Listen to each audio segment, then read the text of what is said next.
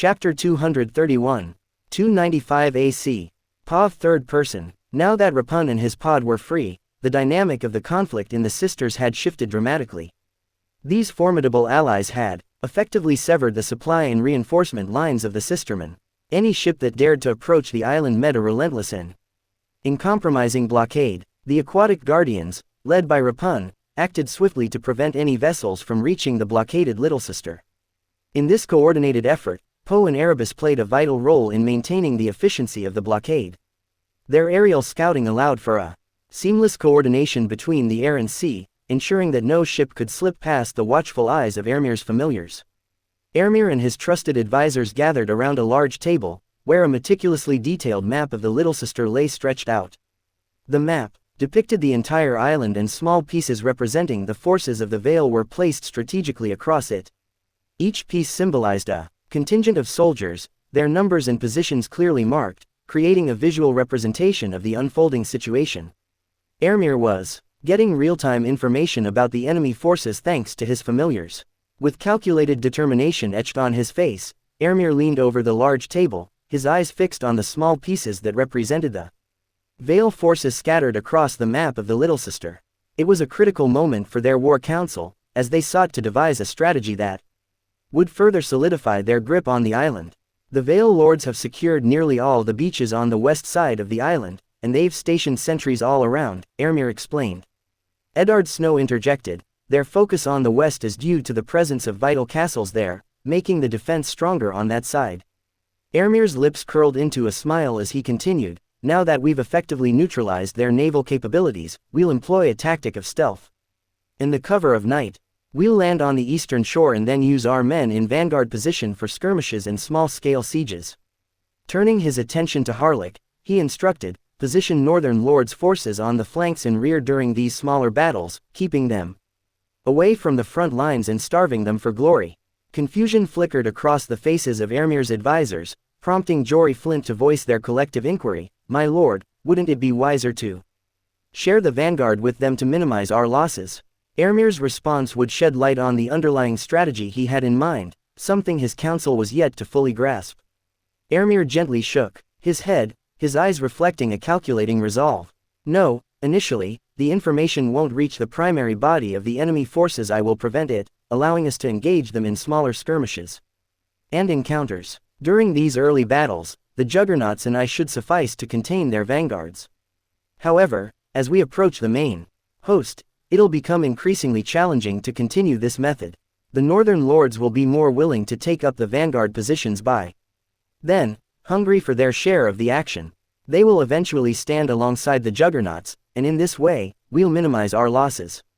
Though the plan made logical sense, there was an air of discomfort among Jory and Harlech, a sentiment that didn't escape Ermir's perceptive gaze. He flashed them a knowing smile before gently inquiring, "What is it about the plan that troubles you?" Harlech and Jory exchanged glances, and it was Jory who spoke, a touch of concern in his voice. "It's a sound plan, my lord, but aren't they our brethren and allies?" Ermir's gaze bore into the two advisors as he continued to lay out his perspective. "They are, indeed, our brethren, but let me pose a question and answer me with unwavering honesty. Do you believe that 2,000 Northerners can outmatch 2,000 sistermen?" Jory responded with an air of confidence, his voice unwavering, "Certainly, my lord. On land, those pirates wouldn't stand a chance. 2,000 Northmen could best 4,000 of them with ease." Ermir nodded, acknowledging Jory's conviction. "I share your belief in that regard. Now, let me ask you one more question. Do you believe that 2,000 Northmen are on par with 2,000 of my soldiers?" This question gave Jory pause, causing him to hesitate. He had witnessed the rigorous training and discipline of Ermir's forces himself. Having received training at the Forge, he knew well the extent of their capabilities. Sensing Jory's uncertainty, Harlech chimed in, "No, my lord. If it is Juggernauts, 200 of them would slaughter them. 500 of our knights alone could overcome them, and 1,000 of our soldiers could surpass 2,000 Northerners. Our soldiers are on an entirely different level." Ermir nodded in agreement, affirming their assessment. "That's precisely my perspective. While they are our brethren and allies, our forces are not equals to theirs. They are worlds apart, so I cannot place their lives in the same category as my own men. As Ermir and his fleet sailed past the Little Sister, approaching the eastern side of the island, his contemplations were abruptly interrupted by Poe's voice echoing in his mind. "Father, you have been discovered by one of the coastal holdings." Ermir's reaction was immediate and intense. He demanded answers, his thoughts conveyed through their mental connection full of rage. "What? How did this happen?" Poe quickly explained the unfortunate turn of events. They had a scout stationed along the shore, concealed beneath the thick canopy. He was equipped with a Myrish far-sight lens. Regrettably, we failed to spot him in time, and he had already ignited a beacon by the time we detected his presence. Ermir's frustration was palpable as he slammed his hand onto the table before him, eliciting startled looks from his nearby men. Keegan, puzzled by the sudden outburst, inquired, "My lord, is everything all right?" Ermir's mind raced as he considered the situation. After a few moments of reflection, he communicated his plan: take Kilim and proceed to that coastal holding. Ensure that the inhabitants are under your control. You and Erebus will establish a strict blockade, allowing no birds or messengers to escape. Once they are out of the holding's line of sight, eliminate them discreetly. I want them to believe that reinforcements are on their way. How many men do they have? The urgency and gravity of the situation were clearly reflected in Ermir's voice and his strategic directives. After flying around the hold and looking inside through the windows, Poe said, "Around 500 men." Ermir turned to Keegan and said, "Turn the ships. We are making a landing on the first beach. We have been discovered." Chapter 232. 295 AC. POV third person. Ermir found himself compelled to leave a portion of his forces behind to quell unrest on Longsister and Sweetsister. Consequently, only 7,000 men, including 2,000 from other lords, accompanied him to Little Sister. The unexpected discovery of a small hold on the island prompted a shift in his strategy, forcing him to initiate his conquest from this newly revealed point. Despite the altered circumstances, Ermir remained resolute in his overarching plans. The primary force of the enemy comprised 9,000 men, with a significant portion, 8,000 individuals, consisting of Vale Knights and disciplined soldiers. While they may not have matched the prowess of northern soldiers, they proved to be formidable adversaries. Unlike the Sistermen, these soldiers were neither sluggish nor undisciplined. Their experience gained through frequent clashes with the mountain clans had honed their skills and instilled in them a high level of discipline. The Sistermen, facing the impending threat, mobilized their small folk and levied them into a fighting force, amassing approximately 4,000 levies. Most of these levies were strategically stationed in castles and holds on the eastern half of the island.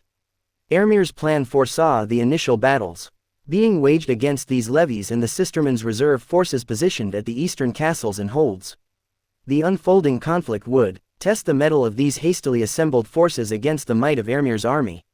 Lord Carlton stood on the battlements of his hold, a somber expression etched on his face as he watched the messenger disappear into the distance. The fate of his sons and the majority of his forces weighed heavily on his shoulders. The campaign against Lord Drazel had proven to be a costly endeavor, and the toll it took on his family and troops was devastating. The once bustling halls of the hold now echoed with emptiness, the absence of the departed soldiers and the laughter of his sons leaving a void that seemed impossible to fill. The loss was not only personal but strategic. The military strength of the hold was severely diminished, and Lord Carlton was left with a mere 500 reserve soldiers to defend his territory. Lord Carlton gazed out to the horizon, his mind racing with thoughts of how to rebuild and strengthen his hold in the face of such adversity. All he could feel was an impending doom. Lord Carlton knew that sending messengers to Lord Torrent was a crucial step. Perhaps an alliance or assistance could be sought to bolster his defenses and reclaim what was lost. The ravens carried messages of urgency, and now, mounted messengers rode with the same urgency towards Lord Torrent, seeking aid in this desperate hour. The wind carried the salty scent of the sea as Lord Carlton looked towards the beach as thousands of Northmen disembarked. Lord Carlton, though burdened by grief and loss, steeled himself for the challenges to come. He was not going to go down without a fight. The messenger rode hard, the hooves of his steed pounding against the dirt roads. The urgency of his mission was palpable, and the sense of relief and gratitude washed over him. He couldn't help but feel fortunate that he was chosen as the messenger to carry the weighty news in. Pleas for assistance. As the hold's walls disappeared in the distance, the memory of the approaching enemy ships lingered in the messenger's mind. The sight of those ominous vessels reaching the beach had been a harbinger of doom for his home. But now, with each passing mile, the threat seemed to recede into the past. The dirt road stretched out before him, winding through the landscape. The messenger rode on. He knew in his heart his home was doomed. But he was thankful as he was saved. Even if it was too late for his home, the intel he was bringing with him was something that would provide him some reward, and he could start over with that. As the wind tousled his hair and the rhythmic beat of hooves continued, the messenger pressed forward with a mixture of urgency, hope, and the anticipation of a reward. He heard a shrill whistle of the wind. As he raised his head, he saw a big black bird diving towards him, and the next second, he felt like something invisible was pushing toward his face. It was only for a second, and then everything turned to darkness. After killing the ravens, Poe had come for the messenger. She had used her dive bomb spell to crush him. As her father had commanded, she and Erebus were not allowing any bird or messenger to leave this castle. She was not going to fail on her mission and disappoint her father ever again. She knew Ermir didn't blame her, but she blamed herself nonetheless. Scouting was her responsibility, and because of her oversight, her father's plans were almost ruined, and to her, this was unacceptable. Ermir, a formidable force on his own, led the assault on the hold with a calculated approach. The 200 juggernauts behind him moved with precision, their imposing presence enough to strike fear into the defenders. Ermir, a master of magic, knew the devastating power he possessed, but he opted for a more strategic and measured use of his abilities. Standing before the imposing gates of the hold, Ermir raised his hands, conjuring a potent spell that shattered the gate into splinters. The echoes of the magical assault reverberated through the air, signaling the beginning of the assault. With the entrance breached, Ermir led his forces into the hold. Despite the overwhelming advantage Ermir held, he chose to let his men take the forefront. His intent was clear: to give his troops the opportunity to gain valuable experience in battle. The juggernauts, well disciplined and trained, followed their leader into the hold with a disciplined and coordinated charge. His magical prowess could easily have conquered the hold single-handedly, but his mindset prioritized the growth and proficiency of his troops. By allowing them to engage in the heat of battle, he sought to hone their skills and fortify them for future conflicts. The juggernauts destroyed the defensive force of the hold thanks to their extensive training, magical equipment, and their buffs. Every one of the juggernauts was as powerful as the mountain, and they had no trouble mowing down 500 men. After the battle, Ermir divided his forces to simultaneously conquer the east and south, catching the enemy by surprise. Jory, commander of the Drazel Knights, took command of the contingent heading east, tasked with securing the castles and holds in that direction. The remaining forces, under Ermir's direct command, marched southward to systematically eliminate any resistance along the way. The element of surprise was Ermir's ally, and he leveraged it to its fullest extent. His flying familiars, Poe and Erebus, played a crucial role in maintaining secrecy. By eliminating ravens and messengers, they ensured that the enemy remained oblivious to the impending invasion until it was too late. The invaders moved swiftly and discreetly, their approach concealed until they were already at the doorstep of their unsuspecting adversaries. Jory, leading the Eastern Front, employed tactics that showcased both skill and strategy. The castles and holds fell one by one as his forces moved with calculated precision. Meanwhile, the main force under Ermir encountered little resistance as they swept through the southern territories, systematically cleaning out smaller forces, holds, and castles.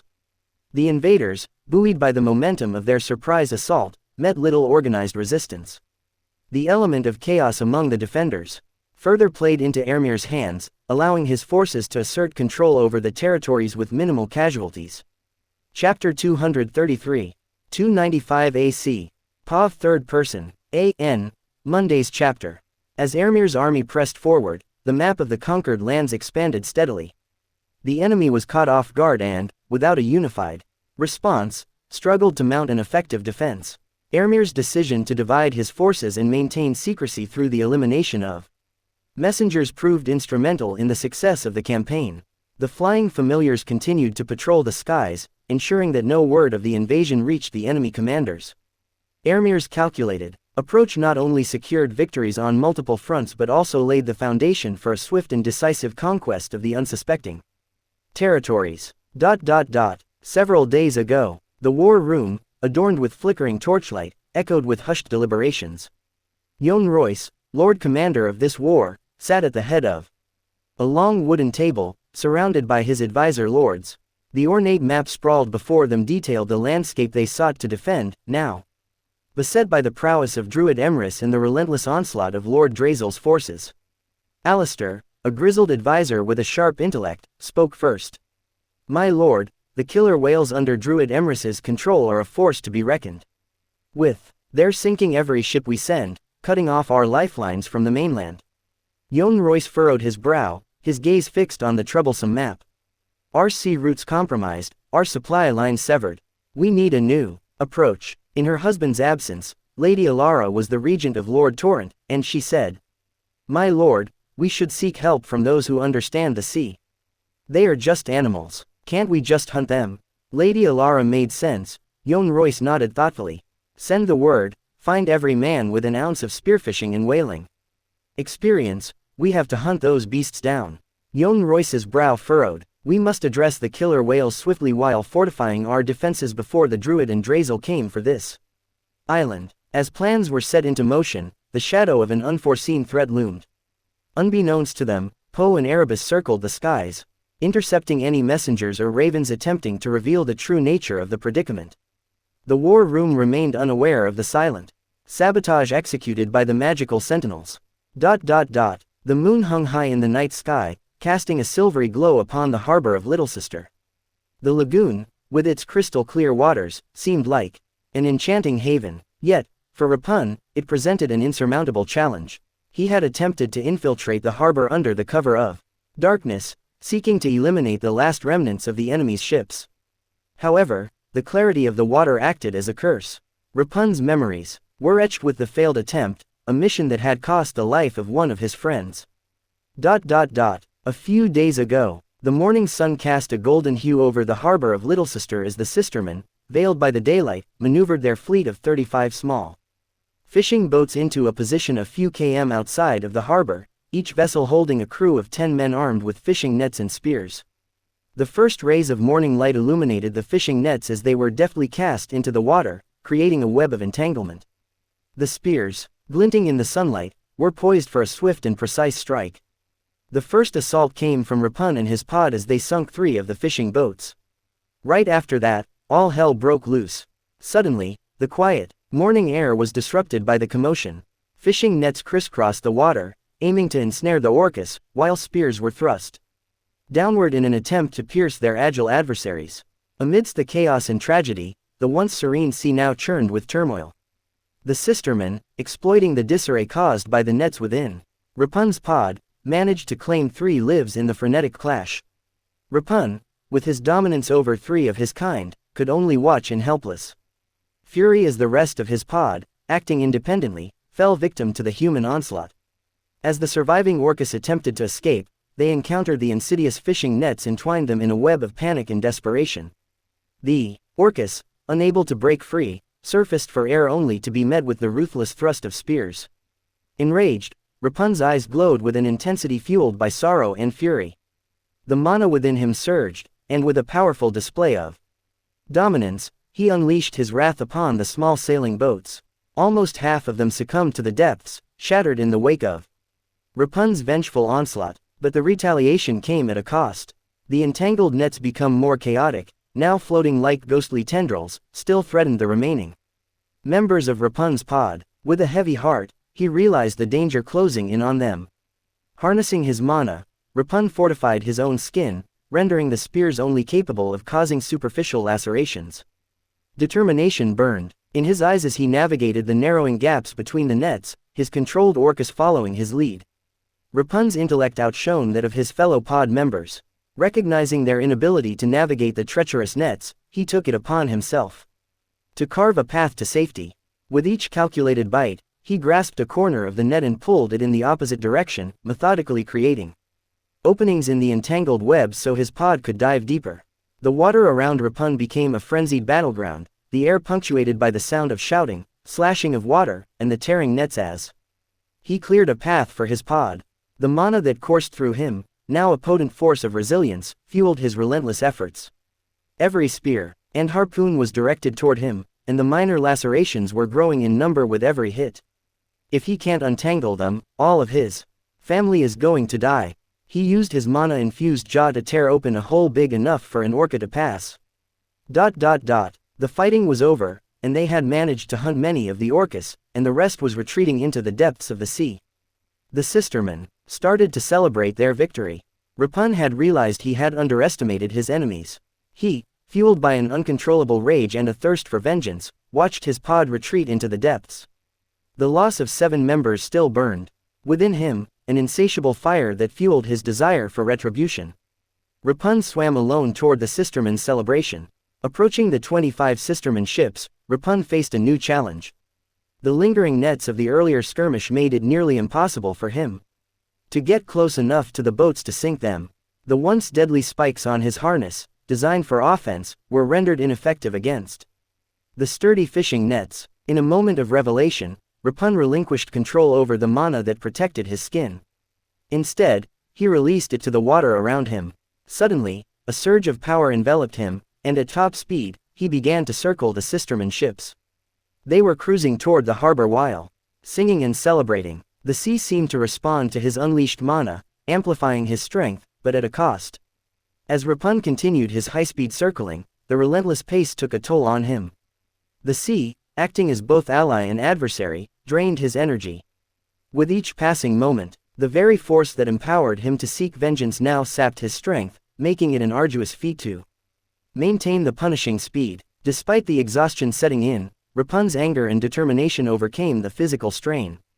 He pushed himself to the limits, unwilling to yield until justice was served for his fallen pod members. Amidst the terrified screams of one fisherman, more astute than the rest, grasped the nature of their predicament. A sense of horror dawned upon him as he comprehended the dire truth. In a desperate attempt to warn his fellow sailors, he shouted with urgency. Whirlpool. The word echoed across the tumultuous sea, a chilling proclamation of the impending catastrophe. They were so close to the harbor that land was almost in sight. People close to him realized what was going on, but many of the sistermen, still reveling in their presumed victory, now found themselves entangled in a force beyond their control. The boats, drawn inexorably toward each other, collided with a tremendous force. The sea, once calm and celebratory, transformed into a chaotic maelstrom of colliding vessels. Wood splintered, and the boats were reduced to mere fragments. In the aftermath, the once celebrating sistermen found themselves adrift amidst the debris of their ships. Only a handful of them were alive, the sea now calm but bearing witness to the aftermath. The whirlpool had gone as fast as it had come, leaving a scene of chaos and despair in the sea. Chapter 234. 295 AC. Pav third person. In the dimly lit chambers of Yon Royce, frustration hung heavy in the air. He perused the report from the survivors, the account of a disastrous encounter with the Druid's beasts. As the details unfolded, it became evident that not only had they lost 35 fishing boats and around 400 fishermen soldiers, but they had once again succumbed to the unpredictable forces wielded by the elusive Druid. Lord Royce, his brow furrowed in consternation, threw the papers aside. The survivors' tale of drifting on shipwrecks and paddling with broken wood painted a picture of crushing defeat. The question that loomed over him was whether this magical display was a signal of the Druid's imminent arrival or if, perhaps, the Druid was already on the island. A foreboding thought gnawed at Lord Royce. Could the whirlpool, a force of nature seemingly summoned by the Druid, be an indication that their elusive foe was drawing near? The uncertainty gripped him, but was it even possible every corner of this island was seminated with scouts? It was impossible for them to land before they got the news. Even if they landed, he should have intel where it happened. With a heavy sigh, Lord Royce summoned his advisors. The air in the chamber became tense as they gathered, awaiting their lord's directives. Lord Royce, with a troubled expression, voiced his concerns. What if it was the Druid who conjured the whirlpool? He pondered aloud. Does this mean he is close to our shores, or worse, has he already set foot on our island without our knowledge? One of the advisors said, "It is not possible, my lord. If they had landed, we would have heard a word about it." Another one said, Some of the castles and holds are a bit late with their reports, but there is no news of an invasion. The second he heard of this, Lord Royce's heart dropped, and he got up from his place ragingly. His fierce eyes locked on to this advisor and said, "Point those castles and holds on the map." As the advisors pointed out those points, Lord Royce's eyes started to grow. He turned towards the advisor and punched him in the face. Lord Royce was fuming with anger. "How incompetent could you be? How dare you not inform me when half of this island dropped down their reports? Can't you see they are already here, and I don't know how, but they cut off our communications, they are definitely on this island." He turned towards other lords and knights and said, "Right away, right in this instant, we need to start marching and send every available scout out in every direction, they are coming for us." Ermir did the same thing he did on the other two islands. He took every male member of every noble household and offered them two options: iron or black. As always, most of them chose the black, and he sent them to Eastwatch by the sea right away and betrothed all the female heirs to the northern nobles who had sworn loyalties to him. It was a great shame for most men to abandon their own surname to take up their wives, even if it was for a castle or a hold. Of course, there were many men who would do that in a heartbeat, but those kinds of men were not among Ermir's knights and paladins. They were doing this for service to their lord, and most of them had the same thought: they would sire an heir and come back to their lord's service when they could. This might feel weird to some people, but they were never in the service of a man who could regrow limbs, create infernos, and command all kinds of beasts. They were serving the personification of the old gods, and you cannot forget about the power he provided to his soldiers. The buff crystals and the honor of becoming a juggernaut were some of the most important things to most of them. If they could become juggernauts, it was a certainty to leave their names in the annals of history. Ermir was already in control of half of the island, and he was getting ready to march towards the real threat. While conquering the east half, he had only lost 300 men, and 20 of them were knights. Thanks to his healing, enchanted equipment, and buff, his men were fighting like otherworldly monsters. Like he thought the glory-starved northern lords asked him to be the vanguard, and he was putting them off to make them more eager. Now it was time to face the main host of the enemy forces. He was going to put them to the center with the juggernauts. Ermir turned into a black dog and walked toward his own tent. When he approached the tent, the guards around him didn't block the dog since he looked just like Barris. He got inside and transformed back. His stand-in was still in his armor, and he kneeled down when they saw him. Ermir said, "As you were." They stood up and waited for their orders. Ermir said, "Osric, take off the armor. The northern lord will come for a war council." Ermir summoned Barris. He curled up in a corner and started sleeping. After Osric, Ermir's stand-in, took Ermir's armor off. He stood in the corner like he was just a personal guard of their lord. Osric was one of the first graduates of Ermir's military school, and he wasn't even knighted yet, but he was a perfect size to impersonate Ermir. He was a formidable fighter, too, and this helped it when he was fighting on top of Sith. After Ermir told the lords about his plans, they united with Jory Flint's forces and marched toward the enemy. The united army marched in a determined line towards the enemy. The clatter of armor and the steady thud of boots filled the air as they advanced. Ermir donned his druid persona, and Osric donned his runic armor and rode at the front as Lord Drazel. Behind him, the lords and soldiers from different houses followed suit, their banners fluttering in the wind. To reach the island's west side, there were 3 roads. 2 of them were coastal roads, and the other one was from a valley. Ermir knew the other side of the valley was a perfect place for an ambush, and as he thought, Vale's army was waiting in the ambush. He had 1,200 rangers in his army and called both of their company commanders, Esser Fletcher and Esser Angai, to his tent. As you can see on the map, they are stationed on these 2 hillsides. We will continue our way slowly so that the scouts sent by the enemy will think that we are coming from the valley road, but you two and your company will use those goat trails and destroy the troops waiting in ambush after the battle begins. Below, we will feint a retreat to pull the enemy army into the valley. Yes, sir. One of Ermir's biggest advantages in a war was his ability to scout and map out the area better than the people who lived there. Thanks to this, he could see an ambush miles away and find alternate roads easily. Chapter 235. 295 AC. Pav third person. In the anxious atmosphere of his tent, Yon Royce's voice cut through the tension. Didn't you say they were on their way? Why is it taking such a long time? The knight captain, reviewing the scouting report, replied with a measured tone, "My lord, it looks like they are making camp for today, and they will be marching on the morrow." Suggesting a night raid, one of the advisors voiced a strategic option. However, the knight captain swiftly dismissed the idea. "I wouldn't recommend that since it would have exposed us." Another advisor raised concerns about the druid's ability to control animals and whether he might already be aware of their presence. The response came, "We are shooting down any bird we see, even if he can see through them. All he should be seeing would be our scouts." Unbeknownst to the Vale Lords, their confidence in countering the druid was misplaced.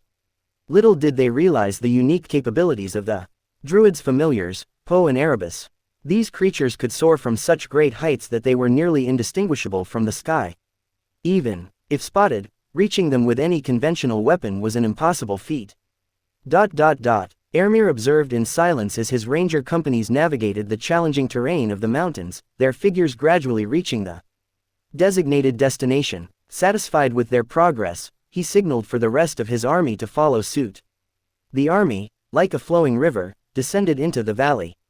Their disciplined formation maneuvered through the undulating landscapes, the rhythmic cadence of boots resonating through the air. The valley was a bit wide since 50 men could walk side by side, but the place was still a death trap to any unsuspecting army. As the army progressed through the valley, Ermir's watchful gaze surveyed the surroundings through the air. He could see Osric riding Sith in his armor. Sith was obeying him since this was not for pleasure but for a strategic reason, but she was still whining constantly about how weak Osric was and how he was doing everything wrong. She constantly threatened his life. "Master, if this asshole giddy-ups me one more time, I will rip his leg off. He should just stand there and look cool. I will do all the killing and fighting." After Ermir pacified Sith, he turned his attention back to the valley. Ermir, flying high above the valley, meticulously orchestrated the ambush against the Vale soldiers. His ranger troops lurked about 600 meters behind the waiting Vale soldiers, who were oblivious to the impending assault. Observing the preparations at the slopes, Ermir noticed the rocks carefully placed on the valley slopes, a clever move to create chaos during the ambush. Using Jory and Harlech, he summoned the lords back, ensuring their safety at the rear of the army. As they entered the valley, Ermir did a ritual to summon fog to his side. The line of sight was really bad for Vale soldiers. The tranquility of the valley shattered as arrows rained down and boulders thundered down the slopes. Ermir had ordered his men to scream in agony when the battle had started. As the Vale soldiers heard the screams, they thought their ambush was a success, but his soldiers had retreated just enough not to get hit by the boulders. Around 100 of Northern Lords' soldiers were killed, and 300 of them were injured because of the arrows. Thinking that the ambush was a success, Lord Royce ordered an assault. The ensuing clash between the two armies became a chaotic maelstrom. With precision and swiftness, Ermir's rangers initiated their attack just after their first volley, sweeping the slopes and eliminating around 1,000 Vale archers from both sides. The big shields and Ermir's healing magic minimized the losses among the Northern Lords' forces, bolstering their resilience against the onslaught. Having healed the wounded and empowered the juggernauts, Ermir took flight towards the main force of the enemy. Harlech and the juggernauts cleaved through the enemy lines. After all that healing and buffing, Ermir had only 1/3 of his mana, but he thought it would be enough.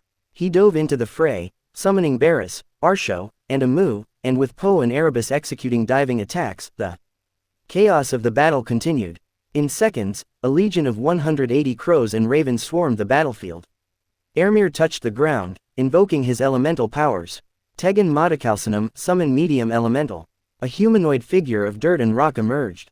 Enhancing his connection to the earth, Ermir cast Incoinfra, dwellers below. Thorny giant roots erupted from all around, pummeling soldiers within a 20-meter radius. The casualties mounted, and the stampede caused by those fleeing the spell was responsible for nearly half of the lives lost. Arsho, Barris, and Amu created a dead zone, diverting some attention from Ermir since almost all of the soldiers relentlessly targeted Ermir. Unfazed, he unleashed the spell. Neri's Jalev, poison breath. A colorless, dense mist spread forward, causing havoc. It looked like a water spray. Victims vomited, eyes bled, and death followed. The Medium earth elemental, slinging small rocks, further decimated the enemy, but with every rock, it was growing smaller. Jon Royce, witnessing the slaughter, attempted to rally his troops, but it was a one-sided massacre.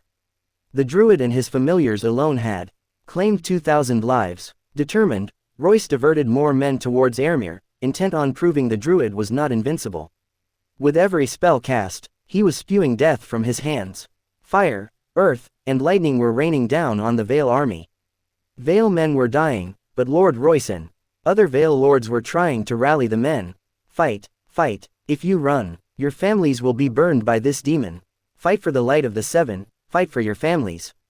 Realizing the need for a breather, Airmere retreated momentarily into the juggernauts and did a quick ritual to empower his spells. His mana was running dry, but he still had some tricks left. Obted Nyes conjure animals. Conjuring 3 bears with strength and power, they fought ferociously, costing only 20 mana but claiming the lives of more than 60 men. As the final push approached, Airmere transformed into an eagle, soaring to where his rangers were stationed. Their fatal arrows had already claimed over 1,000 lives, leaving the Vale army with less than half its original strength. Pulling strands of water elements from the air, Airmere wove another combined spell, this time blending water with air. Spending 120 mana, he cast Gelmonye Gelmir, Prumia Hen Sonar, Northern Winds, Heart of Winter. As Airmere's incantation echoed through the valley, the Northern Winds, Heart of Winter spell unleashed a malevolent force upon the Vale army. A giant mass of freezing air descended from the sky, an icy tempest that transformed the once temperate valley into a frigid nightmare. The Vale soldiers, caught off guard by the sudden onslaught of unnatural cold, felt the biting chill seep into their bones. Within minutes, the effects became apparent. Fingers turned a sickly shade of blue, and those exposed to the relentless cold began to lose sensation in their extremities. The frostbite, a cruel consequence of the Heart of Winter, progressed swiftly. In the midst of summer, a paradoxical winter gripped the battlefield. The spell was not an immediate executioner but a relentless channeling of freezing air that persisted until the channeler's mana was depleted. Or until it was cancelled. Vale soldiers desperately clutched at their freezing limbs, attempting to ward off the encroaching frost. The once muddy terrain now bore the frost signature, and breaths hung in the air like ethereal clouds. Armor and weapons became unwieldy as they became ice cold. Holding a sword or wearing armor was like being burned by icy fires. Chapter 236. 295 AC. POV Third Person. A sense of panic swept through the Vale ranks as soldiers realized the severity of the situation. If they stayed here, they would freeze to death. They dropped their ice-cold weapons and started running. They were routed and broken. It didn't matter how much Jon Royce screamed for the Vale and the Seven, no one was listening to him. He, on the other hand, was still able to hold onto his sword, and his bronze armor was not ice-cold. It was cold, but it was bearable. As he was shouting orders, an eagle swooped down and caused him to fall off his horse. Then, the eagle turned into a human. It is fascinating. Your armor is at least 6,000 years old, but it still has enough magic in it to make it at least bearable for you. Airmere grabbed Jon Royce's neck and picked him up like he was raising a child. Thanks to his buffs, he had 18 STR, right now, he was equal to the mountain's strength. He inspected the armor and said, "You sly dog, the armor you gave me was almost trash compared to this one. If I had this one, it would have taken me half the time it took to learn how to enchant." Upon hearing this, Jon was a bit confused, but then realization dawned on him. He turned his sight to the giant shadowcat that was chasing his soldiers and the man on top of it. "How? You can't be him," Airmere nonchalantly said. "You don't need to know." He looked at his armor again and said, "It looks like I have to pay a visit to Runestone sometime later." Jon Royce tried hard to get rid of Airmere's iron grip, but when Airmere squeezed his neck a little tighter, Jon lost all his strength. With great hardship, he managed to say, "For the love of Seven, stay away from my house." Since he couldn't breathe as he spoke, his voice was turning into a whisper. "You are such a hypocrite. You scream allegiance to the Seven but still wear armor dedicated to the old gods and brimming with their magic." Airmere smirked at him and snapped his neck. Airmere was sitting in his tent and looking through papers. He raised his head and asked Eddard Snow, "What is the tally?" "My lord, from the 1,000 you healed, 600 of them managed to recover, but we still lost 50 knights and 300 soldiers.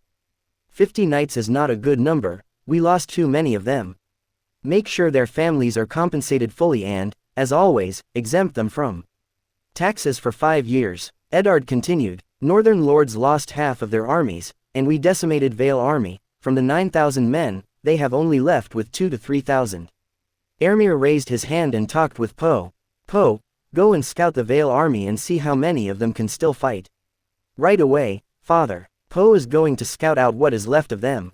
Continue. From the 7,000, 4,000 died in the battle, thousands of them were critically wounded, and 2,000 of them were taken prisoner. Ermir tapped his fingers on the table and said, let's heal those Vale men and release the small folk and give the same offer to the knights and nobles, black or the iron.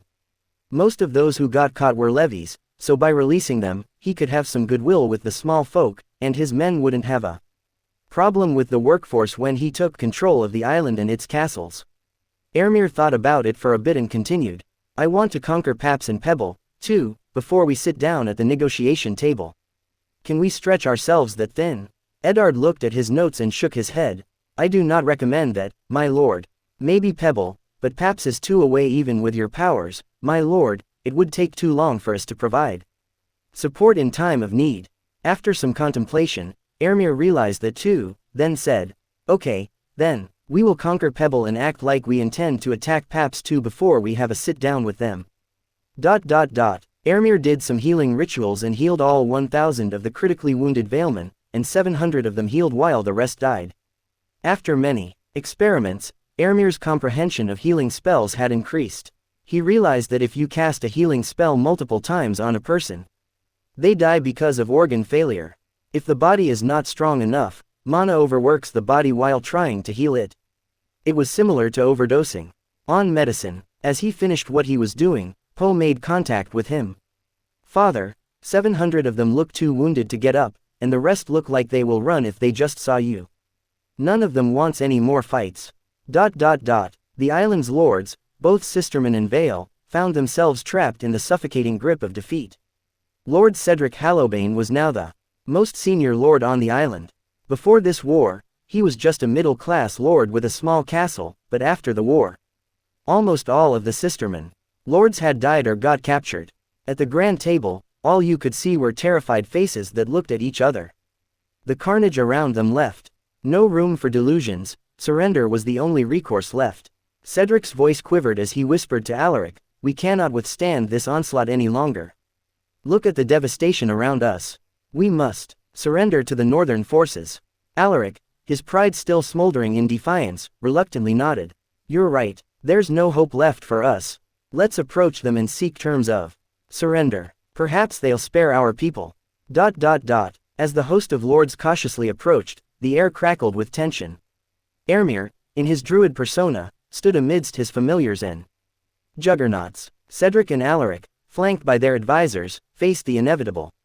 Surrender peacefully, and your house name will be spared. All the males in your lineages need to take the black, and your daughters will be married to good northern nobles. The time for conflict is over, Ermir declared, his voice carrying an air of finality. Cedric, trembling, spoke, we surrender, Druid, we beg you to show mercy to our people. Ermir, a stoic figure, nodded in acknowledgement. Mercy will be granted. Lay down your arms. Lord Reynard Blackthorn, filled with resentment, whispered to his advisor, Sir Jonas Redwater, I won't surrender like a craven. When the Druid comes close, I'll end this madness with a swift strike. Sir Jonas, desperate to prevent disaster, pleaded, my lord, reconsider. This is madness. We should accept the surrender and negotiate for our people's safety. Reynard, resolute in his defiance, retorted, negotiate with invaders. I'd rather die than bow to the whims of this druid and his pagan gods. Reynard kneeled before Ermir but pulled a dagger from his bracer as he charged at him, declaring, I won't bow to you, druid. Vale only serves the Aaron. Die, you godless heathen. Sir Jonas, realizing the futility of reason, attempted to intervene, but it was too late. Foolish. Ermir's voice cut through the chaos as he deftly dodged the attack. Then he grabbed Reynard's dagger with his bare hand. Seeing this, Reynard sinister smiled and pulled his dagger, hoping to cut the druid's fingers, but his sword didn't move even an inch. Ermir, unfazed, reasserted his position, turned toward the other lords and said, "Your surrender is accepted." Then turned toward Reynard and said in an ice-cold voice, "Let me send you on your way so you can meet your 7." Ermir's other hand crackled with lightning, but then the lightning disappeared. "On the other hand, I have better use for you. I want to teach you there are worse fates than death. Let me show you there is nothing your gods can do to help you." He threw him towards his men like he was a sack. Take him. Chapter 237, 295 AC. Pav third person. Ermir allowed word of his victory to reach outside. This way, he was also able to see who was still vehemently on the side of the Sistermen. He had already sent all the male ruling nobility of Sisterman Islands, and after his show of force on each island, the rest of the men were just content living under his rules, not caring who ruled them. They were just thankful to be alive, but there were still those who wanted to help the errands. Most of them were knights and servants. Those who were left on the island couldn't be counted as nobles anymore. Every female heir was matched with a northern knight or paladin in Ermir's service. He had full control of them, and with time, he would clean up all those who had support for the errands. John Arryn had returned to the Vale with permission from King Robert. He couldn't allow his army to be ruled over by other lords or branch family members. He got out of his tent on the shores of the Bight. They were right across the Sisters, but they were not able to pass it and reach the island because of the accursed familiars of the Druid. The killer whales were sinking all their ships. His men were able to reach Pebble and Paps. They had fortified it, and he was sure they couldn't be defeated with that many men, but he had no idea how he could take the Sisters back from those invaders. He looked at his army, showing force. He had brought a massive army to the shores of Vale. There were 25,000 men, 10,000 of whom were levies, but it was still a powerful army. His fleet was ready to ferry this army, but those killer whales were destroying every bit of his plan. This big army had become nothing but a useless sight. He returned to his tent and called for a council. While they were in a heated discussion, a servant brought him a message. The Sisters were lost, and Jon Royce was defeated. He crumbled the paper and threw it in anger. Damn it, right now, he was contemplating if he should march for Moat Cailin.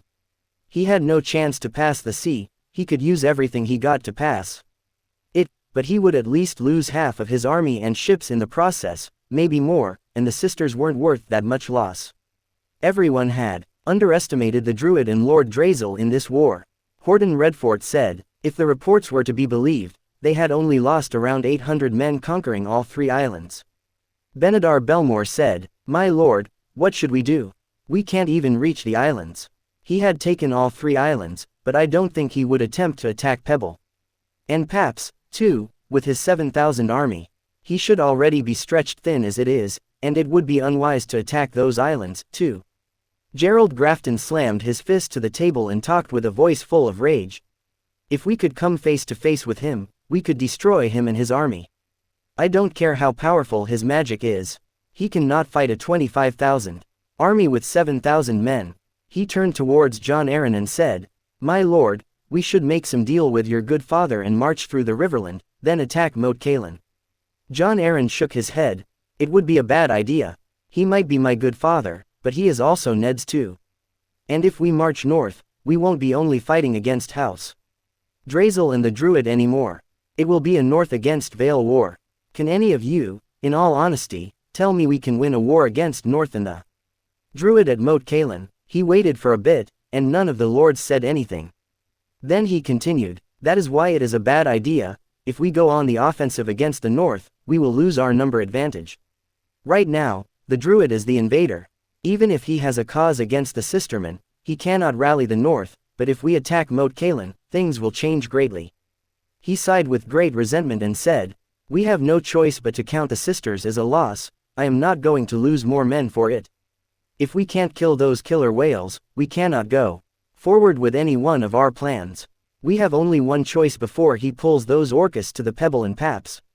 We need to reinforce them more." With a confused face, Lionel Corbray said, "My lord, aren't we putting too many of our men on those islands? We are getting weaker on the mainland." Jon Arryn showed a confident smile and said, "I don't think that Druid is arrogant enough to attack our mainland with only what he has. Even if he pulled all his men, he only had 9,000 men. Even with his spells, in our own land, do you think he poses a threat to us? As they were continuing their discussion without knowing Ermir was almost about to reach Pebble, they still thought he was on Little Sister. The bright side for the Vale was that they had already sent 4,000 soldiers and 2,000 levies as reinforcement to the island. Pebble itself had 2,000 soldiers and 2,000 levies, and Ermir was only able to take 5,000 men. The moon hung low in the ink-black sky as Ermir led a fleet of ships toward Pebble Island.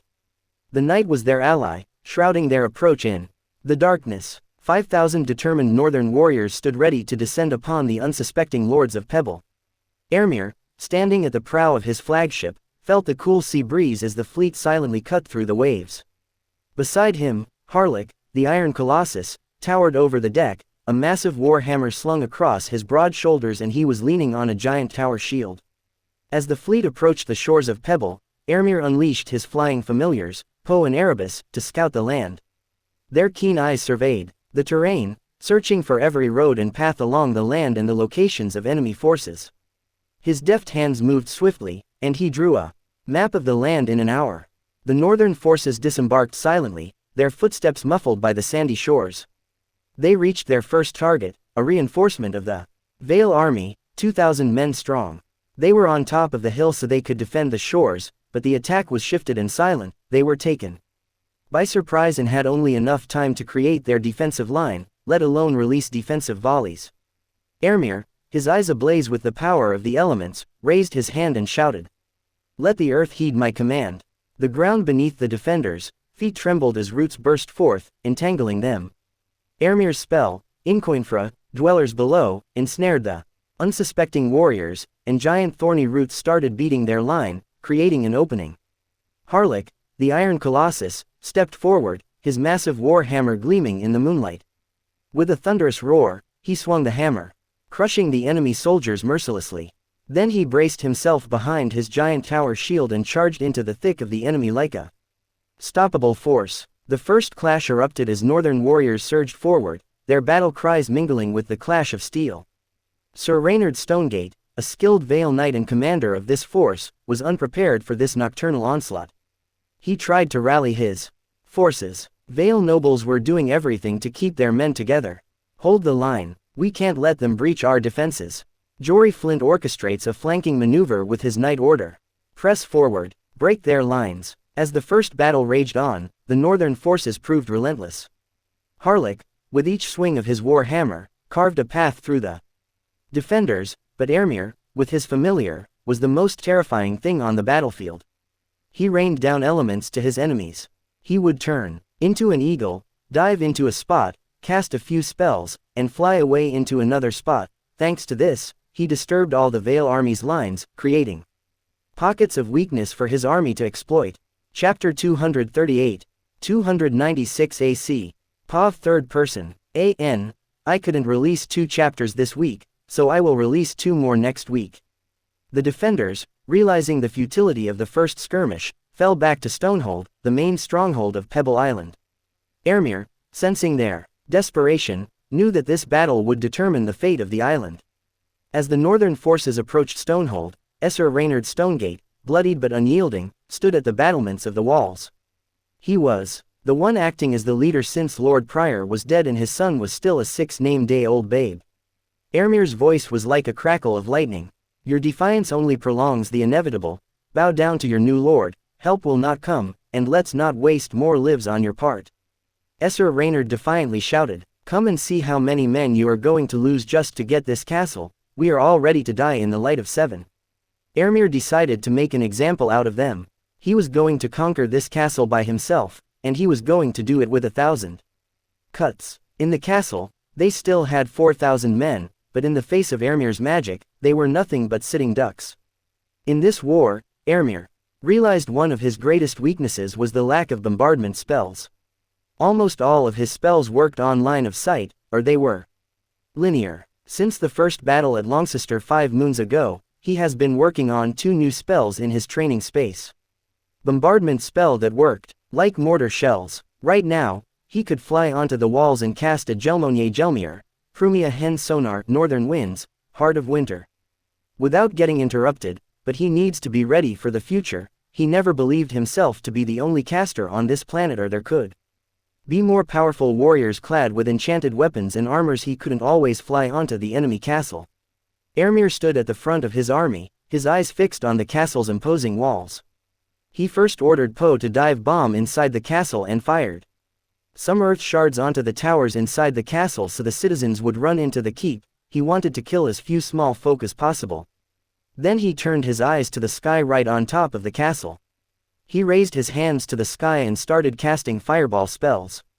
Daumio Perzi's Rain of Fire. They had half a meter radius. Crimson-red fireballs started to form, but rather than releasing them, he was combining them with each other. As the fireball started to grow, his men couldn't handle the heat and started to step back. Because it was only made out of a level 1 spell and only had one spell in it, Ermir was able to combine 10 of them into one. When he was ready, he released this 3-meter radius fireball into the air. It was giant and slowly, it reached the top of the castle, and when he was ready, Ermir reactivated the magic, and the giant ball burst into 10 smaller fireballs. Erratically, they darted into different parts of the castle. This was a really taxing combination spell, and Ermir couldn't spam it like his normal spells, so he had to wait and rest his conciseness for a few minutes, and every few minutes, he recast the spell 11 more times, engulfing the castle in an inferno. They could hear the screams of agony rising from the castle the first few times. In the castle's halls, the cries of anguish mingled with the crackling flames coming from the outside. Stonehold now stood vulnerable, its wooden structures consumed by the elemental onslaught. The screams had ceased after the 6th spell. They had taken cover inside the keep and stone structures. The good part for the Veilman was that the Stonehold was made entirely of stone, as its name stated. The bad part was that other than the keep and the walls, every building was burned. Every building's roof was made out of wood, so the constant rain of fire burned all of them. Ermir's fireballs were not as hot as dragon fire to be able to melt stone, but they were strong enough to damage it. As he wanted, it was like doing 1,000-cut torture to the castle. Every fireball was withering away a small part of it bit by bit. By resting, he could bombard the castle 2 times a day. On the next day, Ermir ordered a fake assault on the wall and pulled all the soldiers from their hiding places, but as his men were getting close to the walls, he released his next bombardment spell. Suvian Caligo, Icy Mist. This spell was like the Heart of Winter spell was shrinking into a snowball. He trapped icy cold mist into tennis ball-sized snowballs and combined it into a giant snowball, looking so unassuming and like a giant fluffy snowball. You almost wanted to touch it. He released this spell like a mortar shell, too, and when it was on top of the walls, he burst it. With it, tens of tennis ball-sized snowballs fall to the castle. They were not hard. The second they fell on top of someone or something, they burst into an icy mist. But as the snowballs fell, the agonizing screams of the soldiers started to ring throughout the castle. The second this spell touched someone, it sucked up all the heat on that part of the body, setting a frostbite in seconds. In 5 minutes, many hands, ears, and legs started to turn black from the cold. After 11 more Suvian Caligo, Icy Mist, a dense mist, colder than the coldest winter, enveloped Stonehold. Since it was because of a spell, it only lasted for 10 minutes, but to the soldiers, it felt like an eternity. He wasn't aiming at the keep, so the small folk were mostly safe, and the keep was not big enough to fit thousands of soldiers into it. Ermir planned to methodically wear down the defenders, weaken their resolve, and make them face the wrath of nature itself. Within the castle walls, conversations among the defenders hinted at the toll the relentless assault was taking. "We can't endure this forever. The Druid is relentless," remarked one weary soldier. Hearing this, Esser Reynard Stonegate ran towards the soldier and pummeled him with his sword. "How dare you try to break the indomitable resolve of the faithful? We are the believers of the 7. We will not bow down to the dark magic of those tree huggers." Another knight, clinging to the last strands of defiance, joined him. "Yes. We will not bow to this sorcery. We must find a way to withstand the onslaught." For a week, he continued pummeling them down with his 2 bombardment spells. From the initial 4,000 men, only 1,500 of them had died. But because of the constant bombardment, all of them were on edge. Thanks to the Lord and his knights' constant rallying, they stayed strong. At night, He would bombard them with ice and then 6 hours later with fire. The atmosphere of the castle started to change. Even though they were in the middle of summer, the nights were passing as cold as winter. At least, that is what they felt like. Ermir had finished his experiment, and he realized he needed a more destructive bombardment spell than those two. Rain of Fire was good for destroying wooden buildings, and Icy Mist was good against the soldiers standing on the walls and was a good psychological weapon, but none of them were enough to destroy the defenses fully. Chapter 239. 296 AC. POV third person. Ermir turned into an eagle and flew to the city. He landed on top of a tower and used the Lion's Roar spell to induce fear. People of Stonehold, I can continue cutting into you day by day. I could continue to rain down fire and ice upon you. I will give you one more chance. If you surrender now, no one else needs to die. House Prior doesn't need to end today, but if I take this castle by force, I will end all the houses on this island. The choice is yours. I give you until the end of this day and will come back with the night, if I don't get a satisfying answer. House Prior will not see the next sun. He turned into an eagle and flew back to his army. The war room of Stonehold echoed with the fervent voices of Vale Lords. Esser Reynard Stonegate, his face twisted in defiance, stood at the forefront of the resistance against surrender. To yield to these northern invaders is to forsake our honor. We shall fight until our last breath for the Seven and for the Vale. Opposing him, Lord Cedric Prior, a distant cousin of the late Lord Prior, argued for a more pragmatic approach. Esser Reynard, we cannot ignore the reality before us. Our families and our homes hang in the balance. To fight blindly is to lead our people to ruin. The room teetered on the edge of chaos as voices rose, each lord and knight expressing their unwavering convictions. Esser Reynard, unwilling to brook dissent, pointed at Jasper and Cedric. Traitors, you Cedric, if your late cousin could see you now, he would spit on your face. He would never abandon the Seven's light to save his skin. Then he seized Lord Jasper Redstone, a vocal proponent of surrender, by the collar. And you would sell the honor of the Vale for your family's safety? Lord Jasper, struggling to maintain composure, replied, our duty is to protect our kin, not sacrifice them needlessly. The Druid's powers are beyond our understanding. We must choose survival over senseless valor. The tension escalated, culminating in Esser Reynard's violent outburst. He struck Lord Jasper with a fist, proclaiming, I would rather die defending the honor of the Seven than submit to a northerner heathen. However, within the ranks of the Vale forces, dissent simmered. Sir Jarek Prior, a knight of House Prior, stepped forward, his eyes ablaze with determination. Esser Reynard, your zeal blinds you to the reality we face. Our families look to us for protection, not for a senseless death. I will not let you lead us to ruin. With a hate-filled face, Reynard said, do you see me ask for your opinion, you spineless tiny island nobles? I will give every one of your lives to its last drop if it defends the honor of Vale and the Seven. As Esser Jarek finished speaking, his brother, Sir Alden Prior, unsheathed his blade and drove it into Esser Reynard's chest. The room fell into stunned silence as the defiant champion of the Seven crumpled to the floor. Then you can go on your way to the Seven, we will not be joining. I would rather my family name live under Northern Boot than it getting destroyed under my watch. With Esser Reynard's final breath, a blooded fight started. On the one side was duty and loyalty to Aaron and the Seven, and on the other side, duty and loyalty to the house and family. Lord Jasper Redstone, who had advocated for surrender, parried blows from an enraged Esser Arlick Linderley, a knight who served under Esser Reynard. Then he tried to reason with him. Our survival should be our priority. We cannot face the northern forces with a divided front. Sir Alden Prior, the one who had struck down Esser Reynard, engaged in combat with a fiercely loyal Esser Petter Coldwater. He grabbed Esser Coldwater's blade with his gauntlet and headbutted him, then stabbed him in his throat. Amidst the chaos, Lord Cedric Prior attempted to intervene, shouting, hold. This infighting weakens us, we must find a common ground, or we will all perish. But his words fell on deaf ears as the room became a battlefield. The clash intensified, with both sides unwilling to yield. The air was thick with tension, and the echo of clashing steel reverberated through the war room. In the end, the Pebble faction emerged victorious. Every lord and knight faithful to Aaron and wanted to fight to the death received what they wanted. They had died to the last men.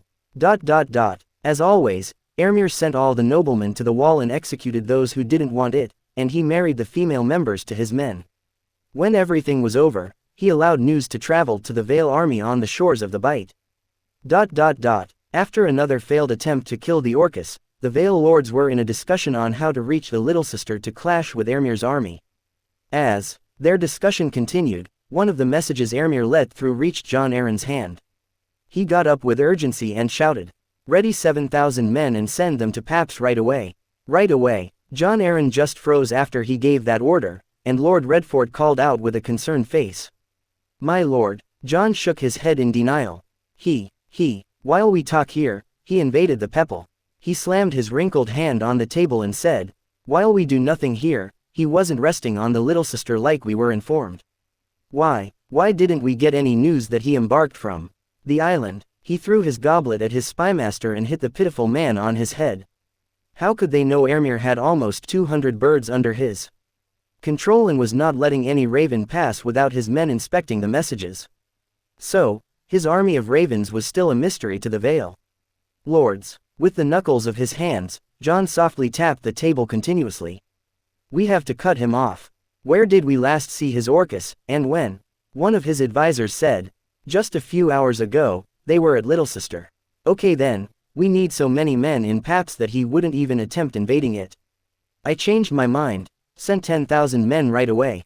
He will most likely embark in a few days. Since this was sent yesterday, we still have time. We have to reach Pebble before his Orcus do."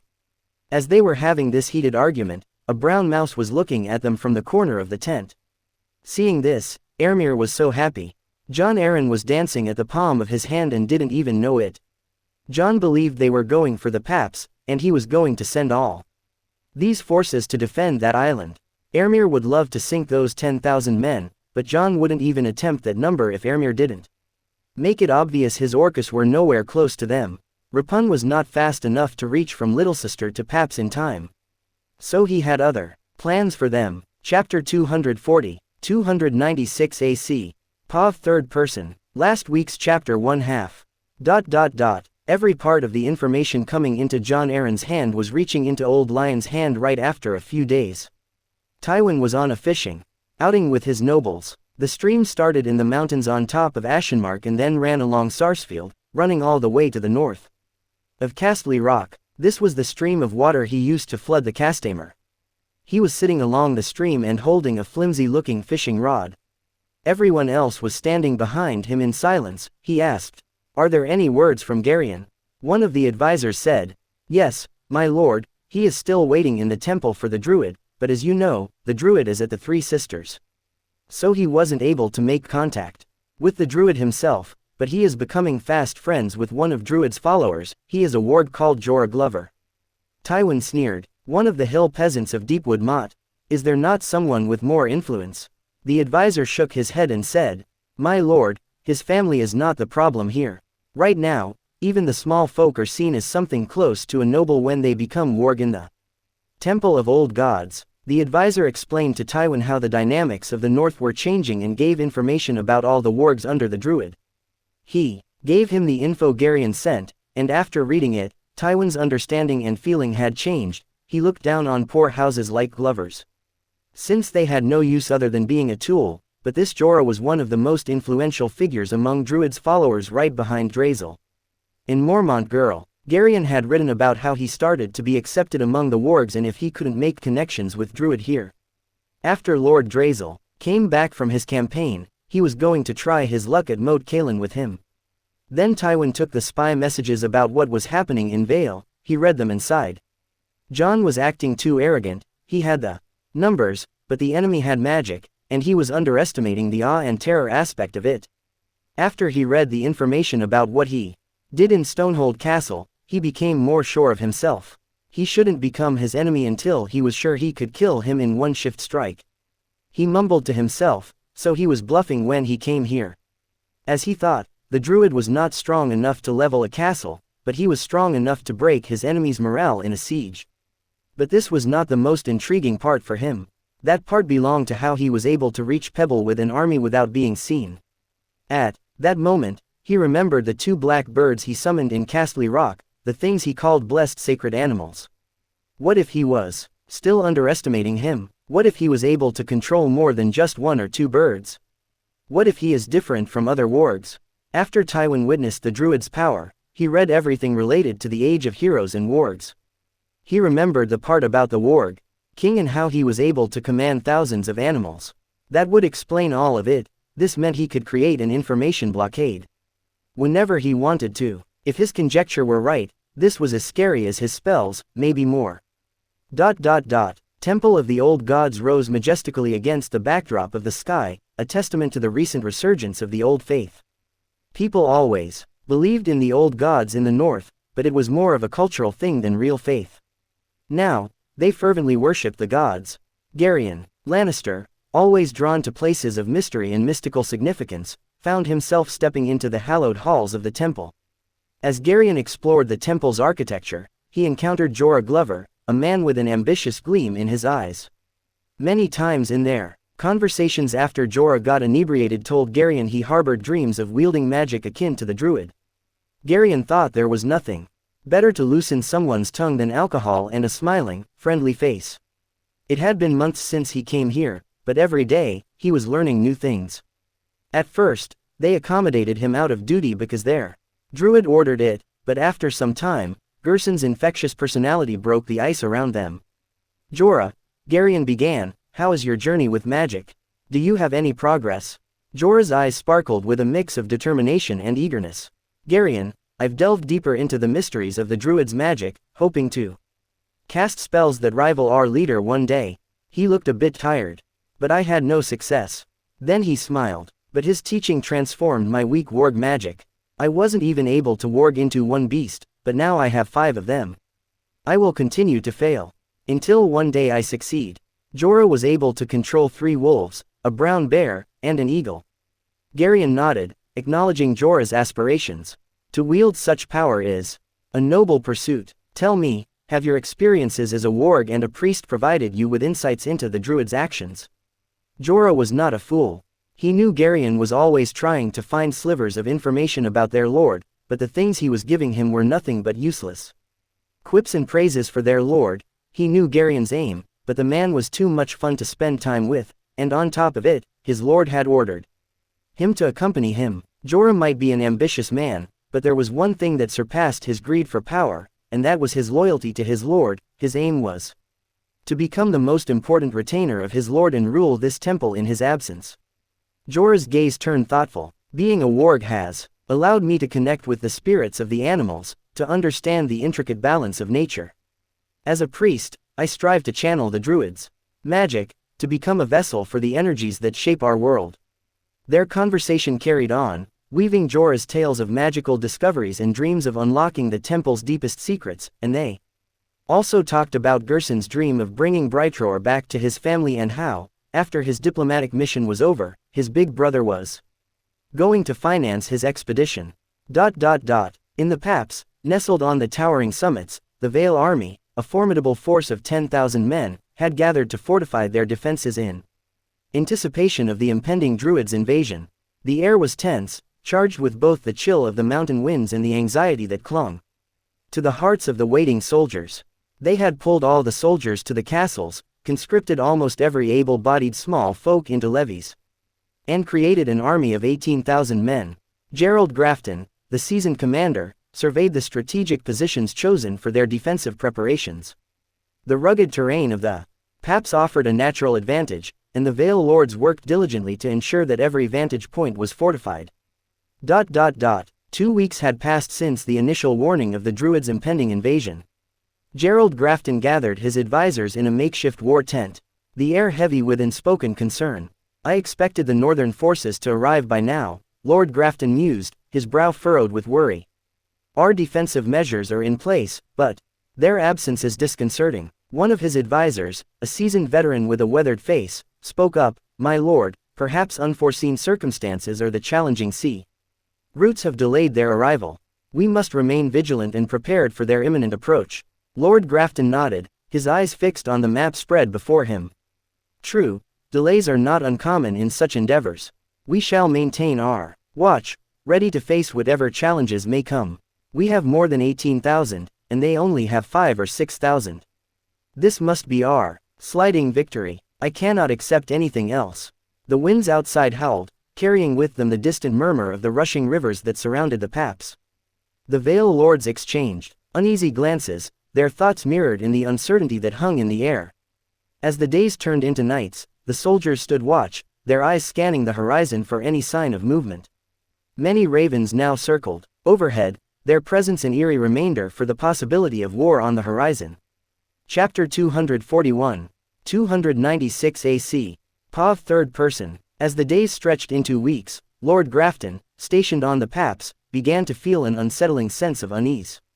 The anticipated arrival of the northern forces led by the Druid gnawing at him in the absence of communication only deepened the anxiety that hung over the island.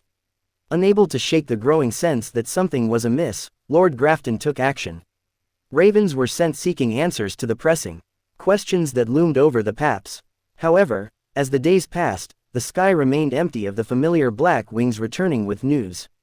Frustration ate Lord Grafton inside out. Seeking a more immediate resolution, he ordered swift sailboats prepared and manned by a handful of trusted sailors. Their mission was to traverse the treacherous waters and reach the main army, hoping to find answers about the Druid or why. There were no answers. They even carried the boats to different sites all around the island, away from any harbor or docks. Days turned into a week, and still, no word came from the sailors sent on this perilous journey. Lord Grafton paced within his command tent. Maps and strategic plans spread before him, his mind was restless with worry. The isolation of the paps, surrounded by the sea and the looming threat of the Druid's Orcus, intensified the feeling of being trapped in a suspenseful limbo.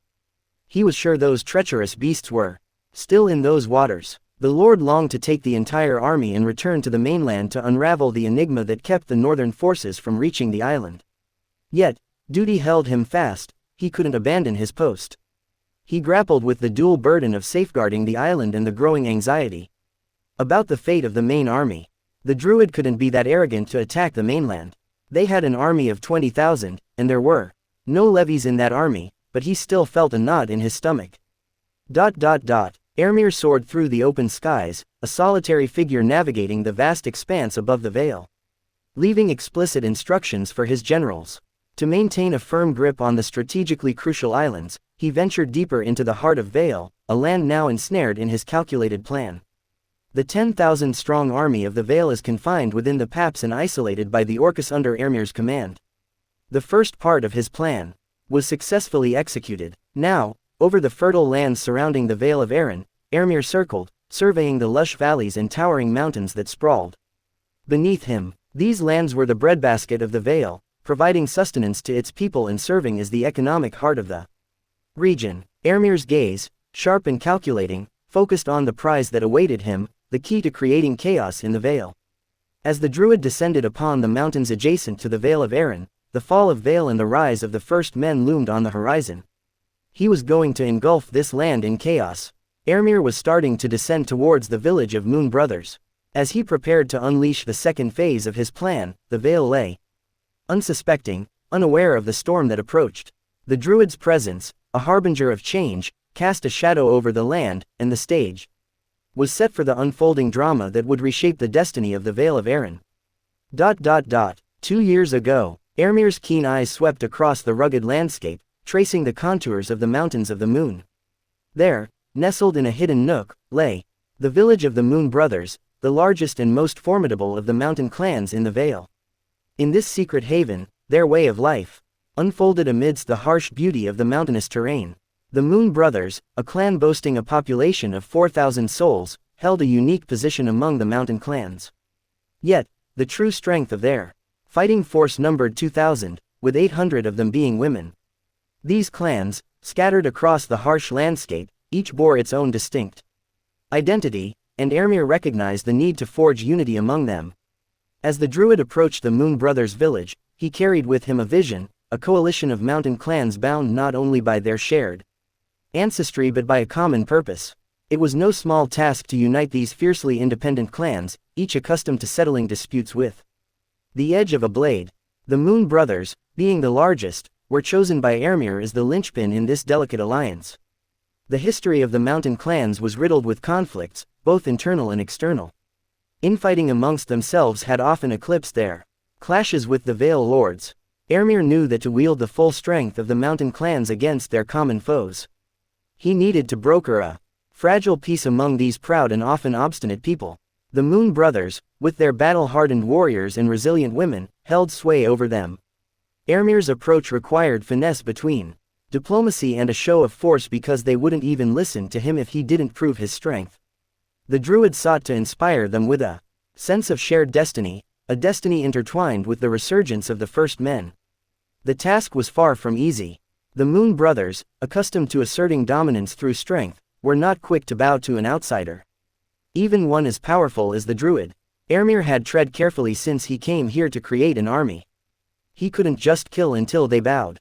He needed every bit of men he could spare, leveraging a combination of charm, respect for their traditions, and subtle displays of his own. Formidable powers needed. Ermir landed right in the middle of the village and took the form of a man. Women and children started to scream. Some of the brave men and women among them charged at him with clubs and battered swords. Ermir created powerful winds and pushed them back. "Oh, children of the First Men, I, the priest of the old gods, come to offer you power and freedom against the pest called Valeman. The old gods have sent me to answer your prayers." He slammed his foot to the ground, and the ground shook with force, but mountain men were unyielding people. They wouldn't bow down with only a few magical tricks. He created a fireball and threw it onto an unfortunate man who was charging at him. The man burst into flames, which put a moment of pause on them, but again, they started to roar and charge at him. This time, he called down lightning on 2 more men. This made them put a stop to it. Ermir opened his arms and looked to the sky. "Oh, almighty old gods, oh great gods of nature, please forgive those pitiful and lost children. They didn't know better, they didn't know they were raising their hand against the old gods." Seeing that lightning was striking people on a clear day put a stop to their assault. All of them started to observe the tree men in front of them. All of them were thinking the same thing. Could it be possible that the old gods sent him to help them against the Valeman? Chapter 242. 294 AC. Pav 3rd Person. 2 years ago. Mountain village of Moon Brothers. The clash of thunders echoed through the rugged peaks of the mountains of the moon, reaching the ears of Umar, leader of the Moon Brothers. With a furrowed brow, he emerged in the village square, flanked by his son Ulf and a cadre of his most trusted warriors. What awaited them was a scene of both awe and trepidation, a few charred corpses strewn about and the villagers bowing in deference to a man seemingly fashioned from the very essence of the trees. Umar, possessing a keen sense honed by a lifetime in the unforgiving mountains, felt the weight of the moment. His instincts screamed caution, warning against making an adversary of this enigmatic figure. The tree man stood unperturbed, indifferent to the commotion around him. As the Moon Brothers organized themselves, summoning warriors and encircling the foreign intruder, Umar couldn't shake the sense of unease. This was no ordinary encounter. It was a meeting between the familiar world of the mountain clans and the mystical forces embodied in the stranger before them. Umar addressed the tree man with a mixture of skepticism and respect. "So you claim to be a priest of the old gods," Umar remarked, his voice a low rumble. "But old gods never had priests, only the corrupt 7. Has their septa and septons." Ermir, with a regal demeanor, responded with a voice infused with mana, each word resonating like a thunderous command. "Children of the First Men and faithful of the old gods, our benevolent nature gods have grown weary of the Andals, and the Sevens' transgressions. They have sent me to aid the faithful." Umar was a pragmatic leader who placed his trust in the tangible, his axe, his strength, and the bonds forged in the crucible of the mountain. His beliefs were rooted more in the tangible realities of mountain life than in the unseen realms of the divine. The old gods, to him, were traditions observed out of respect for his late mother rather than a genuine faith. His childhood experiences had taught him that the gods, if they existed, were indifferent to the struggles of mortal men. His late mother was a true believer, and it didn't help her when she got raped and died at the hands of a Valeman. No god helped or protected her. But what he gathered from the others was that this man had the power to control lightning. He turned to their old ward call. He was a man around 55 named Day Old, and almost all his long hair was white other than some black streaks. He was a fierce warrior and a 3-skin warg. His rugged face was focused on the men, but his eyes were milk white. Umar understood he must be scouting the area if there were any other men coming to their village. At this moment, Tree Men said, Umar, son of Altar, I, Druid Emrys, came here in peace and only attacked to defend myself. You have nothing to fear as long as you do not attack me. Ermir turned to the warg and said, and you, Kull, you do not need to waste your time using your ult to scout. There is nobody else coming. Kull smiled, you can't expect me to believe you, I don't know you. Ermir opened his hand and said, be my guest, then. Ermir, with patience, waited for them to feel safe. After Kull said something to Umar's ears, Umar turned to him and said, we have confirmed you are alone, so Druid, what is it that you wish from us? Ermir didn't mince his words and said, an army, a unified army of mountain clans to fight against the Veilmen and retake what is rightfully your ancestral lands. Umar was shocked by what he heard. Ha ha ha, I would love nothing more than that, but do you expect us to bow down to you and serve you? So you can achieve this. His voice was dripping with sarcasm. Ermir's wooden mask moved and showed a smile. Umar, you don't deserve to serve me. With time and training, when mountain clans become an army, you might earn that right. Ermir looked with eyes full of scorn and said, right now, you don't even deserve to be my dog. Umar was so angry he almost exploded, but he always trusted his instinct and swallowed this insult for now, but his son couldn't. Ulf raged, the gods must have been drunk to let your sorry ass crawl out from under a rock, you bloody sheep-shagging halfwit. How dare you insult my father? He charged at him with his great axe. Ermir didn't even move since the axe was made out of bronze, he just cast his buffs and grabbed it with one hand, then flung him to the side like he was a piece of trash. With a menacing voice, I will give you this one chance, if you attack me one more time, I will show you who you are messing with. Umar almost had a heart attack. Did that man just grab his son's full swing like it was nothing and throw him aside like a sack? Ermir was not showing it, but his hand was broken, the armor protected him, but he was not invincible, the man was powerful, but to show superiority, he had to bite the bullet. He cast a healing spell on his hand and mended the broken bone. He said, let me show you how powerful you need to be my dog. He summoned Barris. Umar was shocked that he summoned a dog out of thin air, but it looked like an ordinary black dog. Yes, it looked welfed and powerful, but an ordinary dog nonetheless. Then the beast started growling towards them and grew with every second. Every man started to backstep out of fear. It kept growing until it was bigger than a donkey. It wasn't as big as a horse, but it was definitely bigger than a donkey. What came to his mind was the dire wolves that used to live in those mountains. Ermir said, now, fight my dog and show me if you have what it takes to be one of my dog. He cast an armor spell on Barris since he was not going to fight with them for real, and he didn't want him to get hurt too much. Also he was trying to exude power so he couldn't let them draw blood from Barris. He smiled and said, do not worry, he is not going to fight you for real, he is just going to play with you. Kull called for his familiars, a brown bear and a wolf, to come into the village square. He looked so proud of himself. Ermir smiled and summoned a few of his familiars and conjured 3 wolves using spells. 2 ravens bigger than eagles, a snake as big as a human, and wolves were looking at them. Then Ermir summoned an earth elemental and his wildfire spirit. Ermir said, I have 12 druids under me. They have just started a few months ago, but one of them shows promise. He managed to warg into 2 animals at the age of 22. Kull's pride-filled eyes lost their luster. This man in front of him was beyond his understanding. Chapter 243. 294 AC. Pav third person. 2 years ago, Ermir, having successfully subdued the Moon Brothers, turned his attention to other mountain clans. Other than 2 of them, he managed to convince them to follow him. Showing them his magical power and letting his familiars thrash them was enough for most of them, but the Burned Men and the Painted Dogs, the 2 mountain clans who refused to bow to him. The Burned Men, marked by the fiery scars they adorned, were a proud and fiercely independent group. Their leader, Torek, son of Urk, was known for his cunning and fiery temperament. As Ermir approached the Burned Men's village, a ruggedly fortified village carved into the mountainside, Torek stood defiantly at the entrance. He had heard some rumors about this caster, but he always saw his clan above others. Ye may have your fancy tricks, Druid, but Burned Men don't bend the knee to no one, Torek spat, his eyes ablaze with determination. Ermir, flanked by his familiars, met Torik's gaze with an air of calm authority. Your strength is admirable, Torik. But the winds of change blow. And even the mightiest peaks yield to time. Time has changed. Join me, and together, we shall forge a new destiny for all mountain clans. Outside of Vailman's shadow, Torik, unmoved, raised his axe. It was like flames were dancing along its edge, and Ermir could feel magic from the axe.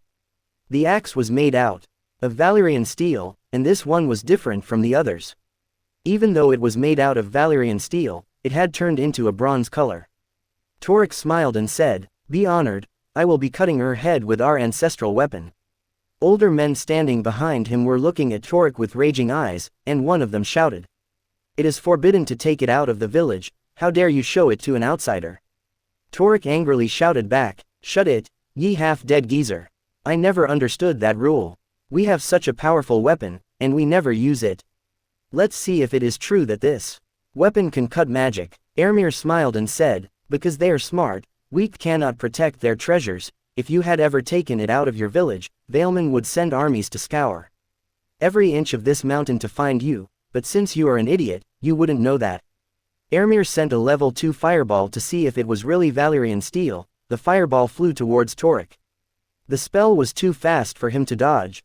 So, he pulled his shield in front of him with fear in his eyes, but as the fireball came close to him, it got dispelled. Ermir was really happy. It was such a happy coincidence. Even if he had to kill them all, he was taking that great axe. Torik was a big man, as big as Greetjon Umber or maybe a bit bigger. So, he had no problem wielding that big axe with only one hand. Most importantly, this axe looked a bit different. Whenever sunlight reflected on it, its color changed to bronze. Just as Ermir was getting ready to attack, Poe informed him painted dogs were coming here with 200 men group, and Ermir was sure they were not coming here to attack this clan. The burned men are an offshoot of the painted dogs that branched off before Targaryens came to Westeros. So, most likely, they were coming here to help their relatives. Ermir thought this was good since he could take care of them at the same time. He waited for them to arrive. Their leader, Kayla, was a fierce woman with a wolf pelt draped over her shoulders. She was walking at the front and stood in front of Ermir. "Your beasts and spells matter not to the painted dogs. We do not believe the old gods send you. We answer to the spirits of these mountains. Not some tree-clad sorcerer," Kayla declared. "I, too, am a servant of the land, a guardian of its ancient secrets. But standing against me means you stand against the old gods, and I show no mercy to those who stand against them." Kayla remained resolute. "The land needs no guardian but itself. We shall not bow, Druid, not to you nor anyone." Ermir thought this was regretful since both Torik and Kayla looked like good warriors, and after he killed them, he most likely had to kill many more before they would give up. He shook his head and said, "So be it." The winds swept through the stony mountain, carrying with them a chilling air as Ermir faced the unyielding spirits of the painted dogs and burned men. The mountainous battleground became a stage for a clash of magic, steel, and primal ferocity. Ermir, flanked by his familiars, Barris, Poe, and Erebus, met the unwavering gazes of Kayla and Torik. Torik, with a roar that echoed through the peaks, charged forward, his Valyrian great axe gleaming in the harsh mountain light. Ermir, rooted in the earth's strength, attempted to ensnare Torik, but the bronze hue of the great axe dispelled the magical bindings. "Your tricks won't work on me, sorcerer. You should have learned that by now," Torik bellowed. On another front, Kayla led her warriors against the massive black dog. Barris defended fiercely. Above, Poe and Erebus dove through the mountain winds, slashing and tearing at the burned men. Every one of their talons was a small knife. Torik, wielding his bronze Valyrian axe with unparalleled skill, disrupted the magic Ermir was casting, but the smile on Ermir's wooden face did not go away. This started to tick Torik off, and he shouted, "Your birds can't save you, Druid. Your spells mean nothing." Torik taunted. All Ermir did was laugh and said, "Is that so? The playtime is over. Rovagon Grez bark armor." Ermir cast his more powerful armor spell and deflected Torik's attack with his arm, but he could feel the heat from the bronze-colored great axe. Then, he stepped in and grabbed him by his throat. He waved his other hand, and it looked like spores were flying 20 meters around him as the center. Gloam Agri, spore field. Mushrooms grew, and spores flew. Everyone around him started to act like drunk and staggered. They were hallucinating. Ermir turned his attention to Torek and said, "You are a burned man, so I should send you off accordingly." Ajoman Anima, wildfire spirit. His wildfire spirit emerged right on top of Torek and flared up, swallowing Torek and himself. Normally, Ermir didn't have fire immunity, but when that fire came from his wildfire spirit body and not from a spell, he was not burned. This move exhausted the spirit and despawned it, so it was mostly useless in a battle, but on this occasion, it was perfect as a show. Torek burned and screamed in pain as he turned into a charred corpse. After that, Ermir raised both of his hands and combined two spells. Perziz Ondo's Burning Hand, Obustulmio, Scorching Wind. Burning Hand only had a 5-meter range, but when it combined with Scorching Winds, its range became 15 meters. It was like he was a fire breathing dragon. In minutes, he burned around 200 men to charred corpses and mentally scared the rest of them. This spell siphoned up his mana like a sponge, but it was impressive and destructive.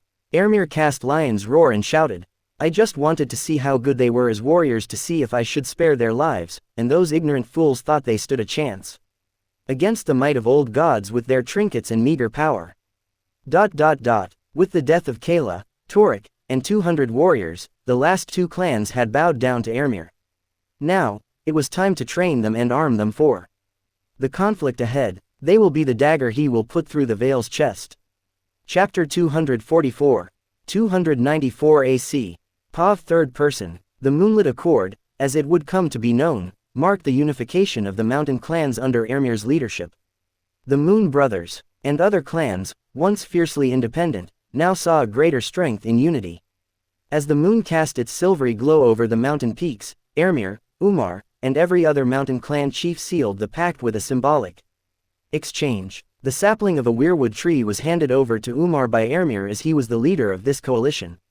"May this sapling serve as a reminder of our alliance, Chief Umar. Let the Moon Brothers be the beacon of the first men's resurgence in these lands," Ermir intoned. Umar put the sapling to the ground, and every chief brought a prisoner to the front. They forcefully made them kneel and cut their throat in one swift action. Blood of those murderers started to flow towards the weirwood sapling as Ermir continued to chant his ritual. Like snakes made out of blood, all that blood slithered to the tree, entering its roots. Ground started to shake softly, and the tree started to vibrate. Then, at a speed visible to the eye, it started to grow. In a matter of 6 hours, it becomes a fully grown weirwood tree. Ermir connected the newly grown tree to the root network of all the weirwood trees. The next day, after taking care of everything else, Ermir had to return to his own castle, but this time, he didn't need to fly all the way there. He was going to use one of his new spells, a spell that allowed him to travel between weirwood trees. Before, he could only observe the area around the trees, but now, if his mana was enough, he could travel from one tree to another. However, there was one limitation, and he had to touch that tree before he put his hand on the tree and chanted, "Tindin Iter, root teleportation." One of the roots of the tree raised up and created a loop the size of Ermir, and then a blinding green light burst from the loop and stabilized like a water surface. This was a really powerful spell. To travel from the mountains of Moon to the Moat Kalan, he had to spend all of his mana. He took the Valyrian great axe from Umar, who was holding it respectfully, and looked at it greedily. He could not help but be excited about what he would learn from this axe. He had never heard of a Valyrian steel weapon with first men rune magic. Since it was not used but only taken care of as an heirloom, it was in a better shape than Royce's armor, but it was exhausted of its magic nonetheless. Ermir stepped into the gate and felt like a giant sling catapulted him. He was traveling with great force and opened his eyes, but all he could see was the image of Moat Kalan's weirwood tree. He wasn't literally seeing the tree, but he was feeling its specific location. The next second, he stepped out from the weirwood tree in the middle of his private garden in Moat Kalan. With this spell, he experimented a lot for the next few months and found out a few things. He was the only one who was able to travel through his gates. Not even his familiars were able to use it, and he was able to bring only as much as his own weight through the gate. He was a big guy and weighed 100 kilograms, so it wasn't a small amount, but he wouldn't be able to carry significant amounts and be an instant traveling merchant. Between those trees, 296 AC. Today, Ermir's presence loomed over the village of the Moon Brothers, and the once wild and untamed warriors knelt in deference to their leader. The transformation of the tribe had been swift, a testament to Ermir's influence and the unyielding power he wielded. Chief Umar, a once formidable figure draped in furs, now stood adorned in gleaming steel armor, a symbol of the changes that had swept through the Moon Brother tribe. His eyes, once filled with suspicion, now reflected a newfound respect for the Druid who had brought prosperity to their people. Ermir, draped in the mantle of leaves and moss, approached Umar with a nod of acknowledgement. I see the strength of the first men reflected in each of your warriors. All of you are ready for what is to come. Ermir spoke, his voice resonating through the mountain air. Umar, though initially resistant to the idea of bowing to an outsider, found himself acknowledging the tangible benefits Ermir had brought to his tribe in those 2 short years. None of his or any other mountain tribesmen had died of hunger. The steel weapons and armor were but a material manifestation of the prosperity that had befallen the Moon Brothers and every other mountain clan. They had discarded their bronze or broken steel weapons and armor. Druid, our people have thrived under your guidance. The mountain clans have united under the banner you've unfurled, and the Moon Brothers stand ready to follow where you lead, Umar declared, his words carrying the weight of his pledge. In the last 2 years, Ermir not only provided them with steel weapons and armor, but he also gave them 2,000 enchanted swords and armor.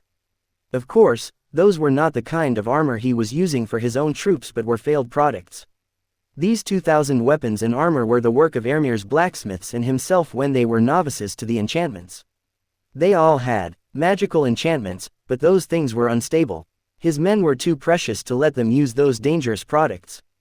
Those things could explode any time they clash with another weapon and explode like a fragment grenade. Of course, they were durable in the aspect of steel, but the inscriptions or the mana inside them were faulty. They could explode after 1,000 or 1 use later. Ermir thought that rather than collecting dust, it was better to use them in this battle. That is why he gives all of them to mountain clans. He was going to give them a made-up reason, like if their belief in old gods falters while fighting, the weapons could abandon them and explode with old gods' fury, so every time they explode and kill their user and people around them, they will just blame the user. These artifacts, Ermir began, addressing the gathered leaders of the mountain clans, bear the blessings of the old gods. They are not mere tools but vessels of divine power. However, their strength is bound to the unwavering faith of the wielder. The mountain clan leaders, eager to arm their warriors with such powerful weapons, listened intently as Ermir continued his explanation. The enchantments within are delicate, attuned to the steadfast belief in the old gods. Should doubt or disbelief taint the heart of the wielder, the enchantments may turn against them, unleashing the wrath of the gods themselves. Ermir elaborated, his words weaving a narrative of divine consequence. A murmur of awe and trepidation swept through the assembled leaders. Dolf, the chief of Stone Crows, after he grabbed an axe from the weapon crate, bowed respectfully. His eyes gleamed with a mixture of reverence and anticipation. Druid Ermir, we accept these gifts with gratitude. Our faith in the old gods is unyielding, and we shall wield these weapons with the conviction that only the true believers can muster, Dolf declared, his voice echoing through the mountain pass. Ermir shook his head and said, Dolf, the chief of Stone Crow, those weapons are for ordinary warriors. For the chiefs and their elite warriors who would be protecting the leaders of our army in the battle, I have brought special gifts. Ermir pointed at a few crates that were separate from the rest. These weapons were not faulty, but they were not the best either. He couldn't give faulty weapons to the leaders and let them die on the battlefield, it would have collapsed the chain of command. He had brought a few 100 average quality weapons and armor. This way, even if all 2,000 of them got destroyed, nothing would happen to the chiefs. Chapter 245. 296 AC. Pav Third Person. The mountain clans, once disparate and divided, now stood united under the banner of Ermir. The clangor of steel echoed through the mountain valleys as warriors, clad in enchanted armor, formed a formidable force, ready to challenge the might of the Vale. Ermir, astride his horse and surrounded by the leaders of the mountain clans, addressed the gathering with a voice that carried the weight of authority. Today, we stand as one, united by a common purpose, a common faith. The old gods watch over us, and with their blessings, we shall reclaim what is rightfully yours, Ermir declared, his words resonating with conviction. Umar, the chief of the Moon Brothers, stepped forward, his eyes gleaming with newfound resolve. We march as brothers, bound by the same cause. The Vale may have its knights, but we have the strength of the mountains in the favor of the old gods, Umar proclaimed, rallying his warriors. The army began its march towards the Vale of Erin. Ermir divided the army into 4 parts so they could travel between the mountains without being seen. He had created such a detailed map of the Vale that even the mountain clansmen were in awe. There were many animal footpaths Ermir discovered even they didn't know of. Kull, the warg of Moon Brothers, and Velen, the warg of Black Ears, were put into different divisions to work as scouts. Ermir got everywhere covered by his familiars, but 2 more scouts didn't hurt. The mountain army traveled between keeps and holds like a snake in tall grass. They were passing right in front of them, but Ermir chose such moments as the rise of the sun or the moment the sentries fell asleep that they didn't get discovered. Thousands of men were flowing into the grain silo of the Vale of Erin, and no one knew what was happening. All their eyes and support were directed at Paps in the coastal line of the Bight as Ermir planned. In the current circumstances, Ermir found himself in a delicate position. As a druid, he couldn't openly help the mountain clans war for their homeland since it could be seen as an invasion from the north. He did not want a long-winded war. All he needed was to destabilize the region and create a free mountain clan region. However, he saw an opportunity to support them discreetly with healing and buffs. He was also going to fight as a warrior. When the Vale starts to organize and push them back, he will come as the Druid and end the war. Ermir wasn't concerned with convincing others of his innocence in sparking the war. What mattered to him were the optics of his involvement. He will be framing his support as an act of revelation from the old gods themselves. In his perspective, it wasn't an invasion but a liberation, a distinction he believed to be true at its core. Ermir knew the mountain clan could never win this war.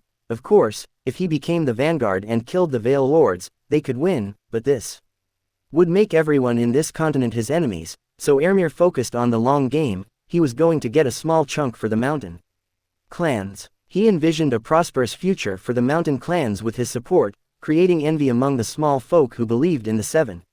As he did in the north, Ermir was going to sabotage the grain production of the 7 believers, fostering a bountiful harvest for the followers of the old gods. With time, he aimed to transform the entire Vale into a realm dedicated to the old gods.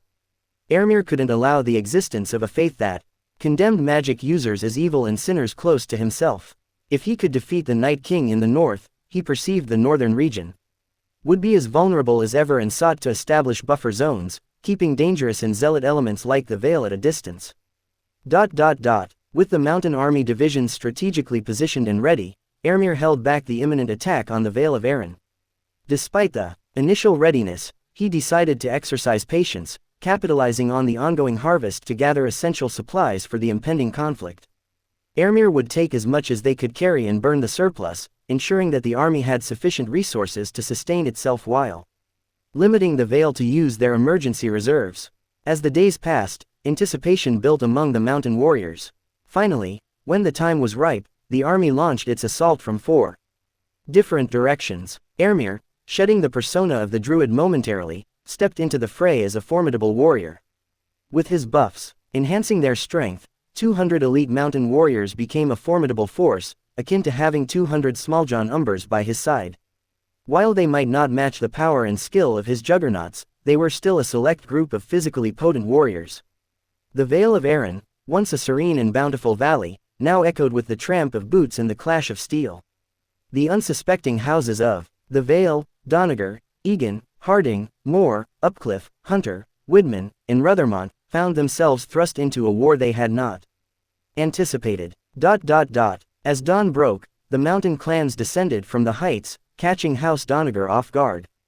The surprise attack unfolded swiftly, with the clangor of steel reverberating across the valley. Esser Eric Donegal, the valiant head of the house, rallied his men, determined to repel the invaders, but he had sent a considerable part of his forces to the Bight with his son. As the smoke of burning farmlands darkened the sky, Urf, son of the Moon Brothers' chief Umar, signaled a retreat. His ambush forces, having dealt a significant blow to House Donegal's lands, melted into the mountains. The unsuspecting Esser Eric Doniger, fueled by the desire for revenge, led his forces in relentless pursuit. As they reached the mountain paths, the day was starting to end, but Lord Doniger was still in pursuit. He wanted to kill all of those faithless dogs. As anticipated, Esser Eric Doniger led his forces into the narrow footpaths of the mountains, fueled by a thirst for revenge. Unbeknownst to the Valemen, the Raiden's painted dogs awaited them. When all of Doniger's men entered the footpaths, Moon Brothers' ambush force turned back and clashed with Doniger's forces. In this battle, some of the enchanted armor and weapons exploded like frag grenades and killed many.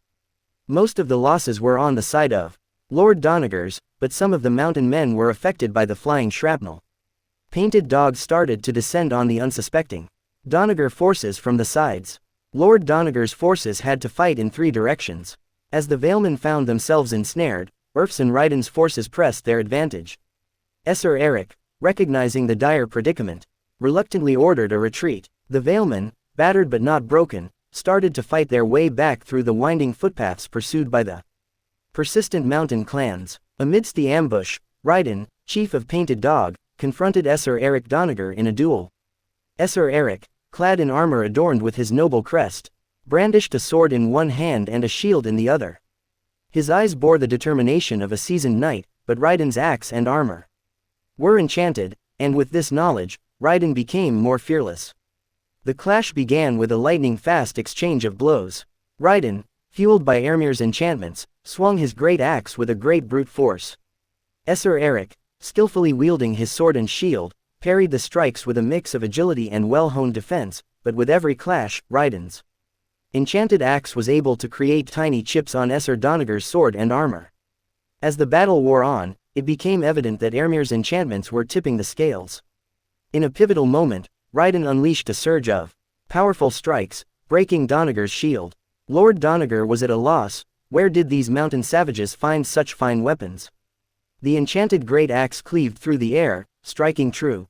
Esser Eric, despite his noble efforts, fell to the ground, his sword slipping from his grasp. Raiden smiled and said, "You fought well, Lord Doniger. Be on your way," knowing you got bested by Raiden, son of Kalen, the chief of the Painted Dogs. With one last powerful strike, Raiden cut Lord Doniger's head, ending his life. When the Vale men lost their leader, they started running in every direction like a flock of partridges. Chapter 246. 296 AC. Pav third person. An eerie stillness gripped the land in the heart of the Vale of Arryn. Ermir, wielding his formidable familiars, had woven a tapestry of silence over the valley. He was stifling the traditional means of communication between the valley's houses and the rest of the Vale as he did in Sisters.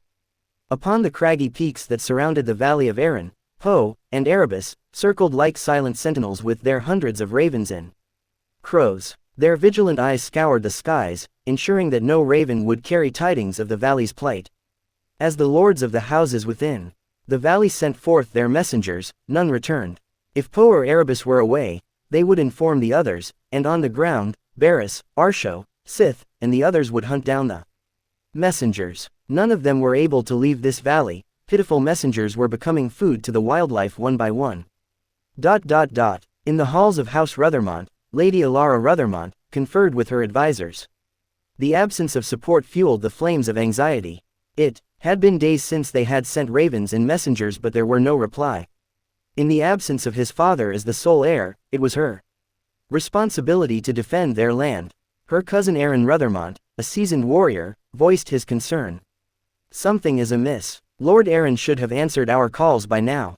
Alara was a smart woman but didn't know anything about warfare. She realized this weakness in her, and as the future heir, she had to remedy that in time, but for now, she had to depend on the judgment of her more experienced counselors. Aaron had many victories against the mountain clan raids and defended their land courageously. He shook his head and said, "And something is wrong with mountain clans, too. They don't wage wars. They don't have the numbers or supplies for it. The only reason we didn't wipe them out is the precarious nature of the mountain, and the number of men we would lose would be staggering in the mountains. Mountain clans do not unite. They fight among themselves as much as they fight with us." A knight barged in and brought with him a message that Ermir allowed it to pass. Alara read it and passed it on to Aaron. It was a message from Lord Widman. He was asking them to unite and march onto the mountain men. Aaron said, "I think we should unite and chase them out right away. They might be large in number, but we are the Knights of the Vale. They can never contend against us in the plains."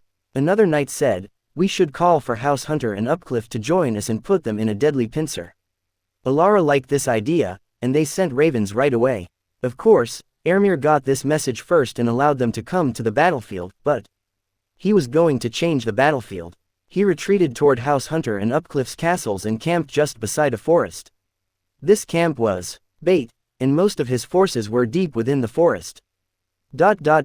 House Egan, stationed on the valley's slopes, faced a relentless assault from the mountain clans. A skilled archer, Lady Elaine Egan unleashed arrows into the approaching enemy. However, the enchanted armor of the mountain warriors rendered many arrows ineffective. House Egan, like most houses, was in awe of how well outfitted the mountain clans were. Among the mountain clans, Tormund of the Iron Spikes wielded a massive war hammer, shattering the defenses of House Egan. The hillside skirmish became a test of endurance, with each side vying for control over the strategic slopes. The sun climbed high in the sky, casting its warm glow upon the lush valleys of the Vale of Arryn. House Harding was trying to defend a shallow river crossing. Umar, chief of the Moon Brothers, keenly observed the Harding encampment from the concealment of rocky crags. First, they clashed with Harding forces. With a subtle signal, he initiated a calculated retreat, beckoning his men to draw the Vale forces into a trap readied by Ermir. A week ago, Ermir had created this trap and told Umar what to do. Esser Beric Harding, a seasoned commander with a reputation for vigilance, eyed the apparent vulnerability of the retreating mountain clans. A tinge of skepticism clung to him, yet the prospect of a decisive victory over the Moon Brothers fueled his decision to pursue them. If they were anywhere close to mountains, he would never chase them, but what could they do in the plains? In his eyes, they might have better weapons but were still mountain savages. As long as they were in the plains, he was sure this was his victory. River looked more tame than usual, but he didn't care about this. He thought the gods were helping him. This way, his cavalry wouldn't lose much speed. Usually, the water here would come to the knees of the horses, but now it was at half at that. His 1,000-man cavalry charged with ferocious intent. As they were passing the river, the mountain men created another line and started to fight again. Those mountain savages were holding their ground on the other side of the river. The realization came to him when he heard the rumbling sound, but it was too late. He couldn't believe his eyes. A flood was coming toward his men, but how was this possible? How did they cause a flood this fast? He was seeing the flood wave coming towards his men, but he still couldn't believe his eyes. This was not possible. Half of his army was still crossing the river. He couldn't turn back. All he could do was change. Their frenzied charge turned into a desperate one. They didn't care if they were trampling friendly or enemy forces. They just wanted to pass the river in the shortest time. Ermir had created a dam using his earth magic.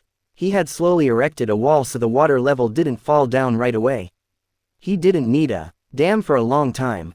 All its purpose was to create a powerful enough wave, and it was accomplished. If he didn't release the water, it would have collapsed in a few days anyway. This dam didn't cut all of the water, but most of it, and Vale men didn't have time to investigate water shortage. When they were under attack from 4 different fronts, as House Harding's forces advanced across the river, only a small portion of it managed to pass the river safely. Now, Moon Brothers had the numerical advantage. Suddenly, the air resounded with the twang of bowstrings as mountain archers, concealed amidst the crags and foliage around the river, released a storm of arrows. Chaos erupted on the riverbanks as Vale forces, caught off guard again, faced the onslaught. Arrows found their targets with deadly precision. In the heart of the skirmish, Esser Beric Harding, a bastion of resilience, fought to restore order to his forces. Umar, seizing the opportune moment, emerged from the rocky crags to confront Esser Beric in single combat. Esser Beric and Umar circled one another, swords met in a symphony of clashes, echoing through the craggy landscape.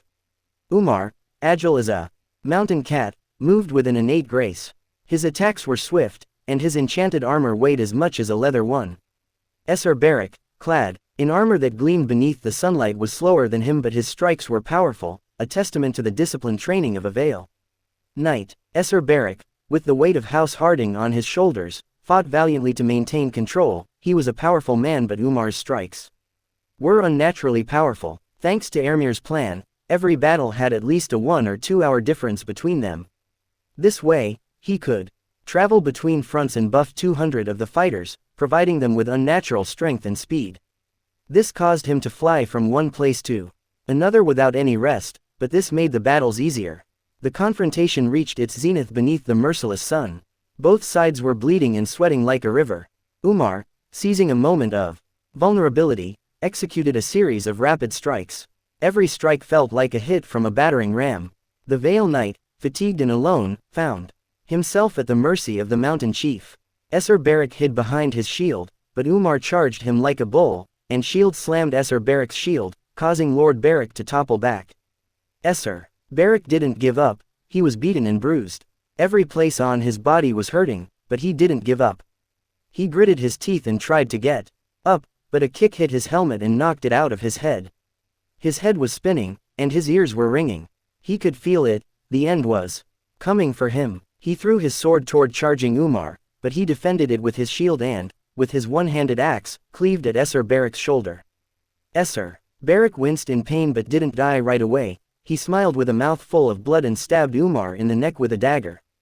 Taking him down with him, Umar, the chief of the Moon Brothers, stood triumphant. He had won the battle, but a few seconds later, he crumbled to the ground, falling prey to the wound on his neck, and he was dying with a smile on his face. He knew better days were coming for his people, and he was leaving a triumphant clan to his son.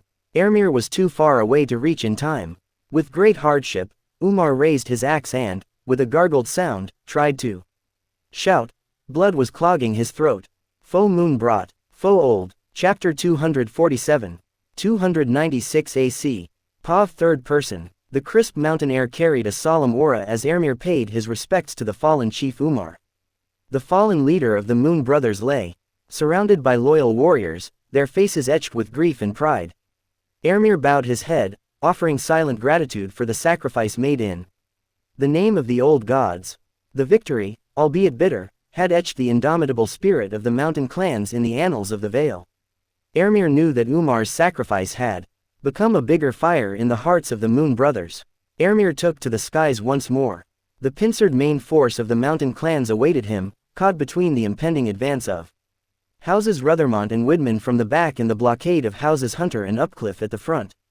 In the distance, the banners of Ruthermont and Widman unfurled in the wind. Ermir flew above them and flapped his wings toward the mountain army. Looking at the distance, Valeman would reach his forces in around a day. If he could smile as an eagle, he would have, so he released a shrill screech. Valeman thought they were the hunter. In reality, they were walking into a trap. Before leaving to support the Moon Brothers, Ermir had ordered them to create a fortified location and erect a lot of tents. Aaron Ruthermont was the leader of the United Army. They were a few kilometers away from their enemy, and to scout, Aaron had come so near them. From their cliff locations, they were able to observe the savages' camp. Alec Widman, son of Lord Widman, whistled and said, "Footh Fooey, who knew there were this many savages in our lands?" Aaron didn't answer him and continued observing them. The camp had some movement, but he felt something weird. Again, everything was weird in how those mountain men acted. Aaron turned his knights and said, "This is weird. Mountain men do not fight like this. They don't create fortified locations." The knight said, "My lord, do you think this is a trap?" Aaron smiled and said, "Of course it is. Mountain men are masters at ambush warfare. That is what they do, but this is different. Their traps are fast and mobile. They hit and always run. They never stay and fight. The weirdest part is I can count 5 different clans in that army camp. They do not unite. This feels wrong. There is something else behind this." Alec Widman said, "Then what are we to do? Sit here and wait, wasting our opportunity just because you feel something is weird?" Aaron's knights started looking at Alec fiercely. "Lord Alec, please be careful how you speak to the commander. Right now, he outranks you right now." Alec looked like he was fuming with anger. It was obvious he was jealous. If his father took 1,000 men less, he could be the commander. He might be the commander, but he is not my lord. I am the heir of House Widman, and he is just a noble of House Ruthermont. Alec turned at Aaron and continued, "Anyway, we all know it is a trap. Most likely, they have a detachment force inside the forest, and they will try to ambush us or hunters and upcliffs when the fray starts. We are at the plains, we have our cavalry, they haven't fought on plains since the Great Landing. A messenger brought Aaron a letter. After he read it, he crumbled it with anger and threw it onto the ground. He turned to others and said, "Now, we have no other choice but to attack them and rout them." Alec was confused. Why was he changing his mind so fast? Why? Aaron said, "House Egan and Donegal lost, savages are burning their fields and destroying their villages, and they are asking for our help. We need to end it here while House Harding and more can cover our back." As Esser Alec said, "As long as we are at the plains, we have the advantage, and we are going to be vigilant, then we can be victorious. Lastly, we have to scout that forest." Alec didn't care. Aaron agreed with his opinion. In a combative manner, he said, "If you weren't indecisive, we would have already routed them and we're on our back to our castles." Aaron didn't indulge Alec's needless provocations and turned to one of his knights and said, "Send a scouting party to that forest and look for any force hiding inside it." Knight saluted him and said, "Yes, my lord." Ermir, having carefully chosen this location after meticulous scouting, knew that the success of his plan rested on the element of surprise and the assurance of his magical abilities. The cave, nestled a km from the edge of the forest, seemed an inconspicuous refuge from the outside. Its entrance, guarded by the natural camouflage of the surrounding leafage and rocks, was the perfect cover for the hidden forces awaiting Ermir's signal. The cave system was big enough for around 2,000 men to hide and sleep. As the scouts from the Vale approached, their keen eyes scanning the forest, Ermir's mastery over the elements came into play.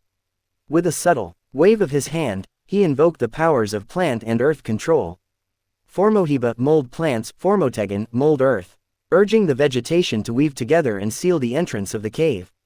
The once visible gateway vanished, replaced by an unremarkable exterior that blended seamlessly with the forest's natural contours.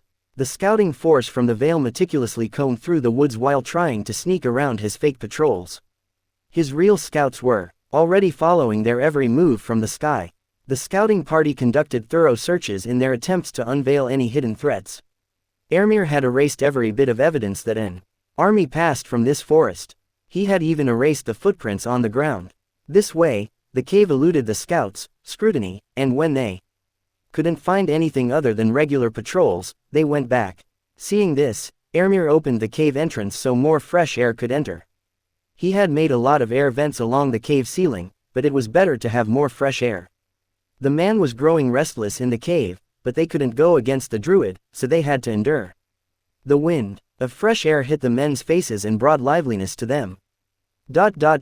House Ruthermont and Widman's forces were just a few kilometers away from Ermir's forces and were in a heated conversation.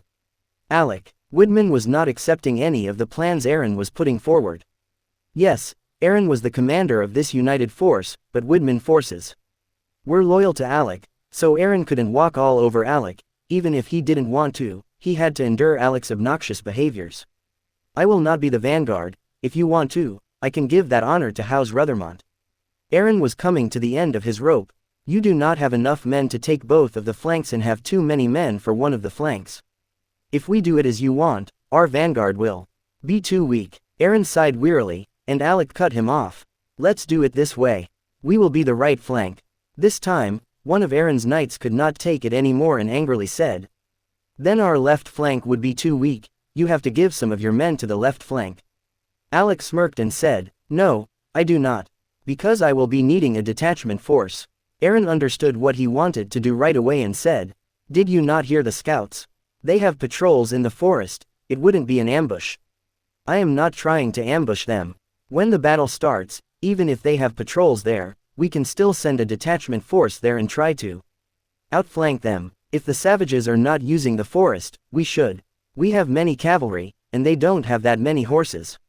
Even if they react to it, we will be faster than them. Forest is not that dense, we can easily pass some of our cavalry from there." Aaron contemplated what he said, and it made some sense, but he still felt something was wrong with that forest. It was a perfect place for ambushes mountain men like to do, but they were not using it. He couldn't refuse Alec anymore. Aaron had to give Alec room for his plan. Chapter 248, 296 AC. Paw third person. The valley of Erin lay bathed in the golden hues of dusk. Alec stood atop a hillock, his eyes piercing the horizon where House Hunter and Upcliff forces approached with unwavering confidence. Alec's plan mirrored Ermir's strategy. An invisible army lay hidden within the depths of the forest. He wanted to strike at the mountain clans. When the fighting was at its peak, he was full of anticipation. Each heartbeat resonated with his excitement, the air thick with the scent of damp earth. Today he was going to prove he was better than that stuck-up asshole Erin and add to the glory of his house. Eldrick Hunter and Jarek Upcliff underestimated mountain clans too much and just charged at them without any tactics, meeting with great resistance when the infantry clashed. To redeem the situation, he reached a rush decision. He ordered the cavalry to charge. They were going to flank the mountain clans. They were on the plains, their own home turf. They would not be defensive and destroy those arrogant savages that dared to come here. Eldrick Hunter, leading the Vale charge, had no inkling of the perils beneath the deceptively calm grass. The rhythmic thud of hooves reverberated through the valley as knights, bedecked in polished armor and brandishing banners of House Hunter, pressed forward. There were just a few hundred meters left between them, and the first sign of the trap emerged as the grass gave way beneath the hooves of the vanguard. Holes, masterfully concealed by Ermir's earth manipulation, wreaked havoc among the once unified Vale cavalry. Horses stumbled, knights were thrown to the ground, and chaos erupted like wildfire. Alec watched with a stoic gaze as the plan unfolded. The Valemen, now struggling to regain composure, found themselves thrust into disarray. The unseen trap had been sprung, and the mountain clans, archers, hidden amidst their shields, let loose a volley of arrows, adding to the Valemen's plight. All Alec could say was pathetic. He turned to his cavalry and said, "Men, it is time we show them what it means to mess with us, and let's show other houses how real men fight." A clamor rose among his men, and they left their hill and started to enter into the forest. Eldrick Hunter, a great, renowned knight, managed a controlled roll to escape the immediate danger. He didn't have any broken bones, but every spot on his body was hurting. His armor bore scratches and dents, and his mount bore the marks of a battlefield unseen. The horse was crying in pain as it bled from its broken leg. Eldrick could see the bone sticking out of its flesh and skin like a spear. Meanwhile, detachment forces emerged like vengeful spirits among the mountain clan ranks, striking at them at this moment. Their charge, though not wholly unexpected, added to the Valemen's confusion. Eldrick felt like the earth itself was fighting against them. Tormund the Bull, leader of the Howlers, clad in enchanted armor, led the mountain clans with unwavering resolve. His war hammer glimmered, with a faint aura caused by its magical nature. The enchanted weapons and armor, a boon bestowed by Ermir's magic, mitigated losses, allowing the mountain clans to resist the Valemen's onslaught at the start of the battle but know it was their time to run wild. The clash of steel, the cries of wounded men, and the tumultuous dance of battle painted a vivid picture across the valley. Eldrick Hunter, now, aware of the hidden dangers, bellowed orders to regroup and called a retreat for the cavalry, and if they could hold on his infantry would catch up to them in minutes. At that moment, he witnessed a gleaming giant object coming towards him from the corner of his eyes. He raised his shield for defense, but the sheer force of the clash caused him to stumble back many steps. He almost fell but managed to get back his bearing. The clash caused a big dent in his shield. Tormund waved around his war hammer and made it almost impossible for Eldrick to approach him. The enchanted weapons clashed with Vale steel. Once in a while, an enchanted armor or a weapon would burst into many fragments and wound or kill the people around them. Most of the time, those would be Valemen.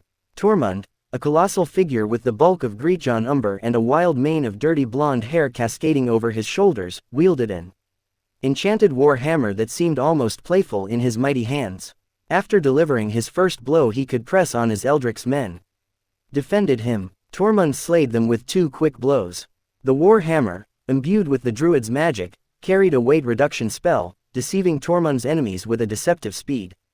It danced in his hand with great ease while delivering crushing blows to those unfortunate enough to face its wrath. Eldrick Hunter, a knight of great prowess and stature, brandished his sword with skill, standing resolute behind his metal shield. The clash of steel echoed through the valley as Tormund swung his massive war hammer. Eldrick, nimble despite the weight of his armor, deflected the blows. With his shield, his sword dancing with grace against the relentless onslaught. The Vale Knight fought valiantly, but the relentless barrage took its toll, fatigue settling into his bones. Tormund, fueled by the Druid's magic, had higher stamina than an average human and pressed forward with undying energy. As the battle reached its climax, Eldric, wearied and battered, made a final stand. Tormund swung his war hammer with a mighty roar, the force of the blow crashing through Eldric's defenses. Eldric's shield couldn't take any more abuse and buckled under the weight of this strike. His arm was broken in great pain. He screamed, but at the same time, he was trying to keep his distance. Tormund did not give him any time for respite and charged relentlessly.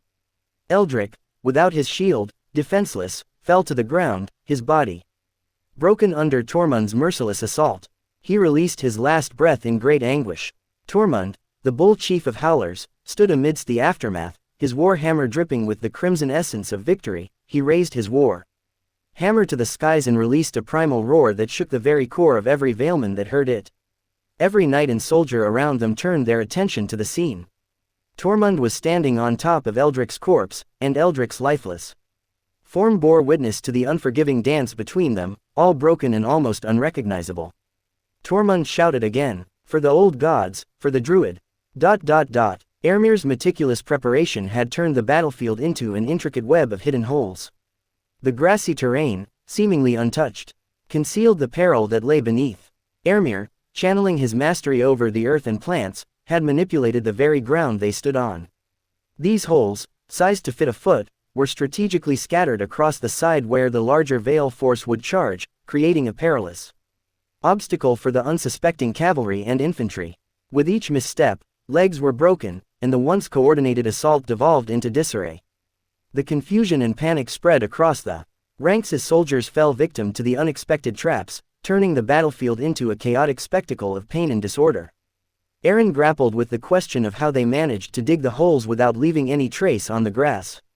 The battlefield had transformed into a deceptive landscape, where the enemy lurked beneath the cover of seemingly undisturbed nature, and the Valemen were ensnared in this trap. If Ermir's men managed to push on one side, he would fix the ground and erase the holes.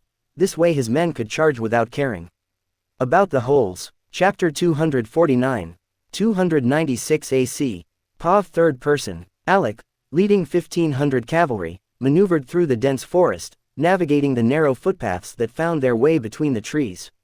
The cavalry, organized into smaller groups to accommodate the limited width of the forest trails, advanced cautiously, each rider maintaining their position in line. The necessity to travel in columns restricted their speed and agility, but Alec remained focused on the goal of outflanking the mountain clans. The forest, with its twisted paths and tangled undergrowth, presented a challenging terrain for the mounted forces.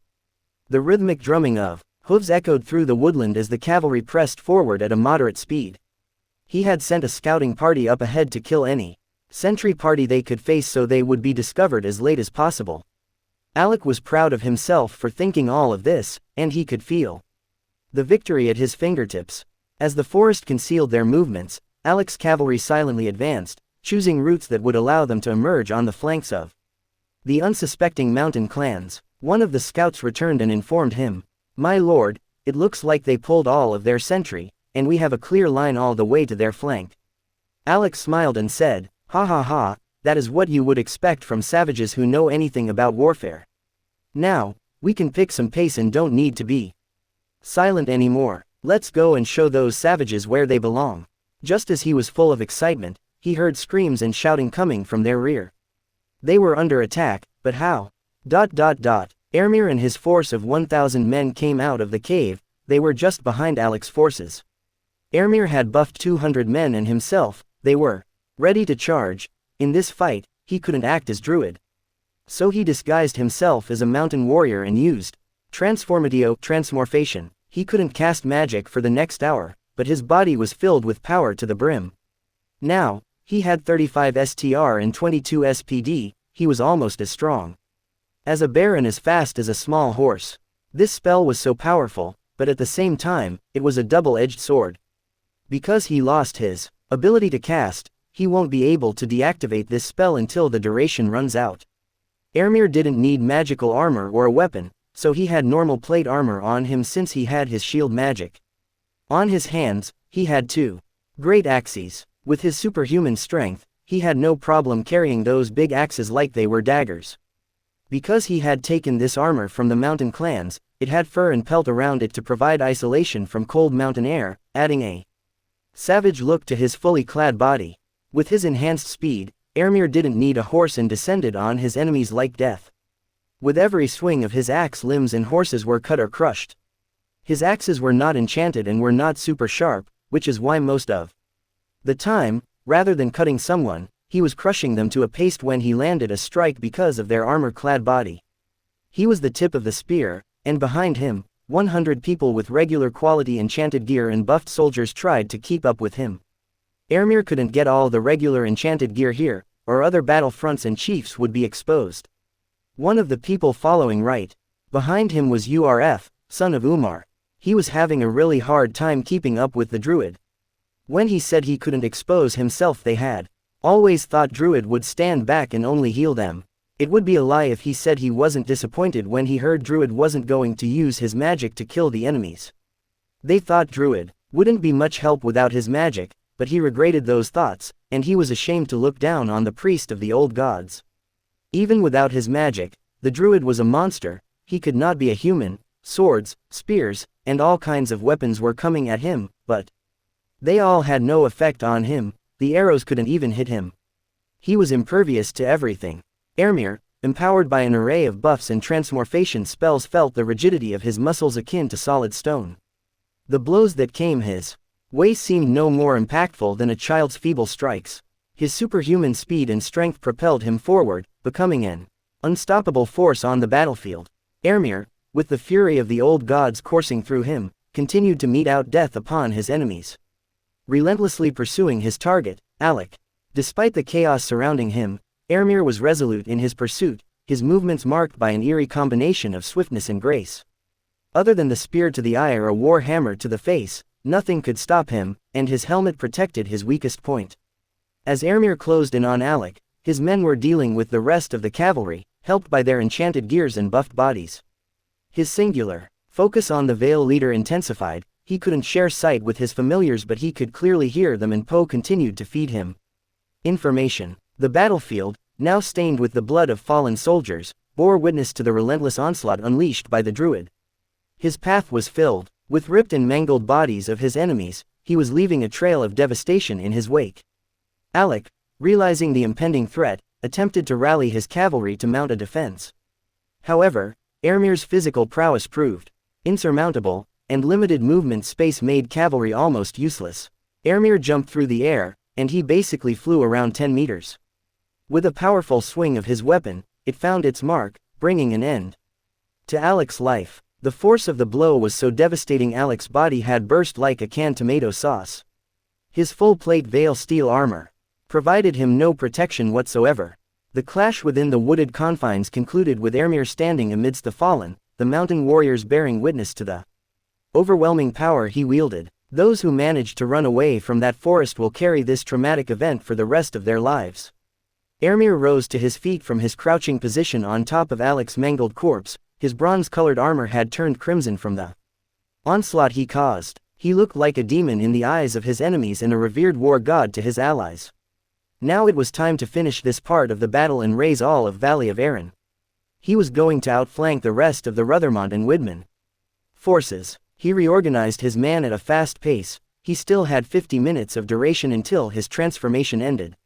It was long enough time to finish this battle. A quick head count showed he only lost 50 men in this fight. He took his men and started running at a fast pace towards the right flank of Vale forces. Half of his men managed to catch the horses of the Vale Knights, and now he had around 500 more cavalry on top of his 200. Not every mountain warrior knew how to ride very well, since most clans were too poor to feed enough horses, and those that knew how to ride were not as good as Vale Knights, but they were good enough for this battle. Chapter 250, 296 AC. POV Third Person. Ermir emerged from the forest with his infantry and cavalry, and he was able to charge into the flank of the unsuspecting ranks of the Ruthermont men. His 500 infantry were coming a few minutes behind them. The cavalry charged in from the flanks without getting bogged down and started to rotate in a grand circular motion like a grinding wheel. This way, they were able to continuously charge in and get out without getting caught in a melee. Of course, their actions were not like a well-oiled machine since this was their first time doing a cavalry charge, and with every charge, some of the men fell off their horses, and most of the time, their charges were clumsy.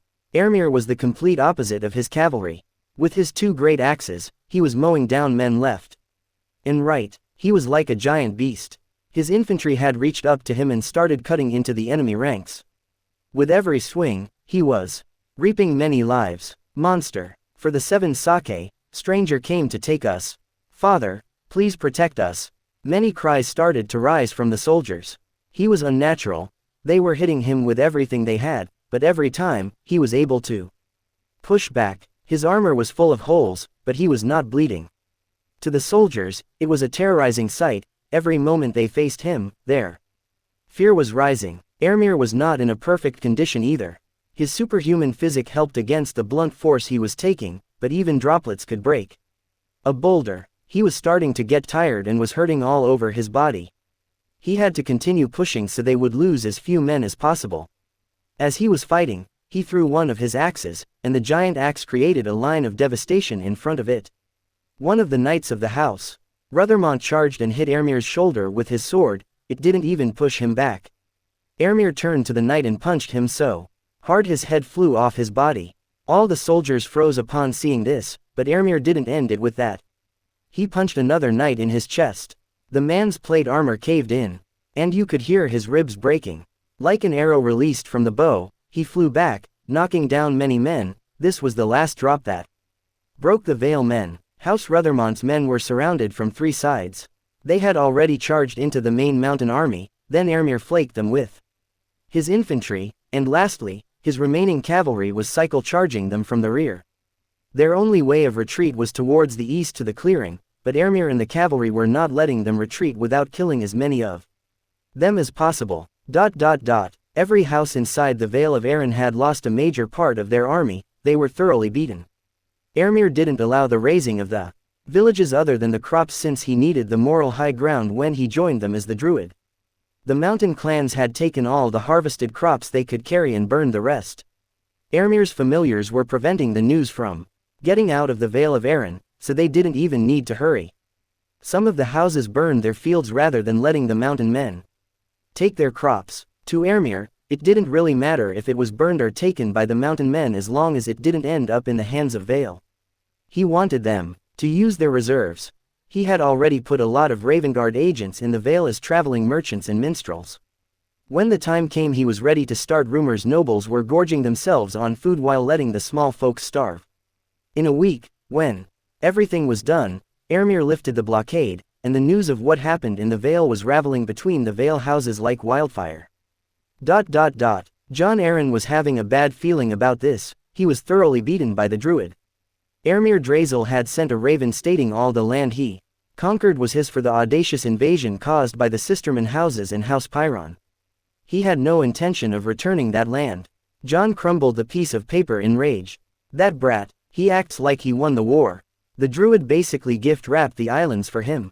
What I can't understand is why are they keeping our forces imprisoned in Paps if they don't intend to fight. I have a bad feeling about this. Lord Grafton's eldest son, Eric, had taken his spot in his absence. He said, could it be they are going to attack the Vale? I cannot think of any other reason for this. John shook his head. No, even the Druid wouldn't be that arrogant. Our people would never bow down to him if he invades the Vale, and we have 10 times his army. We might have lost contact with the 10,000 in Paps, but we can still raise 30 or mayhaps some more. John might have said that, but he started to have some doubts. He turned to his advisor and asked, with our estimated harvest and reserves, how many more soldiers can we muster? The man opened the big book in front of him and started going through the numbers.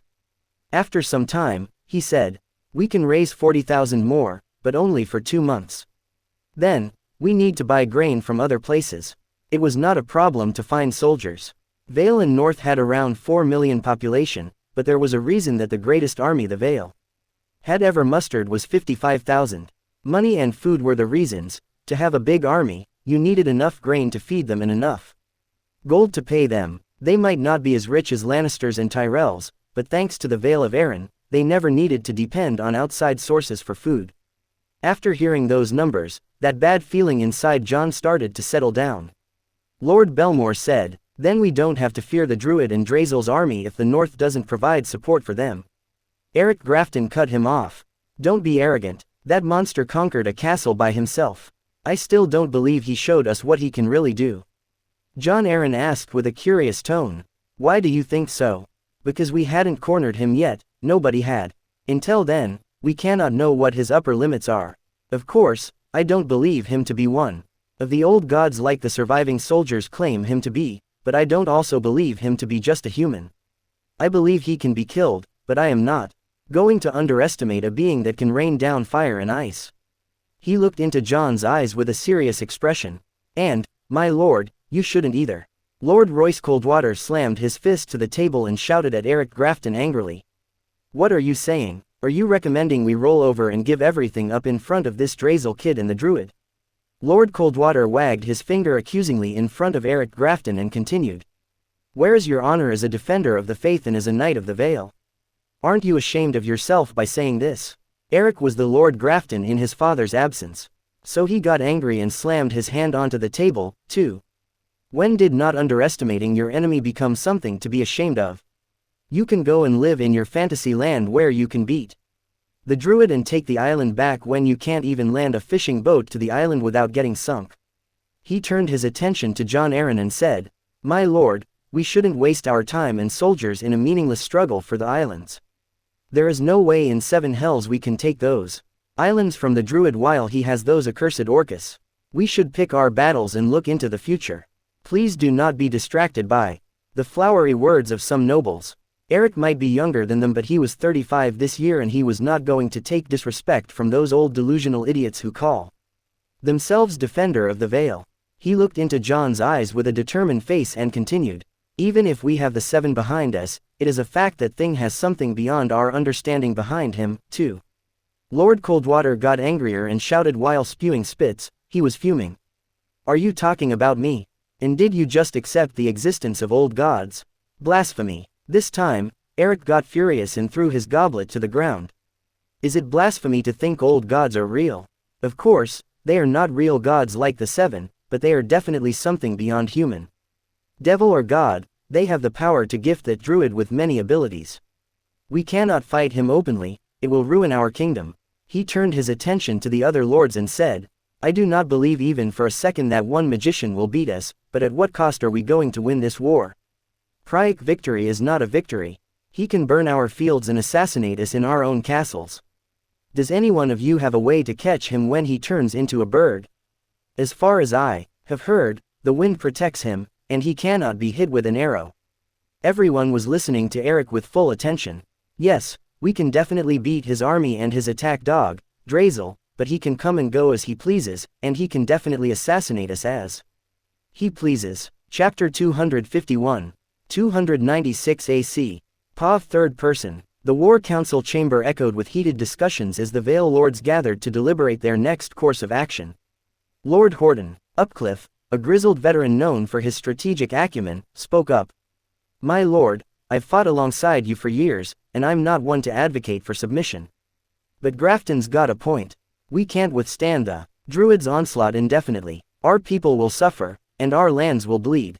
I say we consider the peace route, at least for now." Lord Harlan Ruthermont, a fervent and proud noble, slammed his fist on the table. "Peace? Are we to bow before this mystical puppeteer?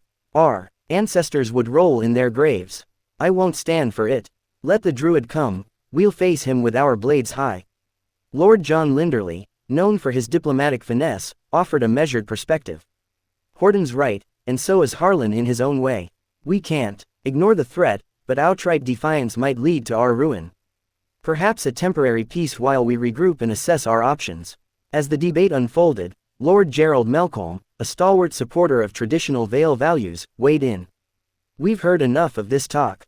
My lord, we can't taint our honor by kneeling to a sorcerer. We'll find a way to break his spells, strengthen our defenses, and protect our people. The Druid won't dictate terms to the Vale." Eric Grafton, with a heated fervor, added, "We need to secure our people and lands. If that means seeking peace for a time, so be it. But make no mistake, Lord Melkholm, this should be a temporary truce. We can't allow the Druid to believe he broke us permanently. Eric couldn't understand how could they be this zealot and reckless against someone with so much power. Jon Arryn listened intently, absorbing the varied opinions. The challenge lay in striking a balance between safeguarding the Vale's honor and ensuring the well-being of its people. The discussions continued into the night, echoing the internal struggle of the Vale itself, and finally, after 2 days of debate, they were coming to a conclusion.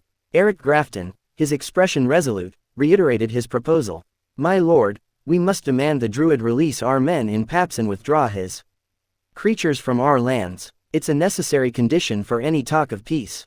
If he refuses, we'll know his intentions are not honorable. Nods of agreement rippled through the chamber, signaling a shared understanding of Grafton's rationale. Lord John Linderley, his piercing gaze fixed on Lord Arryn, added, a conditional peace, then. We seek the release of our kin, and we demand the Druid keep his unnatural forces at bay while we engage in diplomatic discussions. Jon Arryn, with a resolute voice, stated, I have made up my mind, as Lord Grafton counseled, that there is no way for us to recover the islands. We will preserve our forces to fight another day, and we will refuse to pay war reparations and sue for peace. As long as the Druid doesn't push us further, we cannot accept any more humiliation. If he pushed us, then we have to fight for the Seven and for the Vale. We have to fight and defend them. The War Council united behind a proposal that balanced the urgency for a respite with the determination to maintain Vale's sovereignty. Some of the lords were reluctant, but they had to accept their lord's decision. Now, with a more measured voice, Jon continued, we'll send emissaries bearing these terms to the Druid. If he values peace, he'll adhere to our conditions. If not, then we stand ready to face whatever comes our way. But remember, this is not the end. It's a strategic maneuver to safeguard our people and gather strength. Lord Grafton added, a diplomatic approach is necessary, and we should call Lord Stark guarantor for the actions of the Druid as he is the Warden of the North. Should their side break the peace, we will have just cause to seek help from the king. Even if he is friends with Lord Stark, the protector of the realm and faith, he would have no choice but to call for his banners against the Druid. At that time, we would be able to see Lord Stark's stance against the Druid clearly. It had been 5 days since they had sent word to Lord Stark and Lord Drazel, but the news did not only come from the north but also the south. Jon Arryn called for his lords again. The news this time was grave. He told them what had happened. Eric Grafton slammed his fist to the table. I knew something was wrong. This is definitely the work of the Druid. Lord Arryn said, we cannot prove it, this says. He showed another message. Drazel is coming from the sisters with Lord Stark, and they will be arriving on the morrow. The Druid was seen on the island too. This doesn't make sense, and he couldn't have reached the sisters in 1 day and come back here in that amount of time, even if he could fly. No bird can fly that fast, not even a dragon. Eric Grafton said in an angry voice. This is too much for a coincidence. He just happens to imprison our men right as the mountain clans stage an uprising.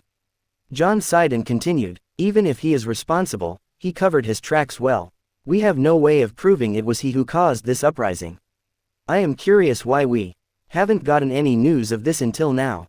According to this message, all of this happened a week ago. We should have had news of this 5 days ago. Jon turned to Vale lords and said, as you have heard this morning, I have dispatched the bulk of our men to the Vale of Arryn in case of another attack and put every castle on high alert. I have ordered them to triple their patrols in every area. We cannot be hit unprepared again. Lord Horden Upcliff said, it looks like that Druid is more audacious than we have ever imagined. He had looted and burned all our harvest. Isn't he getting ready for an invasion? You could see all the lords from Vale of Arryn were brimming with rage over the loss they had endured. Eric Grafton shook his head. No, if he was, he would have come alone, not with Lord Stark. We still have 5,000 men here. He might be able to run, but he definitely can't take Lord Stark with him, and I don't think he will endanger him like that. He must be planning something else. Olenna Tyrell was in the famous rose gardens of Highgarden. She was trimming the roses. It was one of her rituals, looking after those pitiful flowers, as she put it. She despised anything related to ladyhood, but as a noble lady, she was expected to do it.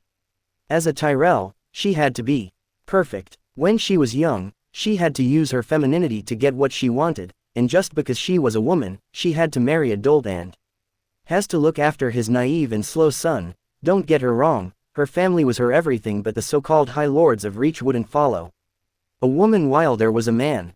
She just didn't have any delusions about what to expect. She had to do everything indirectly. At least her son knew his mother was smarter than him, and as long as she didn't walk over him openly, he would always follow her influence. She showed a sarcastic smile while trimming and thought most of her power hinged on the compliance of her son. She deserved more, and she earned more, but the long years she lived taught her life was never fair. As she was thinking about what she had to do in this changing political climate, a big black raven perched on the pergola right next to her and started cawing. It frightened the maids and Marjorie. She ran to her embrace as she screamed for her. It was the biggest raven she had ever seen. It was bigger than the eagles in their aviary. At first, she was getting ready to run, but then she saw a big piece of parchment tied to its leg. Chapter 252. 296 AC. Pa third person. Olenna saw the parchment and realized it was a messenger raven, but she couldn't understand why this raven had come to her rather than going to the rookery and how it was possible for a raven to be this big. She gently pushed Marjorie, who was hugging her in fear, toward the maids. The soldiers were rushing towards them with spears and crossbows. Just before she could tell them to stop, one of the soldiers fired his crossbow toward the bird. The bolt flew with a whistle and hit the bird, but the scene she thought would happen didn't happen. The bird waved its huge wings and deflected the bolt like it was swatting a fly. At that moment, Olenna realized what that thing was, but her soldiers' panic intensified when they saw what had happened. More both flew towards the beast, and this time, it opened both of its wings and darted into the sky, dodging all of the bolts fired. Olenna shouted, "Cease fire right this instant." She had many spies in Westerlands, Riverland, and the Vale, but her spies were growing thin in the north. She still got tidbits of information, and one of them was the magical beasts of the Druid, which were impervious to arrows. She guessed this beast was sent by the Druid or someone close to him. "Return to your stations. I do not need your help to deal with a messenger raven." Marjorie managed to collect herself and come close to her grandmother. "Is that thing really a messenger raven?" The raven, again perched onto the pergola, opened its big wings and cawed. It looked like it was angry. Olenna looked at the beast with admiration in her eyes. It was magnificent. Its feathers were as dark as the night. Other than the small patch of white feathers at the joint of its wings, the beast was jet black. She came close to it. Marjorie voiced her concern. "Grandma, be careful." The raven jumped down to the table and offered its leg. Olenna came close and took the parchment. After that, she wanted to touch the bird's feathers that glowed like obsidian shards, but it turned around and snapped at her, then flew off. She opened up the message and read it right away, as she thought it was from the Druid. As she read the letter, she was amused. She couldn't help but smile. "What does it say?" Marjorie tried to read its content, but Olenna crumbled it up right away and said, "We are going to have some guests in a month." She turned toward a maid and said, "Call the master of coin and the steward." She caressed Marjorie's cheeks and said, "Be a dear and call Silas. We are going to have a meeting. I want both of you to be present in this one. ... As Silas and Marjorie were coming into the solar, Olenna was burning a parchment from her spies. After a few more minutes, two advisors of Highgarden come into her solar, too. Olenna, the master of coins of Highgarden Roland Hightower, and the steward of Highgarden Cedric Meadows were sitting around a big oak table. At her two sides were Marjorie and Silas. Their full attention was on their grandmother and what she was going to say. Silas realized her grandmother was thinking many things as they were waiting for her word. Then she said, "Vale is in war against the mountain clans." Silas found this weird. Mountain clans were just a nuisance for the Vale, not a real treat. As long as they were out of their mountains, they were no different than badly geared bandit groups. Silas said, "Grandmother, isn't that something hardly worth as news? Vale could destroy them any day. They might have even finished them off before this news even reached our hands." Olenna nodded her head and said, "You are right. If it was the mountain clans of the past, it wouldn't even take Vale a day to destroy them, but what if?" She looked into the distance from the window and continued, "What if someone unified them, sold them good weapons, and trained them for years, turning them into a decent army from a motley bunch?" Marjorie joined in. Is that what was written in the letter? Olenna shook her head. No, if we were to believe the letter, mountain clans united under the Moon Brother clan and burned down all the harvest in the Vale of Erin. She sat down on her chair and started drumming her fingers on the table. The part about selling weapons and training them is just a theory. As you said, it is not possible for the mountain clans of the past. If this really happened, my spies up north must have already sent me word. In a few days, it will reach our hand. She turned towards the advisors. If this is true, we need to start ferrying more grain to Gulltown. How much surplus do we have? Lord Cedric Meadows said, Can we trust this letter, my lady? The letter is from a reliable source, so I have already sent word to our warehouses in Gulltown to triple the prices, but the real plan will start when I can corroborate it with my sources. For now, fill the ships with all the surplus. Marjorie couldn't understand why they were filling their ship with such an urgency, so she asked, Why are we in such a hurry? It isn't even confirmed this is real. Silas said, It doesn't really matter much. If it is true, our grain needs to be there in a month or so to take advantage of the opportunity. What opportunity? The war, right, grandmother? Olenna nodded her head, her eyes filled with pride as she looked at her grandson. You are right, Silas continued. If this is true, it means Vale has to fight a war and feed their millions of people at the same time without a harvest. So, they have to use their emergency reserves. Feeding an army would be an exhausting effort when it comes to grain. This will limit the number they can muster, and, even if they could feed them for 2 months or so, in time, they will starve, so our warehouses in Gulltown become their savior. The part one don't understand, wouldn't they buy from Riverland if we sell it too expensive? Olenna shook her head and sighed. Silas was still young and inexperienced. At this moment, Lord Roland Hightower explained, They have to buy from us because Riverlands wouldn't have too much since there are still at least 3 months to their harvest. Lord Cedric said, Their lands are as bountiful as ours, so they can have 2 to 3 harvests a year, but they are not as vast as ours. Their harvest is limited, and they must have already sold their last harvest to Essos. If I am right, Riverlands might have received a similar letter, Olenna said thoughtfully. The political climate was changing, and cold winds were blowing from the far north. Olenna smiled with anticipation of what was to come. Chapter 253. 296 AC. POV third person. Lady Olenna Tyrell pondered over the information presented in the letter. The consistent reports about the Druid from various sources inclined her to believe the authenticity of the message. The unnatural messenger further supported the notion that it could indeed be the Druid reaching out to her. However, Olenna was no stranger to the political intricacies of the realm. She decided not to act hasty. If the information turned out to be false, or if there were hidden motives, she needed to be cautious. Redirecting her trade ships to Essos remained a viable option. If this is all true and what she is guessing is right, she might earn an unexpected friend and a hefty profit. Yet, acknowledging the Druid openly might pose challenges, considering his antagonistic stance toward the faith. To her, faith was a tool for control, and she understood the necessity of maintaining a delicate balance between appearances and strategic alliances. She turned her attention to the advisors in the room. She had to get ready for what was to come. After a few more days, everything was corroborated by her men, and she sent all their surplus grain to the Vale, and as the letter instructed, she wrote an answer. She came out to the same place in the garden and raised the letter in her hand as instructed. She felt a bit ridiculous doing this when Marjorie was right next to her, but she did it anyway. After a few more seconds, she saw the giant black bird coming down from one of the high spires of Highgarden. Erebus was bored out of his mind while waiting for this woman, and at last, she was sending a reply. He perched on the table and allowed her to tie a letter around his leg. At this moment, Marjorie collected her courage and said, Grandmother, could I pet it? Olenna grabbed her hand and stopped her. Erebus opened his wings like he was telling them not to dare. Erebus never understood the humans' need to touch them whenever they saw any of them. He was not a pet, he was the ruler of the skies, and he would not allow those featherless, naked monkeys to touch him. He turned his attention to the reddish-brown mouse on the ground and said, Keelim, as Ermir ordered, you will stay here and observe this old woman. After a month or 2, I will come back and take you. Keelim looked angry and said, Brother Erebus, don't call our Lord by his name, you are being disrespectful.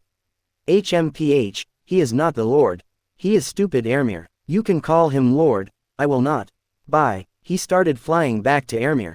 Kelim was really angry about how disrespectful Erebus was acting, but he couldn't do anything about it. Erebus was stronger than her, or she would have beat him up. Their lord usually indulged him, but when he acted too much out of line, he would punish Erebus by plucking all of his tail feathers, turning him butt naked. Ermir used those feathers to make more Ravengard cloaks, and as long as Erebus remained rebellious they would have many more cloaks. Kelim was starting to think he was enjoying fighting with their lord. Even though Erebus' talons were powerful enough to crush skulls against their lord's magic, he stood no chance. Kelim came out of her thoughts and turned her attention to her task. She had to keep track of all the important decisions Olenna had made until Erebus returned. After stripping Vale of Arran of all of its rich harvests, Ermir pulled his army back into the mountains.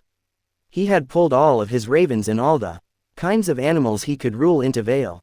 He was trying to have a pair of eyes in every corner of the realm, but it was a bit limited since Erebus was in reach, and 90 ravens under his order were basically useless until he was within the range of communication with them.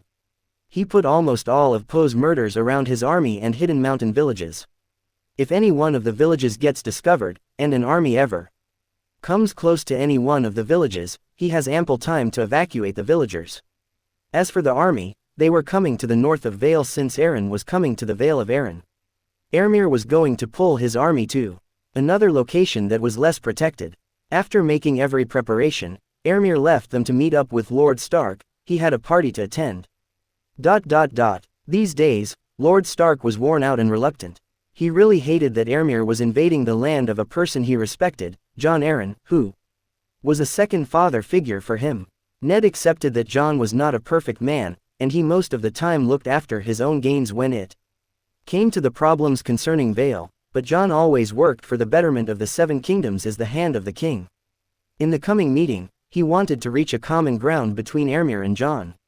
In name, he was the sole ruler of the North, and Ermir always acted respectfully to him, but he wasn't stupid. He was the ruler because Ermir was allowing him to.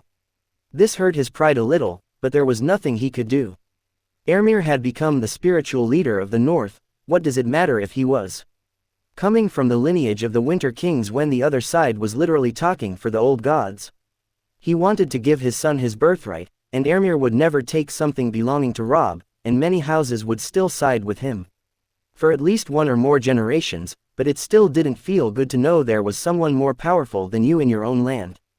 As Ned was thinking about those thoughts, an eagle dived in from the open window of the carrick and then transformed into Ermir. It was a fascinating sight. However many times you see, it was still as magical as the first time he saw Ermir turn into an eagle. Ermir courteously did a half bow and said, "My lord, I hope you are in good health." Ned gave Ermir a crestfallen look and said, "Ermir, how do you expect me to be well when you are taking this too far when you are already victorious? You are not a greedy man, and you are not even going to rule those lands. Why are you instigating the mountain clans against Vale?" Quote, Ermir would be lying if he said he wasn't a little surprised that Lord Stark could figure things out so quickly, so he decided to test him to see if he knew it or if he was fishing. "My lord, why do you say I am instigating them? Everyone knows mountain clans and Vale are bitter enemies." Ned snapped. "Yes, they are, but everyone also knows mountain clans can never beat the Vale armies in a plain field battle. Someone unified them, provided them with weapons, and trained them to act as one army. Everyone else might buy that Moon Brothers unified the clans, but I will never believe that." Ned asked again, confused. "Why are you doing this?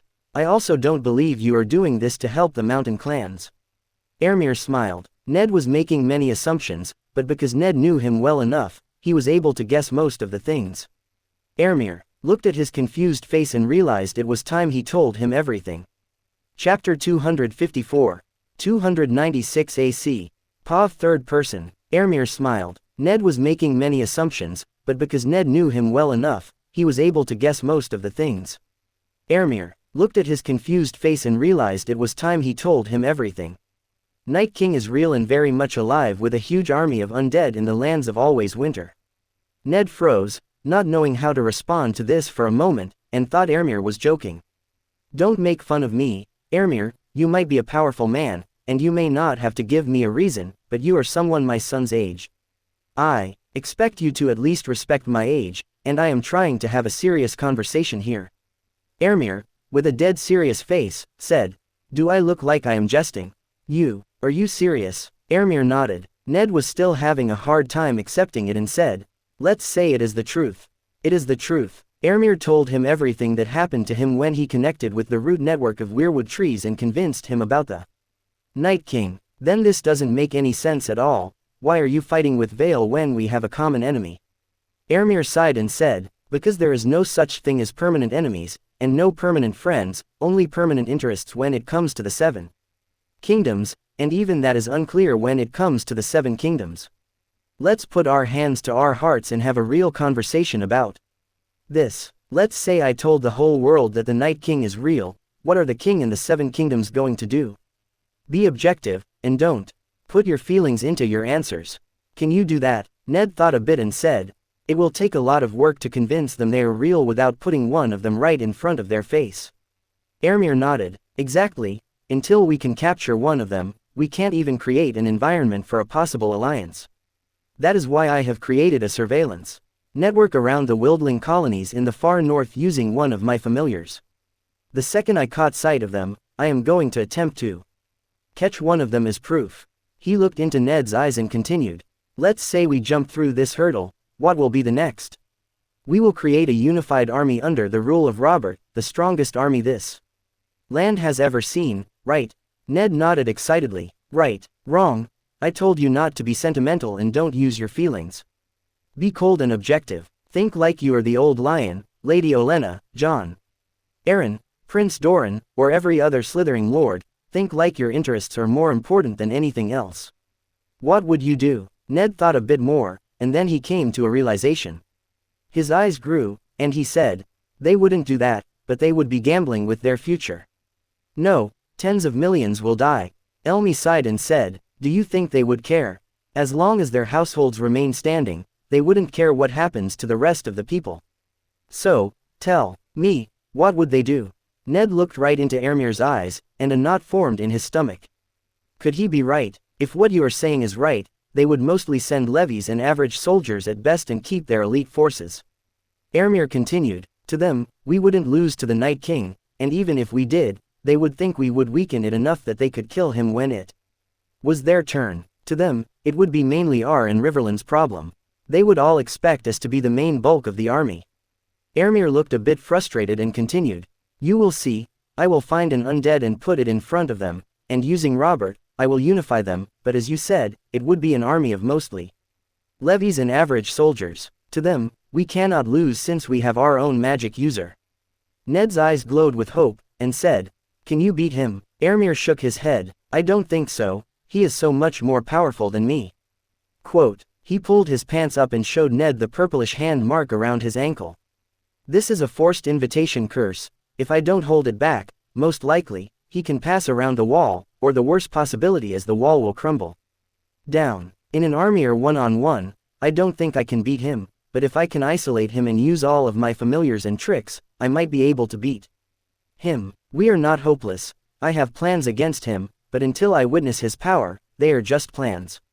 Ermir sighed with a thoughtful expression. "I don't even know if they would work. A wise man once said plans only work up until the first arrow is released." Ned looked thoughtful and said, "I still don't believe they would hold their power back when we are facing a common enemy. I hope you are right, and I am wrong, but I am sure they will hold main power for themselves, at least most of them. Some of them might surprise us. For example, Old Lion could help us, but he will most likely demand a high price. He had worked for the betterment of the realm, but his house's reputation benefited from it immensely. He would never do something for free." Quote, Ned looked confused. "This still doesn't explain why are you fighting against Vale?" Ermir smiled and said, "In a way, it does. Let's say your main force is weakened. Most of your men died in a battle. Would you have the courage to fight such a threat by yourself? Would you want to gamble? As you said, if we weaken them, then they will send more of their remaining main forces rather than sending fodder." Ermir looked a bit hesitant if he should share the other reason, too. Ned sensed this and said, "What is it? There is something else you are not telling me. Let's say we beat the Night King. In the best case, we would lose 2/3 of our army. When he heard him, Ned's face lost some color. Now we are after a huge battle with a battered army and a poor kingdom with a unified army in our lands. This creates a huge opportunity for some people. Can you guess who? He looked frustrated and said, "Don't play games and tell it to me straight." Okay, the faith. I am 100% sure they would try to end the reign of old gods in the north. Andal would be able to pass the neck. After 6,000 years without fighting, and their long-cherished wish would come true. Do you think they will go back without resisting? Ermir's eyes looked more serious, and he continued. When we are weak, they will not go back. Huster Tully doesn't have the guts to do something like this. Tywin Lannister is too smart to allow faith into his ranks, but the Vale is the perfect place. Jon might not be a devout believer. To him, faith is a tradition, but not to his lords. Almost all of Vale is made out of zealot believers. When the Great Sept orders them to convert the north, they will not hesitate. Ermir looked into Ned's eyes with determination and continued, "So when the Great War happens, I am going to make sure Vale is in the thick of the battle with us all the time." After the Great War, Vale needed to be the weakest kingdom, so they could never even dream about another war for a long time. Chapter 255. 296 AC. Pav third person. Ned still could not fully understand why he was only attacking Vale, so he said, "Lannisters might have an iron grip on Westerlands, but Crownlands and Stormlands are as devout believers as Vale. They would have mounted their invasion from there. So, this war is completely useless." Ermir shook his head and smiled impishly, then said, "No, I already have a trick up my sleeve against Westerlands, Crownland, and Stormland. If they point their swords against us, I will pit them against each other easily." Ned looked curious and said, "What is it?" "I cannot tell you what it is if you learn it. I am sure you will go and tell Robert about it." When Ned heard this, his face sagged, and he said angrily, "Do you see me as a loudmouth? Of course not. I have grown right next to you, so I know you as well as your family does. So, for a fact, I know the second you learn about dishonorable actions, you will seek honorable outcomes. Let's say you learn some of the Stormland lords are conspiring against Robert. What would you do?" Without hesitation, Ned said, "I have to help my king defend himself. That action there, the behavior to seek honor the second you hear something is amiss, that is exactly why I can't tell you. If you learn there is a betrayal, you will go and tell Robert about it. I can't have a civil war in my hand when I am not ready." Ermir was sure the second Ned learned their good queen and her brother were a bit too close to each other, Ned would definitely go and tell Robert about it, or worse, he might act honorable since Robert has no qualms about killing kids. He might go and tell Cersei about it without taking precautions. If he could, Ermir wanted nothing more to erase what he saw from his memory, but that sight was seared into his mind. Ermir couldn't help but blabber, "Disgusting." He shuddered, then turned to Ned and continued, "That is why, my lord, do not waste your time trying to stop me. I will not destroy the Vale, but I will not sue for peace either. I need that buffer zone of mountain clans in case of a faith invasion. After 2 more clashes, I will ask for peace. Rather than trying to pursue me to make peace, you should use your energy to convince Jon to give mountain clans some land in the Vale. If he gives them Coldwater Burn and Newkeep, I will accept the peace, but as I said, there need to be 2 more battles. They still have too many nights. Ermir and Lord Stark disembarked from the ship, greeted by Lord Grafton on the small pier. Ermir smiled. They managed to smuggle him off the island when he allowed for supply ships to be sent to the island, so the 10,000 men on the island became a financial burden to the Vale. Ermir smiled and said, "Ah, Lord Grafton, I am so happy to see you safe and sound. I had heard you were eagerly waiting for my arrival in the Paps. Did you get yourself smuggled out with a supply ship?" Upon hearing this, you could see Grafton's face become as red as a tomato. A knight of the Vale does whatever he does to serve their lord. My lord needed me here, so I find a way to pass your master's accursed beasts. Ha ha. Oh, my lord, did you really think you left that island without Great Druid knowing it? You were able to do this successfully because he just didn't care whether you stayed on the island or came here. But I am happy you are safe and sound. Let's not delay, we don't want your master to wait. Ermir had brought Sith with him. As soon as the giant Shadowcat emerged from the ship, unease spread among the Vale soldiers. The Massive Cat turned toward the procession of knights and roared, inducing fear in the horses and causing some knights to be unseated. Ermir, maintaining a facade of anger, pretended to scold Sith for her disruptive behavior. Unbeknownst to the Vale soldiers, this was a calculated move by Ermir to mess with them psychologically. After 500 knights and paladins Ermir brought disembarked amidst formal pleasantries, the group set forth on their journey toward Newkeep, the seat of House Hersey. Jon Arryn didn't want to have the talks in a tent, so he moved his army to Newkeep. The keep lay at 2 days' travel from the shore, nestled within the Vale's picturesque landscapes. However, to reach their destination, the party had to traverse a mountain pass, a route that would have its hardships if you were moving an army. The mountain pass loomed ahead, its rugged terrain offering a stark contrast to the calm waters they left behind. Towering peaks adorned with snow-capped crowns framed the narrow path that wound its way through the rocky expanse. Ermir, Lord Stark, and Lord Grafton, accompanied by a retinue of knights in attendance, ventured throughout this pass. In the middle of the narrow valley was a defensive location, with moderately high walls and a strong gate. An attack from the Bite would mount many losses in this location.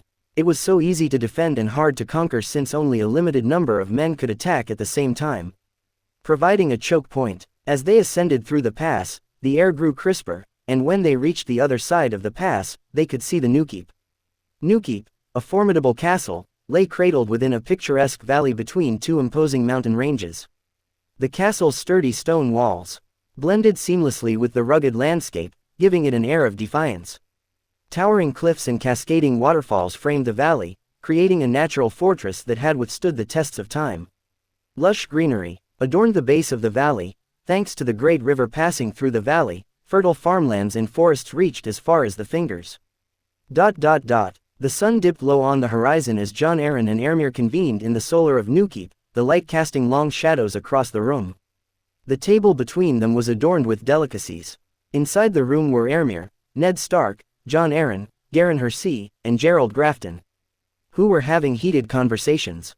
Jon Arryn, a veteran lord with wisdom etched into the lines on his old face, said with a calm voice. Ermir, representative of the Druid Emrys, we find ourselves at a crossroads.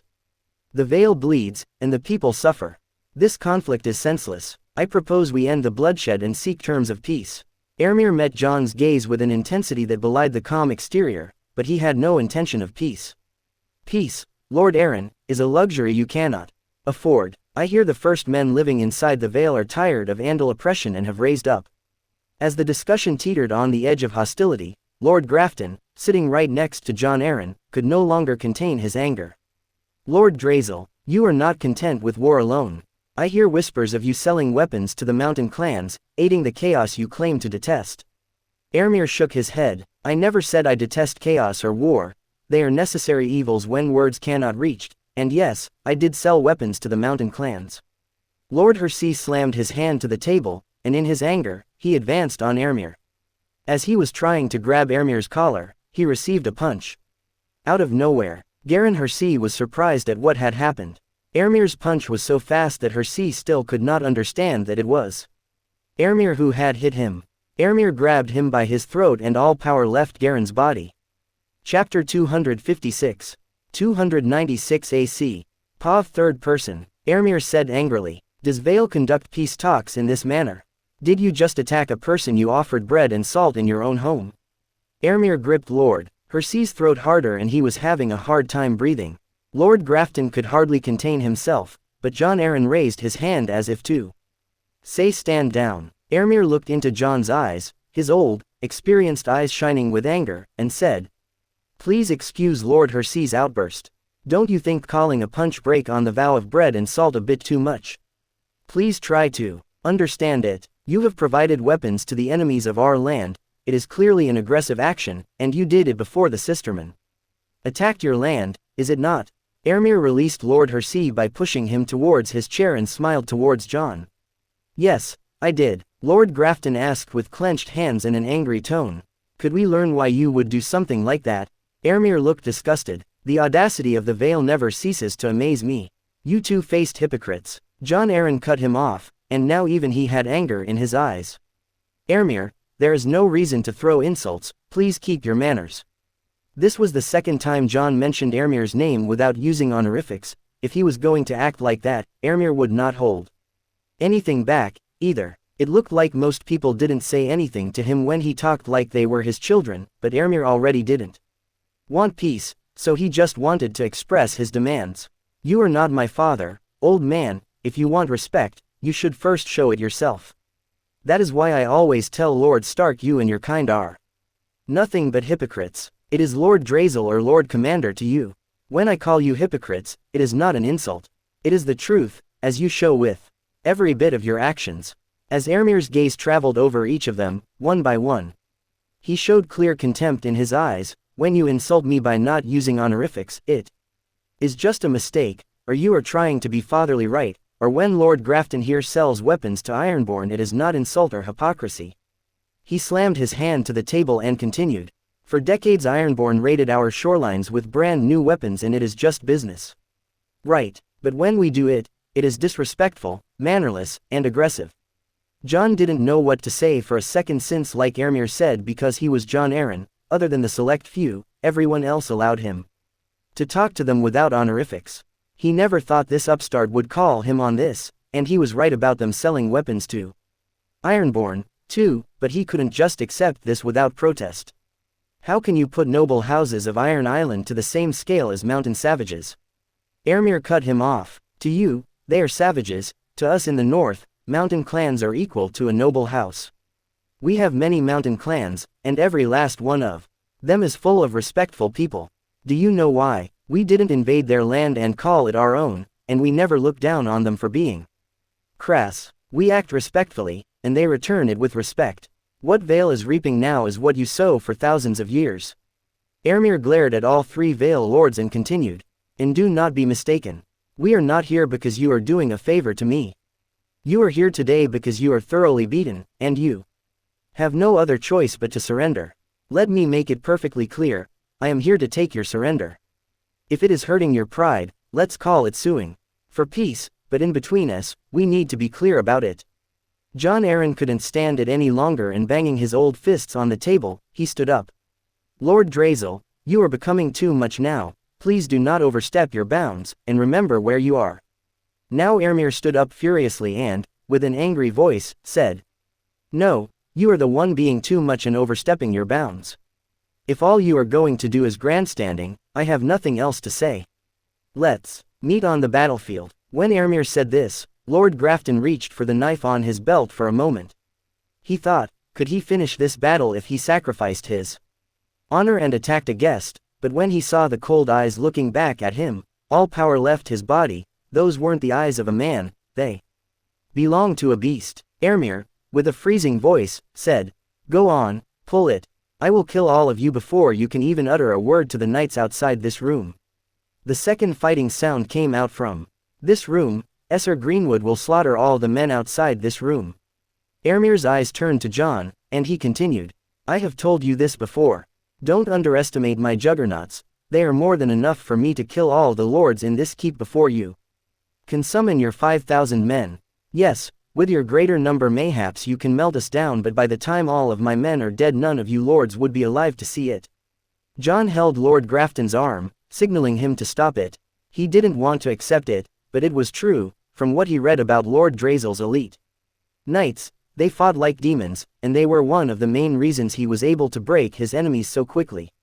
Lord Drazel wasn't even the most dangerous person among Jon's enemies. If they killed him in an ambush inside this keep, they would lose all honor. If he could kill the Druid with this attack, he wouldn't mind it, but it wasn't worth it for this lordling. Acting recklessly now could spell doom for the Vale. He might turn all of the North into enemies, but as long as he can keep his calm, he might be able to keep Ned and the North out of this war. For a second, a smile flashed through Jon's face.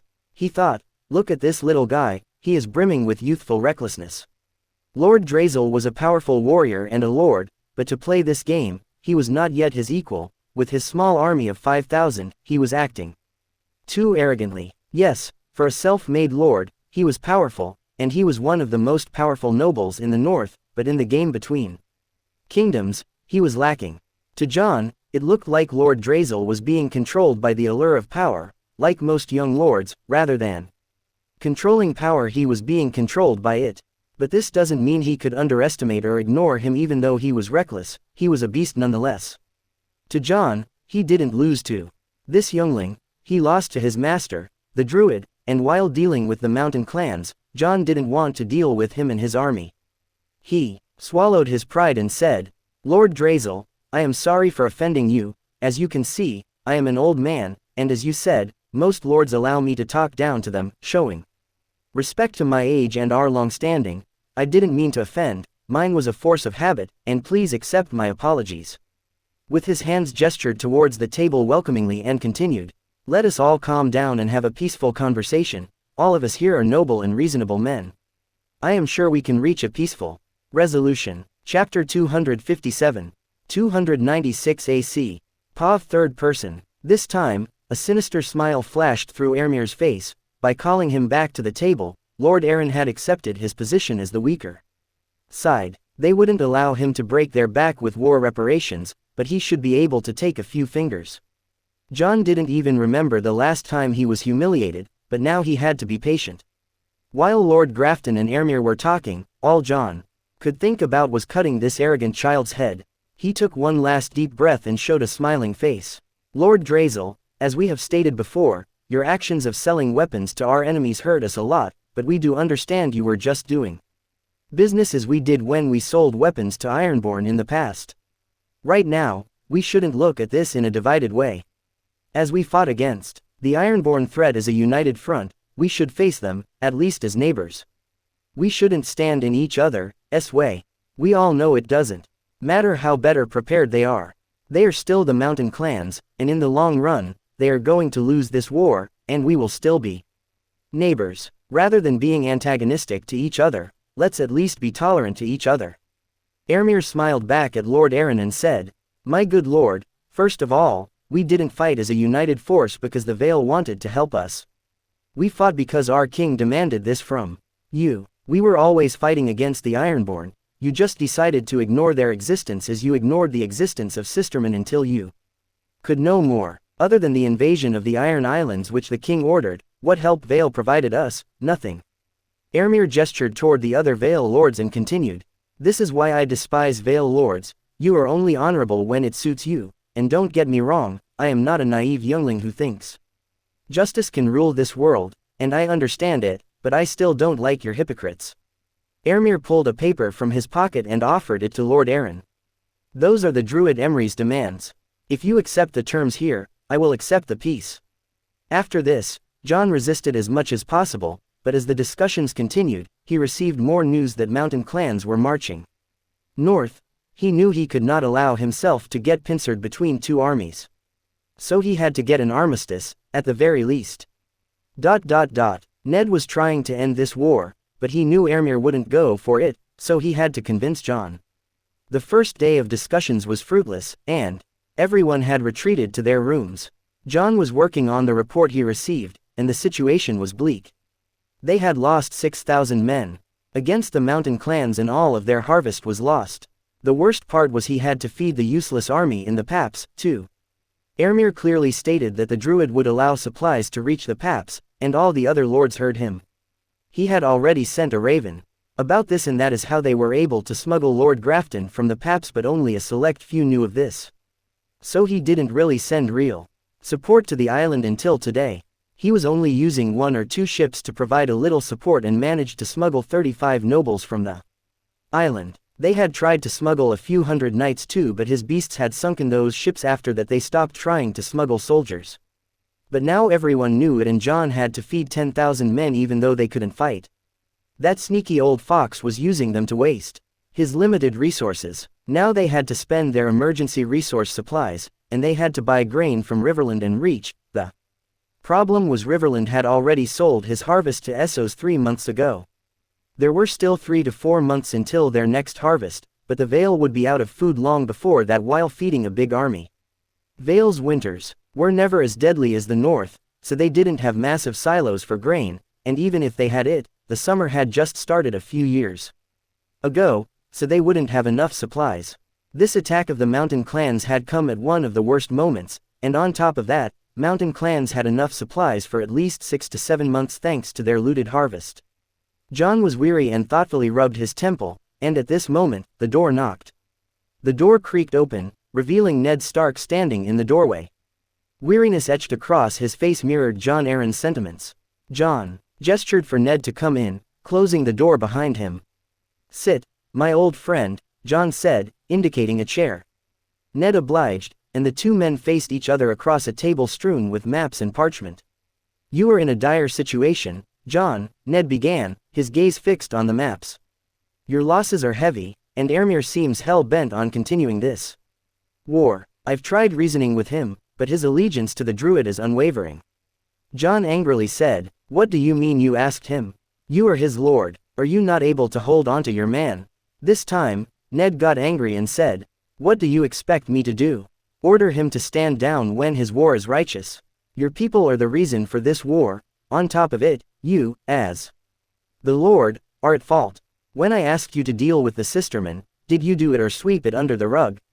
Ned sat down and tried to be calm and continued, "I can never ask one of my lords to stand down when it is their right to seek justice. I am not going to lose my nobles' respect just to save Vale." John sighed deeply, leaning back in his chair. "I know, Ned, I made a mistake with the Sistermen, and I've attempted to find common ground. Because of it, but Aemir's demands are unreasonable. The Druid's influence over him is undeniable." Ned leaned forward, his expression intense. "We must find a way to end this war. The Vale can't withstand further losses, and what is so unreasonable about his demands? John, please come to your senses. You are the defeated side, he is the victorious one. Of course, he is going to dictate his demands. You are still acting like this is a draw, but it was not. Your men thoroughly got defeated. Do not underestimate him just because he is not the Druid. None of your men here saw how he and his men truly fought, and he is not bluffing when he says he can get out of this castle after killing all of you. Do not think of this as you bowing down to a child, think of it as cutting one of Druid's legs from this battle." John took a sip from his wine and shook his head. "I cannot do that, Ned. We lost because of the Druid's magic and his damned animals, not because of that boy, so I just can't bring myself to accept all the things he wants. I want peace, too, but not at this cost. The Vale will become the laughing stock of the Westeros if we bow down to a child, especially a child without a true heritage." Ned didn't want someone he respected as a secondary father figure to be defeated and humiliated, but he knew it in his bones if he continued on this way, Aemir would crush him mercilessly, so Ned had to convince him, and this way, at least, he would have some power to rebuild. Ned knew Aemir wouldn't end it with the war, as he did to the Ironborn. He would destroy them from within. It had been years since the war, but Ironborn was still fighting among themselves, and he didn't want this to happen to John. At a last-ditch effort, he said, "Don't you know, Druid is the priest of the old gods? Are you that old and senile that you can't even think straight?" John was taken aback by what Ned had said, and before he could say something, Ned continued. "Do you really believe you will be only fighting against the mountain clans? Let's say you will raise 40,000 men and crush the mountain clans, what do you think will happen when they start to lose? They are going to ask for help from Aemir, and most importantly, they are going to pray to the old gods. Who do you think is going to answer that prayer?" At that moment, realization struck John like a slap in the face. Ned was right, he might be fighting against the mountain clan right now, but the second they started to lose, they would ask for help from the Druid. Ned continued, "By signing a peace accord with Aemir, at least you don't have to divide your army against a second and more powerful army. To face Aemir's 5,000 men, you have to at least leave 2 to 3 times the number, and he doesn't have 5,000, he has 10,000. Since your men attacked him, he can call the rest of the Templar army. Even then, you might not beat him since the Druid might help him. I am not even counting the northern lords that might join Aemir's side when the real war starts." Chapter 258, 296 AC. Pav third person. After concluding his conversation with John, Ned retired to the solitude of his chambers. He threw himself onto his bed. The day's deliberations had weighed heavily on him, and as he sank into a contemplative silence, his eyes got caught by the flickering shadows across the room cast by the candlelight. The knock on his door shattered the stillness, and when he opened it, Ermir stood on the threshold. He welcomed Ermir into the room.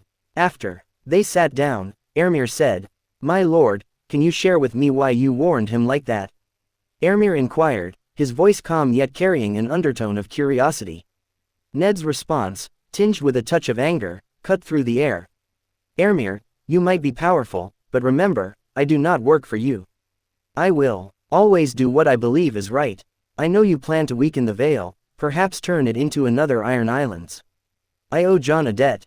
I may not be able to aid him in battle, but I must shield him from ruin.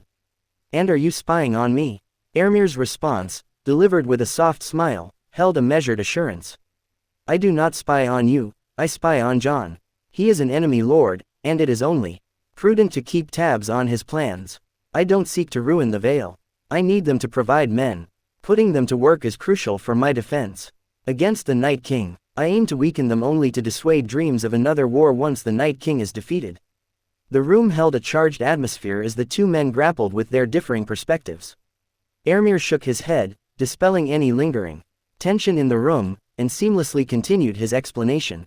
"When I recommended we divide the Iron Islands, I didn't know the Night King was real, and even if I had known, I would still have pursued that course. Those cravens would be of no use against the dead. Most likely, they would break their oath again and wait it out in their islands." Ned, now more contemplative than angered, questioned Ermir's certitude. "Why are you acting as though victory against the Night King is assured?" Ermir responded with a smile that bore the weight of conviction. "Because if we lose, all of us will be dead. Why should I care what happens to other kingdoms if the North is destroyed? I have to operate under the assumption that we have a future. That's why I need to demonstrate that, even with limited numbers, we still have the strongest army." Ned's expression underwent a subtle shift. The looming threat of the Night King cast its shadow over the intricacies of politics and personal loyalties, elevating the survival of their home and loved ones to the forefront. "You may be right about the greater threat we face," Ned conceded, his gaze meeting Ermir's. "But we can't lose sight of the fact that our actions have consequences. Turning Vale into a battleground might serve your purpose, but it will leave countless innocent lives in turmoil." Ermir's eyes bore a resolute determination. "I understand the sacrifices, my lord. Sacrifices are inevitable in times of war. The survival of the North and my loved ones precedence over the stability of one region." Ned sighed, wrestling with the moral complexities that lay before him. "I won't pretend to fully understand your methods, Ermir, but I implore you to consider the lives you may disrupt. We are still human, and we must grapple with the consequences of our choices." Ermir nodded solemnly. "I don't take these decisions lightly. But sometimes, the path to victory is fraught with difficult choices. Let us focus on finding a resolution that minimizes the collateral damage." A small, appreciative smile touched Ermir's lips as he continued, "When I say I respect you, I truly mean it. You are the most honest and honorable man I have ever seen. But, because of that, you are not fit to be the warden of the North. You are not able to put the safety and needs of your people over others. This makes you a better man than me, a better man than every other lord out there. I bet if you held your enemy by their throat, you would offer them a way out by being honorable. But this world is not a place for honor. I will always choose the people I love over the thousands I don't know." The weight of Ermir's words hung in the air, a stark acknowledgement of the harsh realities they faced in their pursuit of survival. Ned, his voice heavy with reproach, questioned Ermir's assertion. "How do you know they are going to attack us after we defeated the Night King? How can you be so sure?" He had explained this before, but Ned still couldn't comprehend the lords he respected would do something so dishonorable in his opinion. Ermir, adopting a matter-of-fact tone, responded, "Because that is what I would do if I were a zealous Seven believer. Think about it. The North has always boasted the most powerful army in Westeros since time immemorial. Right after the dragons, our men were the deciding factor in most wars. After the dance, everyone feared us and alienated us. They took the gift from us so they could keep us weak, and they never allowed us to be self-sufficient. Our armies were the reason the faith couldn't extend beyond the neck. Now, on top of that formidable force, we have a powerful magic user. After the battle we will be fighting, I am 100% sure they will try to assassinate me or try an invasion. Their long-standing dream has been to eradicate the reign of the old gods in the North. Following that battle, we would likely be vulnerable, while they would still have their elite forces. It would be the opportune moment for them to strike with a bogus claim. The tension in the room thickened as the implications of Ermir's words settled. He was getting tired of going in circles with Ned. Ermir got up, and was getting ready to leave the room. He turned back and said, "I will try to limit the destruction, but by helping Aaron, you are not limiting it. You are causing me to deal more damage to them. If you warn him one more time about my plans, I would have no other choice but to attack them with everything I have, and I don't want that. This will make the veil useless against the Night King. My lord, please don't get in my way." Jon and Ermir's long discussions had lasted 4 days, and everyone was starting to get weary seeing this. Ermir suggested, "My lords, while we are entrenched in these deliberations, I would like to propose a temporary respite from the confines of this room. Instead of allowing tension to linger, why not engage in an activity that would elevate our weariness?" His eyes swept across the faces of the Vale Lords, gauging their reactions. "I suggest a hunting party, an opportunity for us to set aside the weighty matters at hand, if only for a short while. Picture this: the crisp air of the Vale, the thrill of the hunt, and the shared experience of pursuing a common goal. It could give us some fresh perspectives." Chapter 259. 296 AC. POV Third Person. Ermir's proposal for a hunting party was met with mixed reactions from the Vale Lords. Lord Grafton, with a furrowed brow, voiced his concern. "A hunting party during peace negotiations, Lord Drazel? Are we to celebrate while tensions linger? Our focus should be on ensuring a stable agreement and preventing further conflict." Ermir, with a knowing smile, replied, "Lord Grafton, I'm not suggesting a celebration. Instead, a brief interlude in the form of a hunting party could provide us with the opportunity for a fresh start. A change of scenery might just be what we need to find common ground." The second he heard about hunting, Lord Belmore's ears perked up with interest. He always enjoyed a good hunting feast, nodding in agreement, added, "He's got a point. A short break might help us approach the negotiations with clearer minds. We could use a bit of distraction from these endless talks." Jon Arryn, considering the atmosphere in the room, said, "A momentary distraction might alleviate the tension. We can resume discussions with renewed focus after a short break." Ned, ever cautious, added, "We must tread carefully, but if it helps in maintaining a conducive atmosphere, I see no harm in a brief interlude." With a nod from most of the lords, arrangements were made for a temporary recess, allowing everyone to gather for a hunting party outside the confines of the negotiation room. The Newkeep forest echoed with bird song, creating a serene backdrop for the unfolding hunting parties. Because their numbers were many, they had divided into smaller groups. Lord Stark was flanked by his knights and some of Lord Arryn's. Since he was too old to accompany them, they had joined up with Ned, and Jon was waiting in the base camp. They moved through the underbrush while the crisp breeze carried the invigorating scent of pine, mingling with the earthy fragrance of the forest floor. As the party ventured deeper, the keen eyes of Lord Stark caught sight of a formidable boar. Its massive form moved through the bushes while digging into the forest ground with its tusks to forage for food. Usually, you would wound the beast to limit its mobility before going for the kill with a spear, but Lord Stark wanted to try out the spell gem Ermir had given him. He used the small gem, which turned into dust, but right then he felt his speed and power rise. It wasn't as high as Ermir's own buff, but he felt more powerful. Lord Stark signaled to the knights, and together, they formed a circle around the beast. The boar, sensing the encroaching danger, snorted defiantly and charged towards Lord Stark with surprising speed. Lord Stark met the boar's charge head-on. With a swift sidestep, he avoided the beast's tusks and, in a fluid motion, thrust his boar spear into the charging creature. The blade found its mark, and the boar's momentum carried it forward until it crashed into a tree. Lord Stark, his breath steady, surveyed the scene as his knights closed in, offering nods of approval for the skillful execution. Some of the Arryn knights knew Ned personally from his years as a foster of Lord Arryn, and they were in more awe than others. They couldn't believe their eyes at how much faster and more powerful Lord Stark had become. To them, it looked like, despite his advanced age, Lord Stark looked faster and more robust than when he was younger.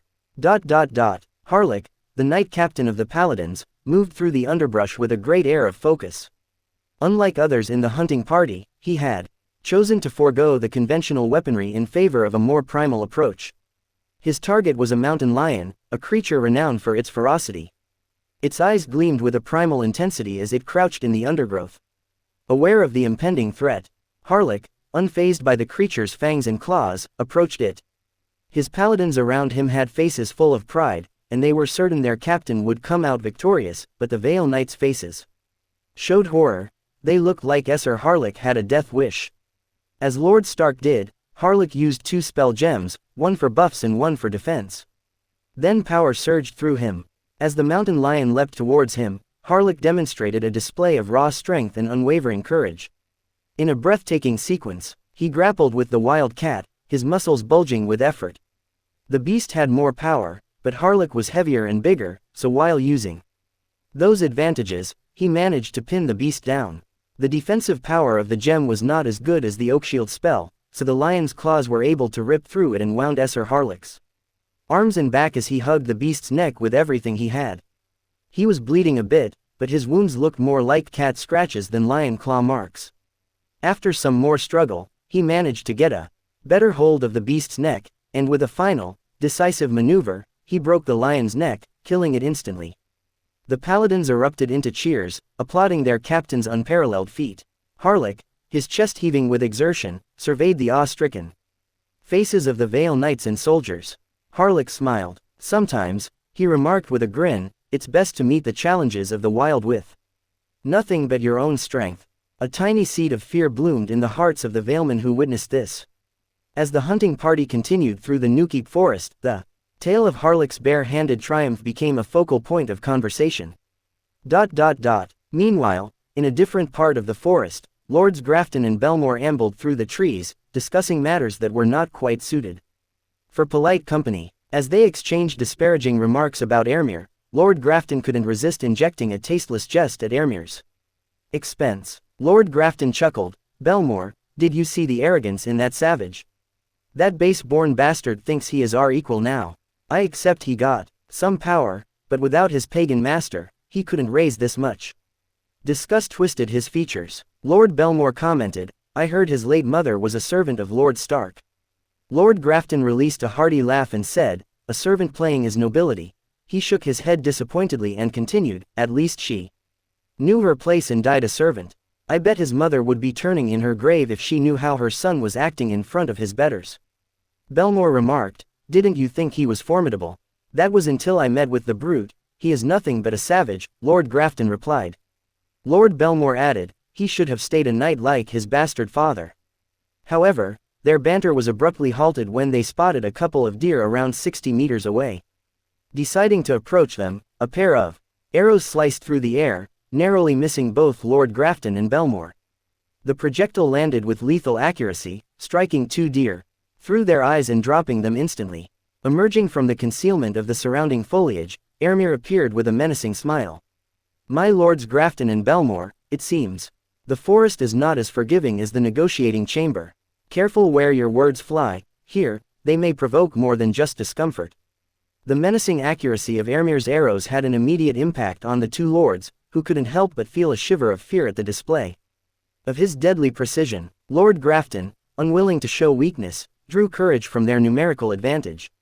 Airmere was all alone, and they had 20 men. Are you threatening us? Airmere smiled menacingly and retorted, no, of course not. I am merely stating that if you don't dare to say something to someone's face, you shouldn't complain about them behind their back like some cheap whore.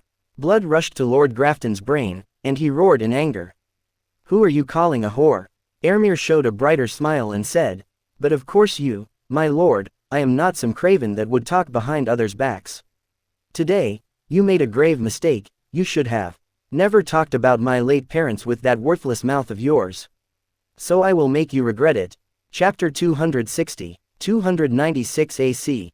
POV Third Person. Airmere had proposed the hunting party with an entirely different intention. While his initial idea involved different plans, the opportunity presented itself, and this was far better.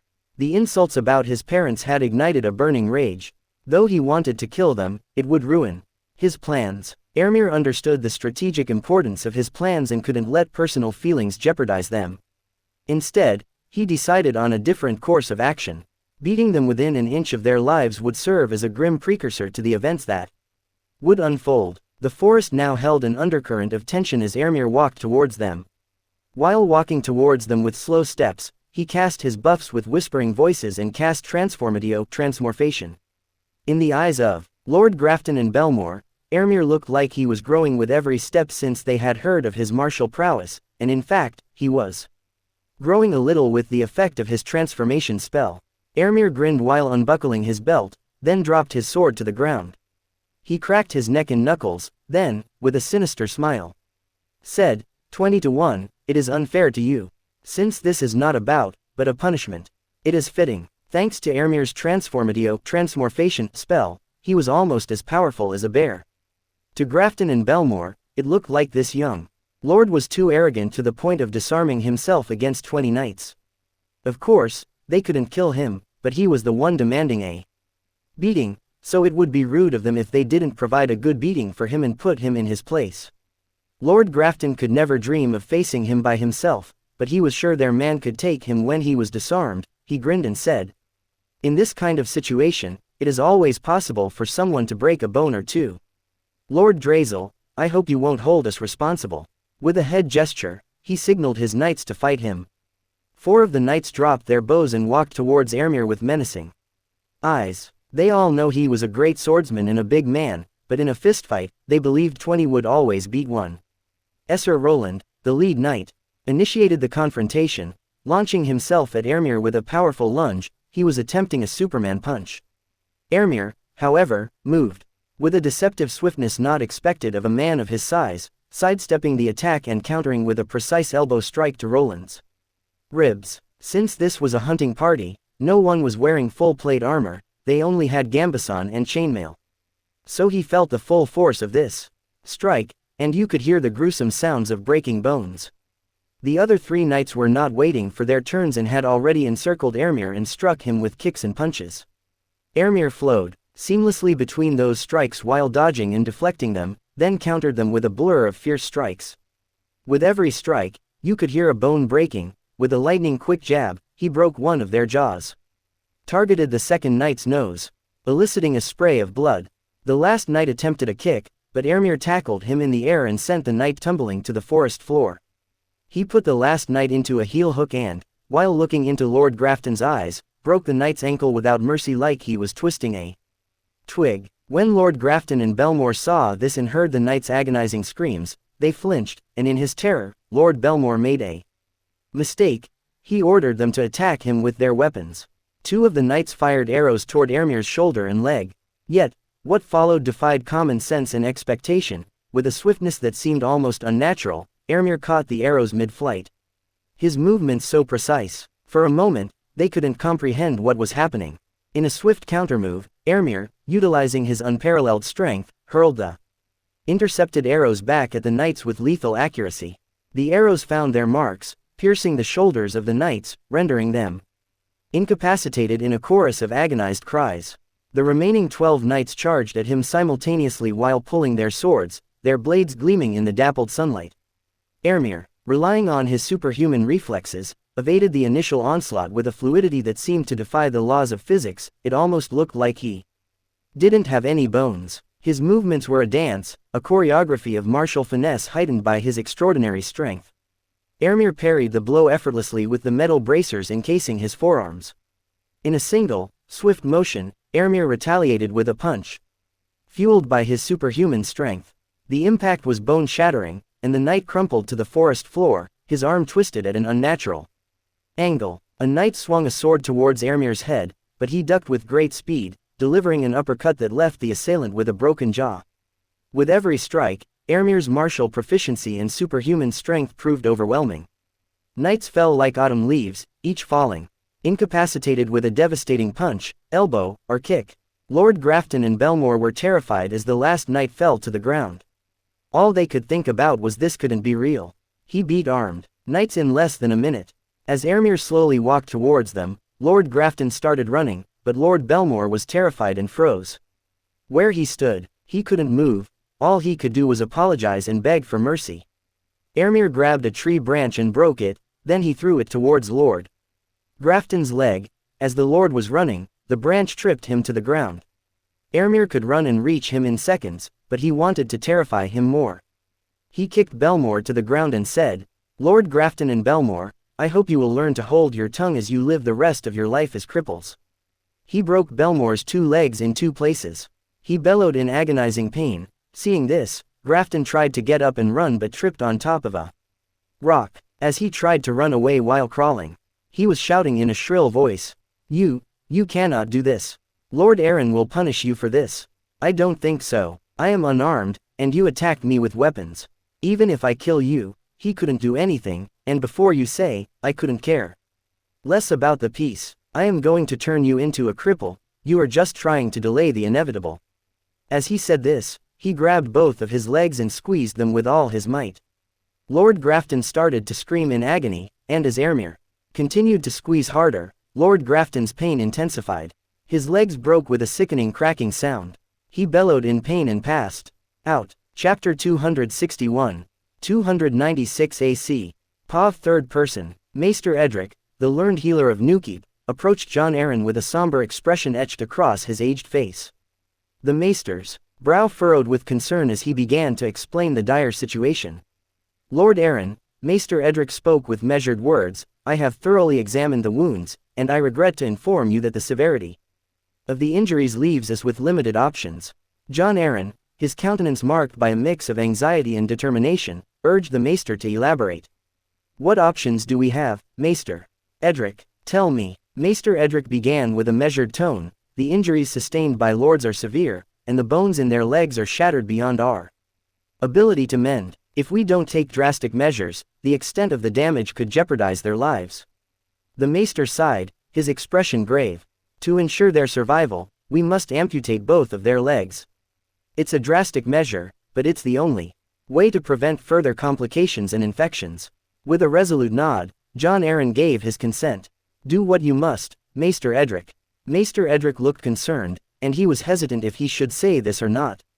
Seeing him like that, Jon said, "Out with it, Maester." Maester talked with a hushed voice and said, "My lord, both lords' injuries don't look like they were inflicted by falling, they are crushed with great force." Jon grabbed the Maester's wrist tightly and said, "They have fallen from a cliff. Do I make myself clear?"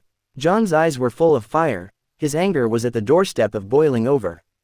The smart Maester realized this and didn't want to be the outlet of that rage, so he said, "Yes, my lord, it is clear as day that both lords and their escorts fall down from the cliff because of a landslide." Yes, a landslide caused this." Jon was outraged, but he couldn't do anything about this. He was going to make Ermir pay for all those insults, but right now, he couldn't pursue this anymore. 20 men saw what happened, and those kinds of things couldn't stay hidden for long, but for now, he needed the peace. How could they be so stupid to badmouth his parents out in the open while he was here? He would have expected such folly from Belmore, but Grafton had disappointed him. While grinding his teeth, he said, "I will make him pay for all of this." Lord Stark was furious while Ermir was eating his lunch as if nothing had happened. Lord Stark shouted furiously, "Am I not able to leave you alone for a minute before you start killing someone?" Ermir held a finger up, asking for a minute. He swallowed his food and said, "I didn't kill anyone when I left them. They were all alive. I acted with the Dark Knight's code, maim but never kill." Lord Stark was confused. "What are you talking about? Who is this Dark Knight?" Ermir became serious and said, "Not important. What am I supposed to do? They insulted both of my late parents." Lord Stark looked at Ermir in astonishment, and in a reproachful way, he said, "You were supposed to use your words. We are here for peace." Ermir shook his head and said, "No, you are here for peace. I am here to get what I want." His eyes turned cold, and he continued, "If I didn't have things I wanted to achieve here, I would have killed them for what they have said. To you and Jon, it might look like I acted heavy-handed, but it was self-defense. You have all seen when you arrived, I was away from my sheathed sword and unarmed while all the knights had their swords unsheathed. They attacked me with weapons, I had every right." Lord Stark squinted his eyes and said, "You baited them, and you know it." He turned his voice down to a whisper and said, "They wouldn't stand a chance against you with an army." Ermir shrugged, "Might be true, but they didn't know that. Just because they failed doesn't make it less of a crime." It was a clear attempted murder of a guest lord. You antagonized them, and you were the first one to attack. That might be true, but I was very clear I was going to beat them up unarmed, and I was unarmed when they attacked with weapons. He shrugged his shoulders and continued. They got off easy. Anyway, I will have plenty of time to kill them in the future, but for now, I am going to wait for them to heal.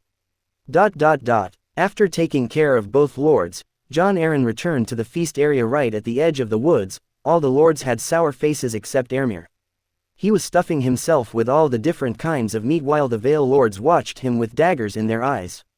It was obvious Ned was really uncomfortable. Jon was trying to be diplomatic since he wanted to achieve peace between himself and Aemir. But he had reached the limit of his patience. Lord Drazel, Jon began, his voice measured but stern, everyone outside of this camp thinks they received those injuries in a landslide, but we all know the truth. We cannot ignore your heavy-handed tactics. Aemir, standing tall, met Jon's gaze with an intensity that conveyed both strength and defiance. Lord Arryn, I acted in self-defense. Your men were not innocent bystanders, they were part of an armed force advancing upon me. Ned Stark, ever the mediator, stepped in, attempting to ease the escalating tension. Let's not dwell on the past but rather focus on finding a path forward. There's been enough bloodshed in these lands. Jon knew that too. He just wanted to find the smallest of edges, the slightest bit of ruefulness, but Aemir had none of it. Ned pushed one more time. Lord Arryn, Aemir has proven that his actions were driven by necessity, not malice. We are here to forge a peace, not to unravel the fragile threads that hold us together. As discussions continued without real steps in the direction of peace, Aemir wanted to fleece the Vale, and Jon didn't even want to pay war reparations. Aemir leaned in towards Ned to whisper something to his ear, but right at that moment, an arrow materialized from the woodline, finding its mark in Aemir's right shoulder. A split second before, he had moved, sparing himself from a potentially fatal hit to the chest.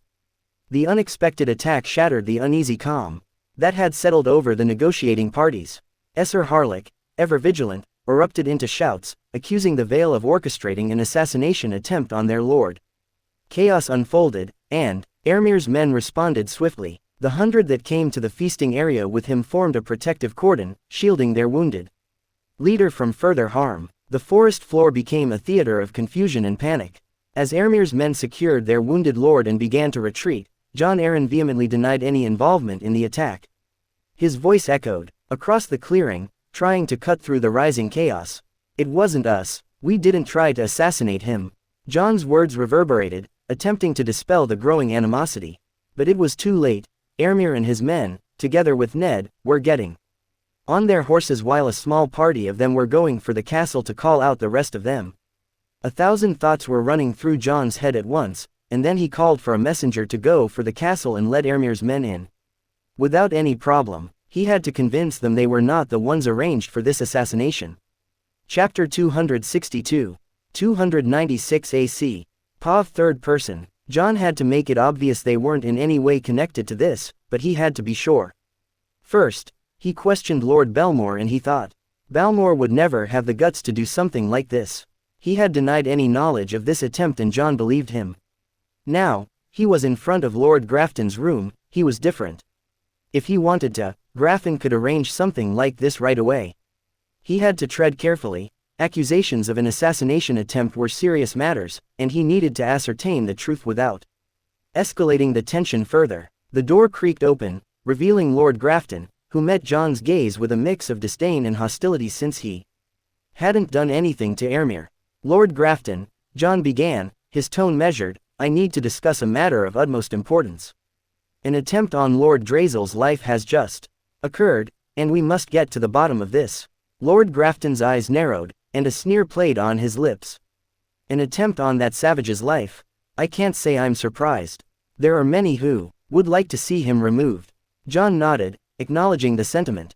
That may be true, but as the Lord Paramount, it is my duty to ensure the safety of all present, regardless of personal feelings.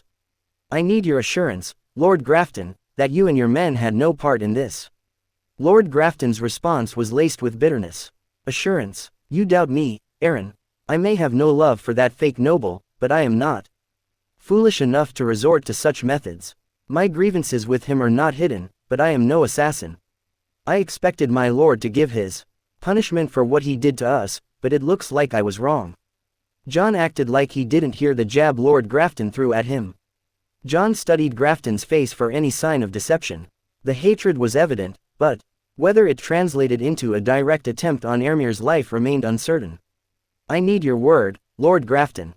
Can you honestly tell me that you had no involvement in this? Grafton scoffed, crossing his arms defensively.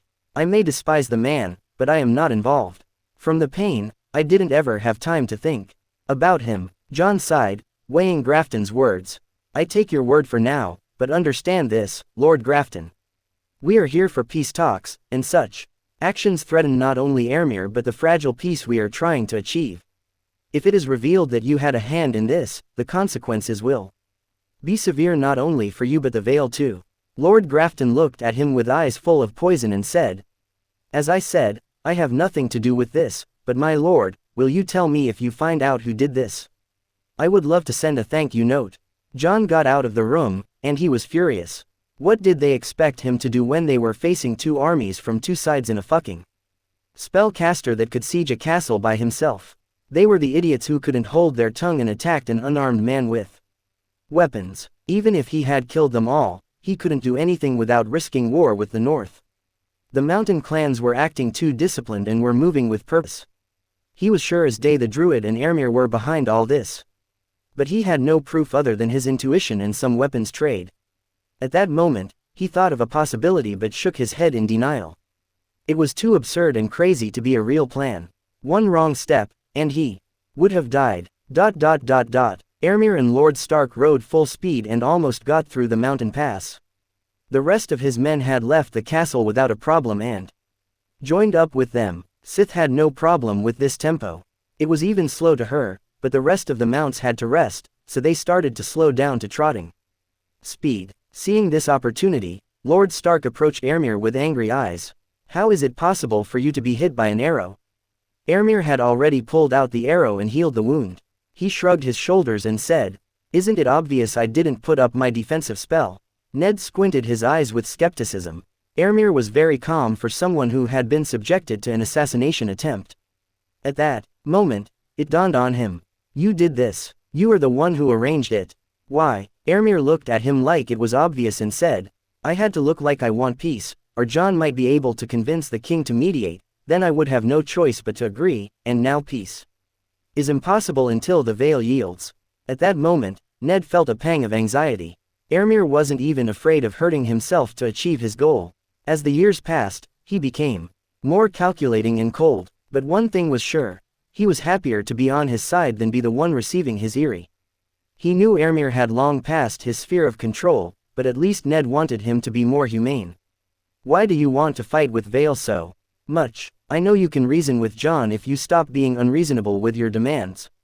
The thing you are fearing will not happen as long as Jon is the leader of Vale.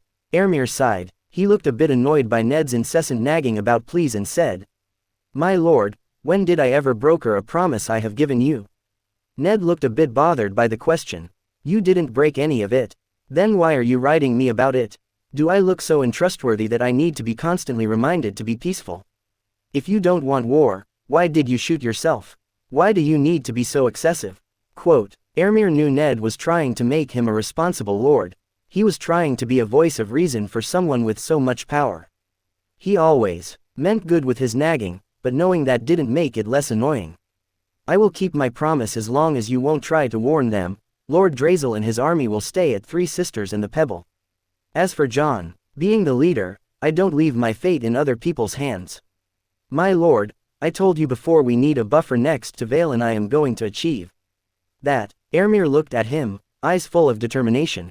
But they cannot beat the Vale army by themselves. I need another army to divide their manpower and pull their attention. That's why I cannot have a ceasefire with them. With the attempted murder, Vale won't be able to leave their back open against Ermir and have to leave considerable force at the shores of the Bight. Chapter 263. 297 AC. Pav third person. After they reached the ships, they left the Vale. Ned returned to Winterfell while Ermir flew back to the Mountainman army. Jon's secondary army had reached Vale of Arryn, but they didn't come across even one mountain man on the road. Right after Ermir and Ned left, John started to muster men at Snakewood, Newkeep, and Coldwater Burn. In normal times, Vale could muster 55,000 soldiers easily, but the fight against the Druid had weakened them too much, and on top of it, they had lost thousands of men against this new mountain men's army. Right now, they have a 10,000 men's army at Vale of Arran and a 15,000 men's army between three locations, Snakewood, Newkeep, and Strongsong. The advisor looked at the last supply numbers and said, "Right now, we can muster 13,000 more if we are going to do a short campaign. But if it takes longer than 2 months, we will have nothing left to eat. We need to buy more, but reach double their prices, and since we are at war with a northern lord, too, I don't think North would sell their surplus." John was surprised that the North had a surplus to sell. He had read much news about how Ermir was bringing new ways to do agriculture, but they were all bits and pieces. The spies in the North were running dry. How are they harvesting enough grain in that cold and harsh climate? They are not, my lord. Lord Drazel cultivated a new crop called potatoes. This crop can be harvested even in the harshest climates. We heard this news from SOC traders. They sell their surplus to them. The advisor signaled to the maid, and she put a baked potato in front of John. Ermir's influence had brought about more than just political changes. It had transformed the very culinary landscape of the North. John looked at the steaming potato in front of him. "Isn't this pebble plant? Aren't they poisonous?" "It looks like one, but no, my lord, pebble plants are vibrant green, but as you can see, it is earthy yellow. We tasted it before, and it is not poisonous." The earthy taste mingled with the slightly sweet undertones, creating a sensation entirely new to his palate. John's eyes widened in surprise and delight. It had only salt, but it was good. He liked it. Advisor said, "I think Lord Drazel has more supplies than us. We can't win a war of attrition." John thought for a moment and said, "Buy it. Buy all the grain we need until Riverlands, next harvest." This war was going to cost Vale a fortune, but he couldn't think of money when their honor as a kingdom was at stake. For the last 6 months, Rickon had to go to the wall since all the beings with mana hearts in Moat Cailin had to go and help Ermir, but Ermir didn't want Rickon to stop training, so he had to arrange something. Among his familiars, there were 6 who had developed mana hearts, but other than one, all others were in Vale. The remaining one was Scatty, the snow owl, and she was responsible for scouting beyond the wall for signs of White Walkers. So she couldn't come all the way to Moat Cailin, which is why Rickon had to live at the wall until Ermir was back. This way, he could observe Scatty and try to learn how to create a mana heart and manipulate mana while she is able to continue her mission. He had gone there with the excuse of visiting his brother John, but he was spending more time warging into Shaggydog and his other 2 familiars, Stonepaw, his brown bear, and Silverwing, his eagle. In the last year, his warging abilities had developed exponentially and he was consumed with the need to become a druid like Ermir. Every night he was having dream of turning into an eagle and soaring the skies or raining down fire upon the people trying to hurt his family. On the wall, he was welcomed as a Stark, and it didn't hurt that Lord Commander Mormont was a staunch Stark follower. Rickon got out of his room and looked around Castle Black. The castle, which used to be quiet and secluded, was filled with people. In the last 3 months, the number of incoming recruits had hit the roof. When he first came here, there were around 1,000 men, but because of Ermir's policy of sending every Sisterman male to the wall, he added 3,000 men to the numbers. At first, the Sistermen were acting arrogant and unruly, and they didn't listen to orders. Commander Mormont had to execute some of them to quell the unrest, but it only added more to it. Last month, Rob had to come here with 5,000 soldiers in a show of force to reinforce that. The oath of Night's Watch was seen as sacred in the North. Rob and Commander put 100 of them to death for mutiny. After that, the former lords chose to live as soldiers rather than dying as nobles, and everything started to turn to normal.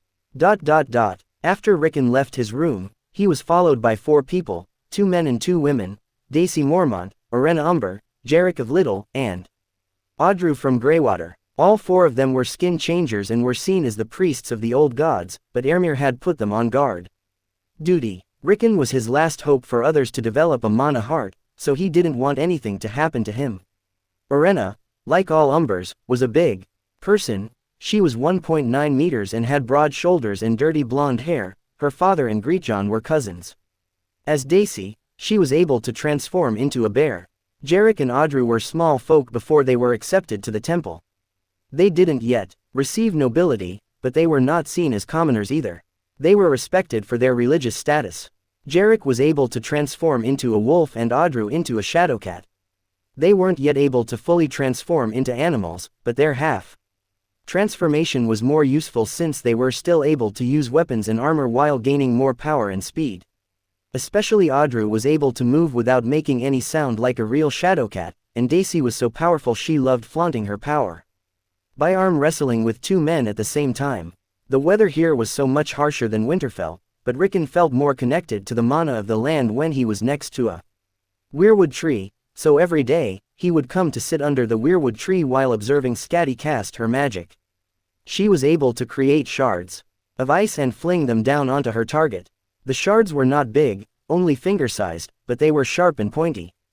Being hit by them would be like getting hit by multiple arrows. Chapter 264. 297 AC. Pav third person. Rickon Stark sat beneath the ancient weirwood tree, its crimson leaves standing out starkly against the backdrop of the unforgiving northern sky. Despite the biting cold of the wall's weather, the presence of the weirwood offered him solace, a connection to something greater. As Rickon watched Scatty weave her magic, a sense of determination welled within him. He sought to replicate her movements, to harness the power of the elements as she did. Beside him, he felt an energy. It was like the whispers of the weirwood seemed to urge him on, guiding his efforts. But the ice-blue mana remained elusive, slipping through Rickon's grasp like smoke through fingers. No matter how hard he tried, it seemed to evade his every attempt to capture it within himself. On this bitterly cold day, with the icy wind slicing through the air like a dagger, Rickon struggled to maintain his focus. Each breath he exhaled hung in the frigid air, a visible testament to the harsh conditions.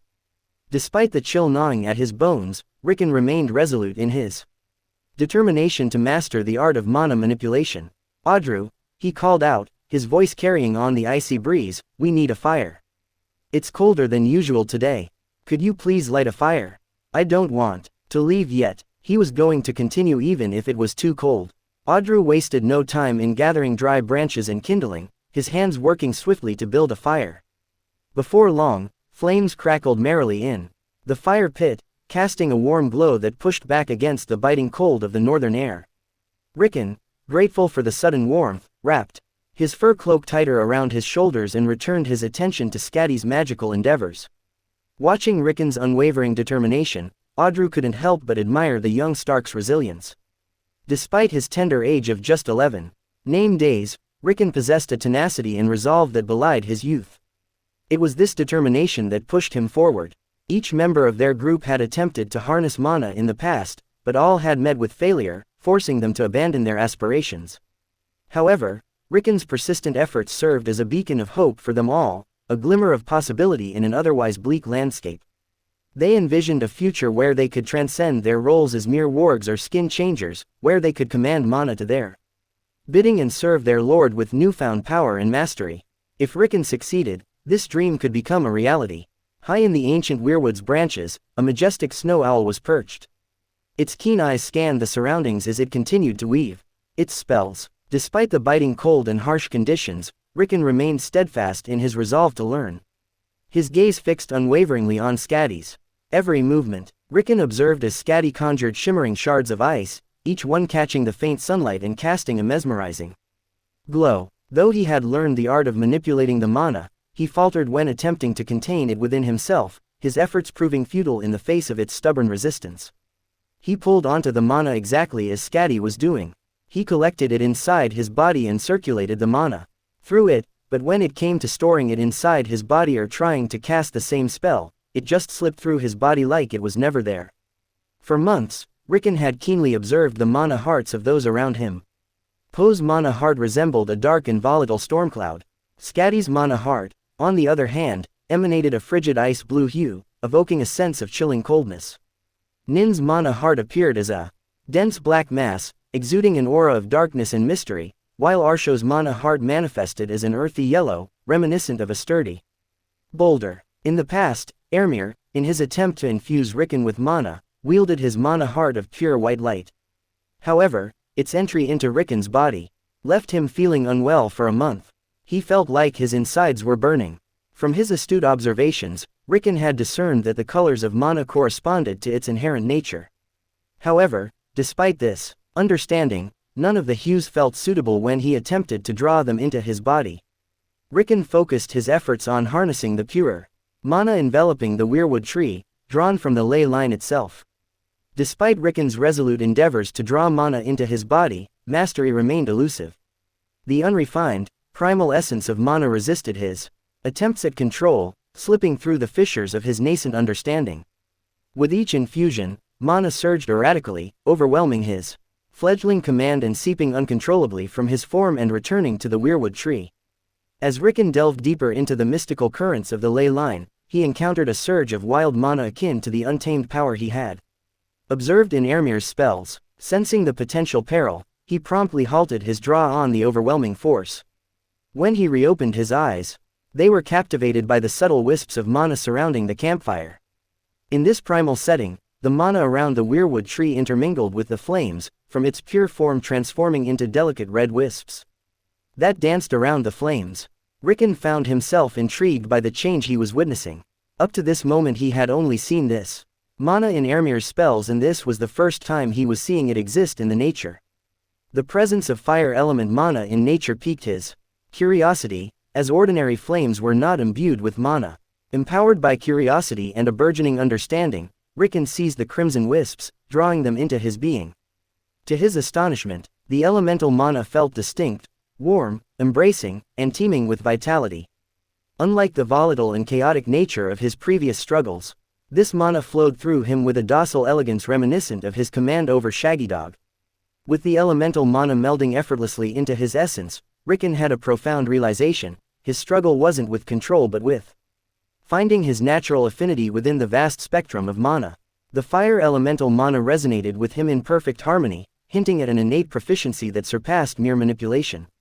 Ricken, fueled by his newfound understanding, set forth on a journey to forge a connection with the fire elemental mana. Drawing upon the flames dancing around the campfire, he sought to channel their essence into the creation of a mana heart. However, despite his efforts, the ambient fire elemental mana proved insufficient for his needs. With a surge of excitement, Ricken called out to Skadi, "Skadi! Call Ermir, I need him, I found it.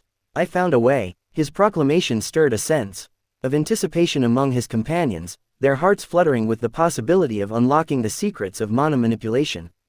Could Ricken's discovery pave the way for them to harness the power of mana as well? Ermir stood at the forefront of the Mountain Clan army as they made their way toward Strongsong, the first objective in their campaign. It was Poe and her murder who had ensured their stealthy approach, guiding them unseen through the labyrinthine animal trails snaking amidst the craggy peaks. These paths were narrow and treacherous, testing the resolve of the men with every step, but with Ermir's mastery of earth magic to smooth their passage, they drew ever closer to their destination. As they gathered to plan their siege of Strongsong, Ermir felt the familiar tug of one of his animal companions reaching out to him. Though the distance was great, the message conveyed a sense of urgency centered around Ricken Stark.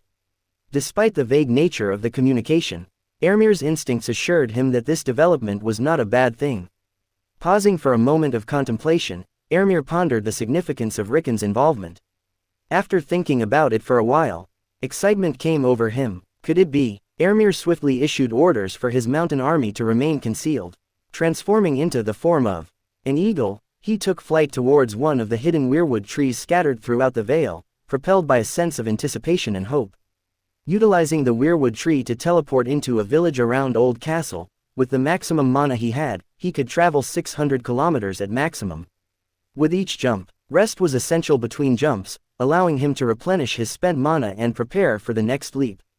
As he drew closer to his destination, the wall loomed ominously in the distance, a distant yet palpable presence. From here, it was around 1,600 kilometers to the wall. He was still too far away to hear anything, but he could feel Skadi's excitement more clearly. After his second jump, he could hear Skadi and learned Ricken was able to help mana in his body, and they needed his help with collecting more mana.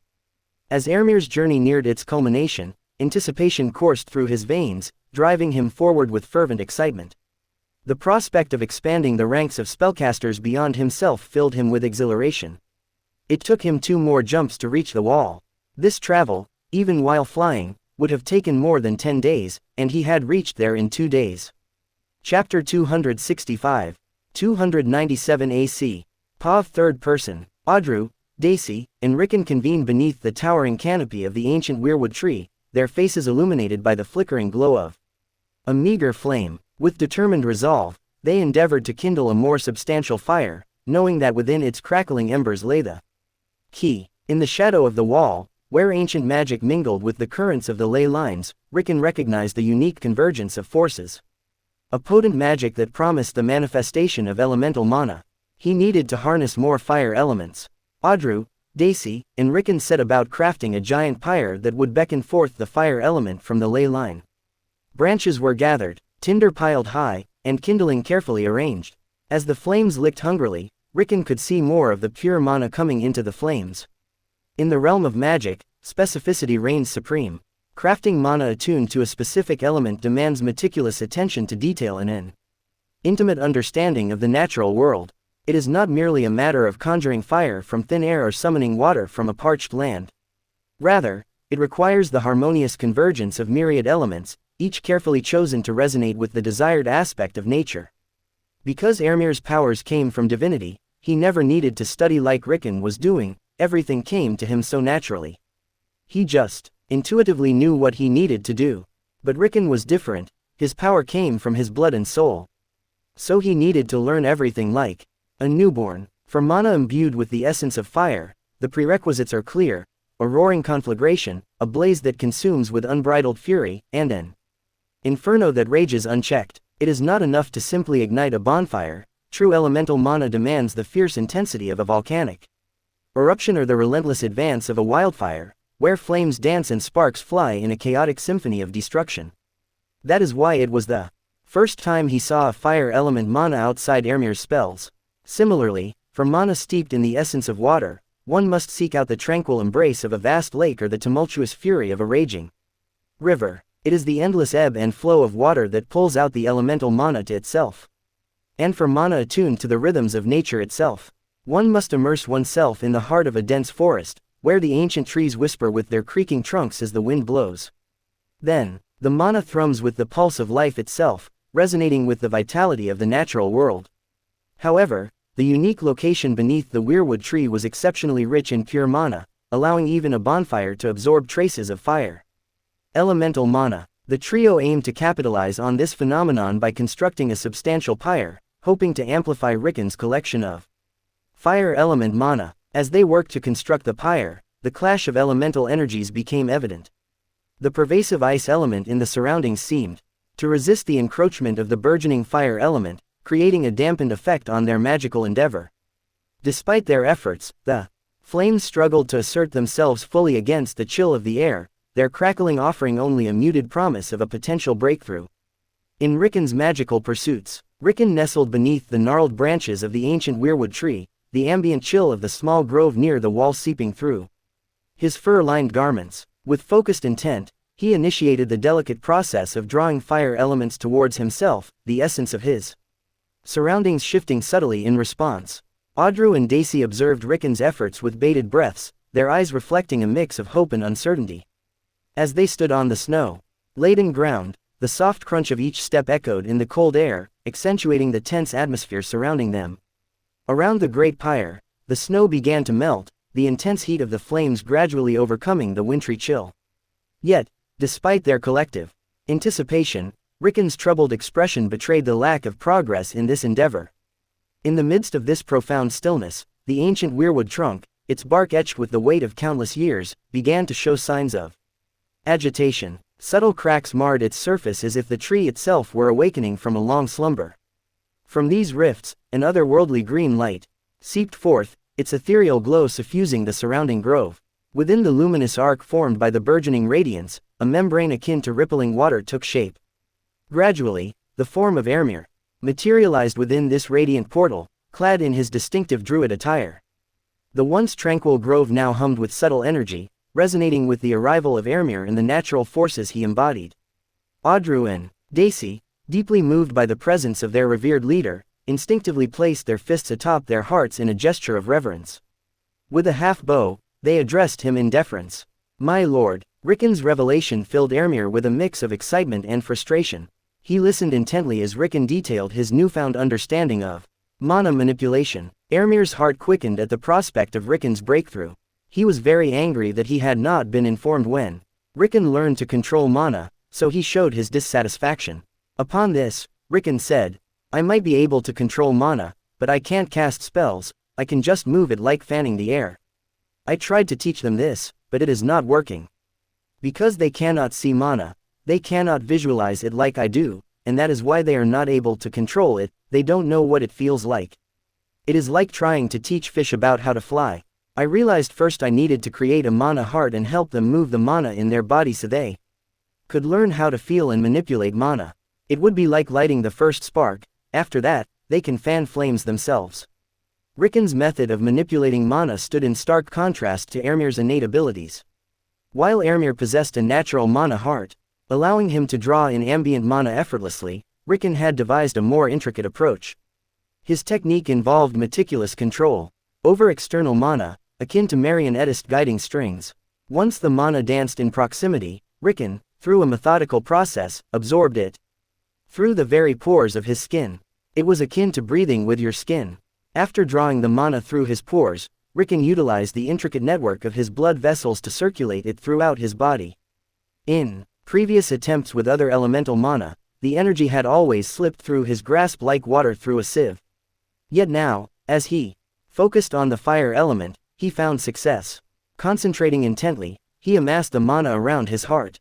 Ermir, seasoned in the arcane arts, scrutinized Rickon's display with a discerning eye. The boy's unorthodox approach unveiled an innate ingenuity and adaptability within the complex domain of magic. Ermir discerned that grasping Rickon's method might hold the key to kindling mana hearts for others. However, Ermir also comprehended the inherent challenge of replicating such a feat. Despite his exceptional 5x talent, mastering Rickon's method and the limited ambient fire element would demand at least a month of dedicated effort. It would necessitate time and patience, luxuries they could ill afford in the face of imminent challenges. For now, Ermir's focus shifted. He acknowledged the pressing need to aid Rickon in collecting fire element mana more efficiently. Despite their efforts with the pyre, the wood of this grove was ill-suited for such endeavors. Ermir began pondering alternative sources of fire element mana. Initially, the idea of burning the forest crossed his mind, but given the current climate, such a feat would prove nearly impossible. He contemplated a solution, but he had so little mana left. That is why he decided to rest first, allowing his mana to replenish. After a sufficient rest, his mana was replenished. He commenced casting fire spells. With each surge of mana infused into the incantations, the pyre swelled, its flames climbing to 3 times their original height. Upon seeing the rich fire element, Rickon tries to pull it into his body, but this fire element acts volatile and doesn't listen to him like before. "It isn't working. The mana doesn't listen to me like it already has a master. It must be because you are the one controlling them. It looks like I can't absorb another person's spell." Ermir sighed heavily, his expression betraying a hint of disappointment. It was a long shot anyway, he conceded, his shoulders slumping slightly. "Even with this amount of mana, it would have taken you a few months to create your mana heart. We need somewhere filled with fire elements. The closest volcano is on Skagos, and it looks like we need to go there." Ermir turned to Daisy and Audru with a determined expression. "I will take Rickon there with Sith, so we are not going to wait for you. Try to reach there as fast as possible," he instructed firmly. Using the water walk spell, Ermir could reach there in 2 days, while it would at least take a week for others even if they hurried. He summoned Sith, and both of them started racing through the land like the wind. Chapter 266. 297 AC. Pa 3rd person. As Jon Snow observed the morning scene from atop the wall, the frigid wind whipped at his cloak, carrying with it a biting chill that permeated the air. Below, Castle Black bustled with new arrivals from the Vale, their reluctance palpable in their every movement. These recruits, unaccustomed to the harsh realities of life at the wall, lacked the deep-seated commitment that Jon had come to expect from his fellow brothers. With a heavy sigh, Jon acknowledged the challenges that lay ahead. While the influx of fresh recruits offered a temporary reprieve, he knew all too well that the defense of the wall demanded more than mere bodies. As Benjen always said, it required unwavering dedication, a willingness to sacrifice, and a steadfast belief in the greater purpose that bound them all together. As he watched the Vale recruits go about their duties with varying degrees of enthusiasm, John couldn't help but feel a pang of concern. Many of them had been sent to Castle Black against their will, torn from their homes and thrust into a world they scarcely understood. He heard a commotion in the courtyard as he was coming down from the escalator. As the commotion drew John's attention, he couldn't help but notice a young Vale nobleman, Sir Robert Walewood, a young Vale lord whose presence seemed to exude an air of entitlement and arrogance. Clad in fine garments that stood out amidst the rugged attire of the Night's Watch, he refused to wear the black clothing and share his room.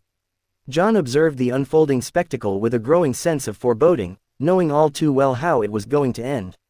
While Sir Robert may have been accustomed to command and privilege in the halls of his ancestral home, Castle Black offered no such luxuries.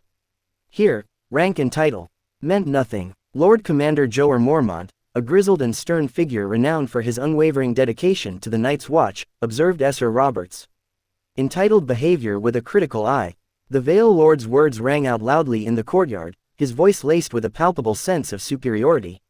"I will not share rooms with cutthroats and thieves, they are beneath me," Sir Robert proclaimed, his tone dripping with disdain as he addressed the other Night's Watchmen. Murmurs of discontent rippled through the crowd at Sir Robert's arrogant declaration, eliciting a stern glance from Lord Commander Mormont. Though his features remained impassive, the Lord Commander's gaze held a warning that spoke volumes of the repercussions such insolence could bring. "Here, we are all equal in the eyes of the Night's Watch," Lord Commander Mormont interjected, his voice carrying the weight of authority earned through years of service and sacrifice. "Titles and birthrights hold no sway beyond the wall." Without giving him any time to talk back, Lord Commander continued, "You're a long way from your father's halls, Sir Robert. Here, you are no lord, you're a brother of the Night's Watch, you will share your room with whomever I order you to." While showing the black cloak in his hand, Sir Robert scoffed dismissively, "I may wear these black cloaks for a while, but I'll always be a Walewood. I'll not share bread and associate with common criminals and beggars." Sir Robert still thought the king would cancel their oath when the Vale defeated the Drazel, and that accursed Druid. Then, he could regain his birthright. Lord Mormont's eyes narrowed, his patience wearing thin. "You've come here to take the black, and take it you shall. But don't for a moment think your birthright grants you immunity. Here, we're all equal under the shadow of the wall." Sir Robert's arrogance fueled his defiance. "Equal, you say? I'll have you know my family has ruled the Sweet Sister for generations. I won't take nobility and duty lessons from the likes of Mormonts." The courtyard fell silent as Lord Commander Mormont approached Sir Robert with deliberate steps. He stopped inches from the defiant young noble, his gaze unwavering. "Equality is the currency of the Night's Watch. You'll learn respect, or you'll learn the consequences." Lord Mormont's words were like a winter chill, sending shivers down the spines of those who witnessed the exchange. Without further warning, Lord Mormont signaled to the stewards, who promptly brought forth a long rope. In a swift and decisive move, Sir Robert found himself bound, his entitlement stripped away along with his noble trappings. "For your insubordination and disrespect, you'll wear the black in a different way," Lord Mormont declared, his voice carrying the weight of authority. A few of the brothers in black picked up some thick sticks and started to beat him until his body turned black. Today marked a turning point for John as he prepared for his first ranging beyond the wall, following in the footsteps of his uncle, Benjen Stark. The landscape beyond the wall was unforgiving, with an eerie stillness that seemed to amplify every rustle in the wind. The group moved in a formation led by Benjen, their cloaks billowing in the cold breeze. Sam, Pip, Gren, and Ed followed right after John in a line. As they ventured deeper into the wilderness, wildlings emerged from the woods. A guttural exchange ensued, the language foreign to John's ears. Despite Benjen's attempts at peaceful communication, the wildlings, fueled by fear or desperation, made a sudden move. Chaos erupted as the wildlings attacked, catching John and his comrades off guard. In the midst of the skirmish, Sam found himself outnumbered and overpowered. Time seemed to slow as John, driven by instinct and loyalty, lunged forward to defend Sam. His sword sliced through the air, intercepting a wildling's blow aimed at his friend. The clash was fierce, each movement fueled by the dire necessity of survival. John's blade found its mark in a heartbeat, saving Sam from a fatal strike. This was his first time killing a wildling. Sam got up with some hardship, and his fear was evident on his round face. "Thanks, John. Without you, I would be dead." John turned to Benjen and asked, "Didn't you say wildlings in this area were friendly?" Benjen cleaned his blade and said, "They are. These ones are not from around here. From their clothing and ornaments, it is obvious they are from up north." Benjen grabbed one of the wildlings that was still alive and dug his finger into his wound. The wildling winced and screamed with pain. Benjen started to interrogate the man in a language the others didn't understand. "Why are you in this part? Aren't you from up north?" After some more persuasion, the man was close to dying, but he wanted this pain to end and started to talk. "Everybody is dead, we are cursed. Death is coming for us." After uttering those words, he died. As days were spent ranging beyond the wall, scouting wildling settlements and locations, John found himself growing closer to his uncle Benjen Stark. Under the grizzled leadership of the veteran ranger, their bond deepened. Benjen's stern demeanor masked a genuine concern for the safety of his men, and John came to respect his uncle's wisdom and experience. Amidst the frost-laden winds and biting cold of the northern wilderness, John's resolve was tested, and the camaraderie with his fellow brothers flourished. Each day brought new challenges and dangers, but they faced them together, forging bonds that would endure even in the darkest of times. It would be a lie if John said he didn't miss his siblings in Ermir. He even missed Sansa and her nagging, but making new close friends alleviated this longing and loneliness a little. In the company of friends like Samuel Tarley, Pipar, Edison Tollet, and Gren, John found solace. Amidst the harsh landscape beyond the wall, the camaraderie forged amidst the vast expanse of snow and ice provided a semblance of warmth amidst the relentless cold. As they sat near their fire inside a cave, Sam's thoughtful demeanor contrasted with the playful banter of Ed and the others. Tossing small branches into the fire, Sam voiced his ponderings aloud. What do you think he meant by, death was coming for us?" It felt ominous. Ed silently approached Sam from behind, his intent mischief evident in the mischievous glint of his eye. With a light touch to Sam's back, he attempted to startle him, prompting a flinch from the scholarly brother. "Maybe there's a great wildling army coming for us. They will catch and eat us. Especially you. Sam would make a mouth-watering feast for them," Ed mused, his tone teasing, as he joined Gren in laughter at Sam's expense. Sam's expression shifted from startled to somber, his brow furrowing with concern. "It's not funny.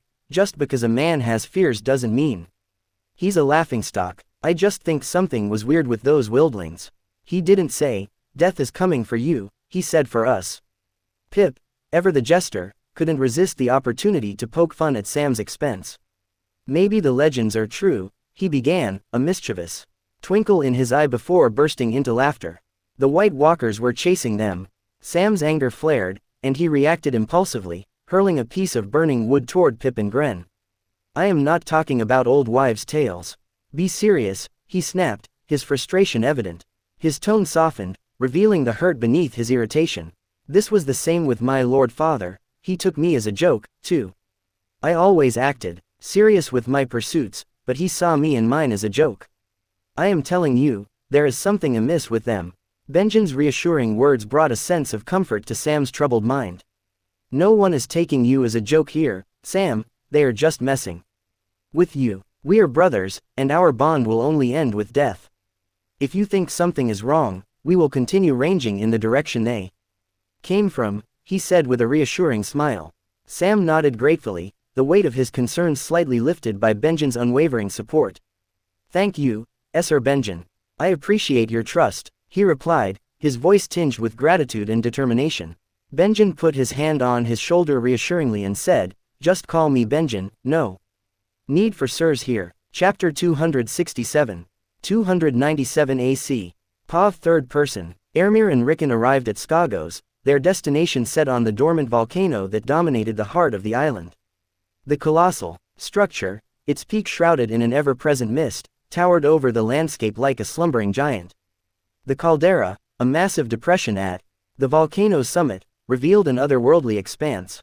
Ermir dismounted Sith, and his connection with the earth allowed him to use earth sense.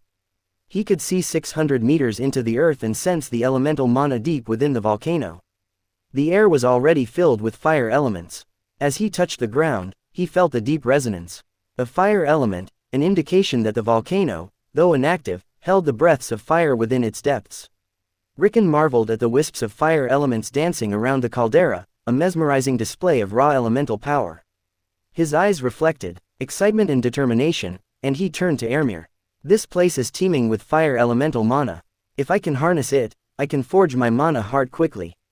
Intrigued, Ermir nodded for him to continue. See, it's about control and connection. Watch closely, Ermir. Rickon extended his hands, palms facing the swirling wisps of fire elemental mana. As he concentrated, the wisps responded, converging around him like obedient flames. First, you pull the mana close, but you don't absorb it immediately. You let it dance around you like you're becoming one with the element. Rickon continued. Ermir observed as the wisps encircled Rickon, creating an ethereal aura around him. The air crackled as the wisps of fire elements clashed with each other, and the temperature around Rickon started to climb up. Then, you draw it in, not forcefully, but like taking a soft breath. You need to imagine as if you are breathing through your skin. These two parts are impossible for people who can't feel or see the mana. These are two parts one need to spark for them. After this part, it flows through you, following the pathways of your blood vessels. Without having mana heart, I cannot pull mana into them and control it so they can feel it, Rickon instructed. The air seemed to shimmer as Rickon began the absorption process, the wisps gracefully weaving into his being. Now, the crucial part. You guide it to your heart. This is where the transformation happens, Rickon explained. This part was the same as how Ermir created the circles around his heart to reach higher levels. Ermir focused on Rickon's chest, where the glow of elemental mana started to intensify. The caldera responded. It was like the dormant volcano was welcoming this new caster to the world. Now, Rickon started pulling the mana with all his power. He couldn't talk anymore and had to fully focus on it. The mana around his heart started to whirl with great speed, and as the speed intensified, the absorption intensified with it. Seeing this would take some time, Ermir started to summon some of his familiars so they could create a cordon around him. After that, he created a big hut around Rickon using his earth magic. He turned to Barris and then said, "Could you go and find us something to eat?" Barris released the miniaturization spell on himself, and his size grew to the size of a small horse. As for Arsho, even though black bears were supposed to be smaller than grizzly and polar bears, Arsho was already as big as a polar bear. Barris licked Ermir's hand and said, "Right away, master. What should we hunt? Birds, small animals, or deer?" "I like deer." Arsho shook her head and said, "Big bro, we should hunt salmons, they are the best." Ermir said, "It doesn't matter. Any one of those is fine." After that, both of them started to run to the edge of the caldera, and they still discussed what was the best meat. For 2 days, Rickon absorbed elements without sleeping or eating anything. Ermir knew the boy would be hungry when he was finished, so he had readied some fish and game meat. As Rickon completed the formation of his mana heart, the volcano seemed to sigh, the elemental energies settling back into their dormant state. Ermir could feel the pulsating energy inside Rickon. Now he was the same as he, a caster, a druid. Rickon created this technique by observing Ermir and his familiars, which is why he was also a druid. Of course, being a warg helped out, too. Ermir knew this because he could feel the nature mana harmonizing with the fire element inside Rickon. Ermir couldn't help himself but smile from ear to ear. Finally, he had another caster under him. After stabilizing himself, Rickon sighed deeply. And then his stomach grumbled like a thunderclap. "I am starving." Ermir released a hearty laughter and said, "I knew this would happen. Come out." They left the small hut, and on top of a stone table were many pieces of meat laid on top of wooden plates. While waiting, Ermir didn't want to put the meat on top of a stone table and made some simple wooden utensils using wood manipulation magic. Rickon devoured the food like a starving wolf, but Ermir was getting impatient. Focus on your mana heart and pull the mana to your hand while imagining a fireball inside your palm. Feel the heat, the movement of the flames, then call out Perziz. Rickon devoured a big salmon and closed his eyes. Ermir could feel the mana inside Rickon's body move. Perziz. Rickon opened up his palm, and sparks flew from his hand but nothing else. When Rickon failed, he frowned and tried a few more times, but each time, nothing but a few sparks appeared. This made him unhappy, but Ermir was over the clouds. He didn't expect him to succeed on his first try, and seeing those sparks was enough for him to be happy. Rickon was exhausted. He had stayed up for 2 days and didn't want to sleep. He was dozing off between his attempts to create a fireball, but he was not giving up. Ermir could see he would pass out from exhaustion, but he could also see Rickon still had a quarter of his mana. Ermir warned him about how dangerous it was to deplete all of his mana, so Rickon knew when to stop, but sleepiness was creeping up on him every time he relaxed himself to focus. Just sleep for a few hours, now you have a lifetime to pursue the magic. Rickon shook his head. No, I have to do this. I am going to do this. Ermir couldn't understand Rickon's obsession. It was just a matter of practice. He already had his mana heart. He shook his head pityingly and continued to observe him. Rickon was the most precious person in his life now, so he didn't want any accident to happen to him. The night had come, and Rickon had almost fallen asleep standing up. He had difficulty even lifting his head, but he was stubborn as a goat and kept trying the fireball spell. He could sense his mana was depleting, so he had to be successful. Rickon poured everything he had into this, his hopes, his dream of being the strongest, his aim to fly, everything was riding in this one spell. Rickon had to see he was successful and not a small kid, a goof like how his family treated him. He always looked up to John, Rob, and Ermir. But now it was time that other people would look up to him. Perzees. Again, small sparks flew out of his palm, but then those sparks, rather than disappearing, started to coalesce and form a small ball of fire. Rickon's eyes grew with shock and wonder. He was smiling from ear to ear. For Ermir, it looked like a feeble spell, and he was reminded of the first time he cast this spell. For Rickon, this feeble flame cut the darkness of the night like the sun itself. The heat it radiates warms him up, and it feels blinding, but Rickon doesn't even blink his eyes. His eyes were shining with excitement. He just looks at that small flame, his heart beats like a drum. Finally, after uttering those words, all power left Rickon's body, and he passed out. Ermir put his hands on his body and looked at his situation. He still had some mana, so it was not because of mana exhaustion, he had simply fallen asleep. Ermir shook his head while smiling. Stubborn kid. Chapter 268. 297 AC. POV third person. During the week that Daisy and Audru took to reach them, Ermir dedicated his time to imparting the basics of elemental magic to Rickon. The young Stark proved a quick learner, mastering level 1 spells in a short span. Because his talent was only limited to fire elements, it led to varying mana consumption for the same level spell of different elements. Rickon demonstrated a connection to the nature element, albeit with a mana expenditure twice that of his fire spells. The earth element spell followed, requiring 3 times the mana compared to a fire-based incantation. Water, however, posed a significant challenge. Rickon struggled to harness the fluid element, with the cost of casting a water ball spell soaring to 10 times the mana required for a fireball. Rickon was able to cast every spell Ermir could cast as a level 1 druid, but the only major difference was the mana consumption. Rickon was even able to cast the buff spells Volan Grives, the aspect of bear, Volan Kelly, the aspect of cat, and Volan Tor, the aspect of ox. But because his talent in nature element was worse, his buffs were weaker than what Ermir could cast at that level. To be exact, they had half the power and twice the cost. Daisy and Audru disembarked the boat and looked around. Audru said, "How are we going to find our lord? Do you think they are still on that volcano?" Daisy slapped his chest with the back of her hand and said, "We don't have to find him, he will find us." She pointed at the black dog with a raven on top of its head. They approached the beast, and Daisy said, "Barris, where is Master? Lead the way." Barris led them into a forest right next to the volcano, and after walking for half a day, they started to hear the sounds of explosions. The air was thick with anticipation as Daisy and Audru watched from the sidelines, eager to witness the potential of the young Stark. Their hearts were beating like drums, ready to burst out of their chest. Rickon, that little kid had done it. He was a real druid now. Rickon, a wildfire druid with an affinity for the fire element, stood poised, a flicker of flames dancing in his hands. Ermir conjured his oak shield spell, creating a protective barrier around himself that looked like bark. The forest resonated with the hum of elemental energy.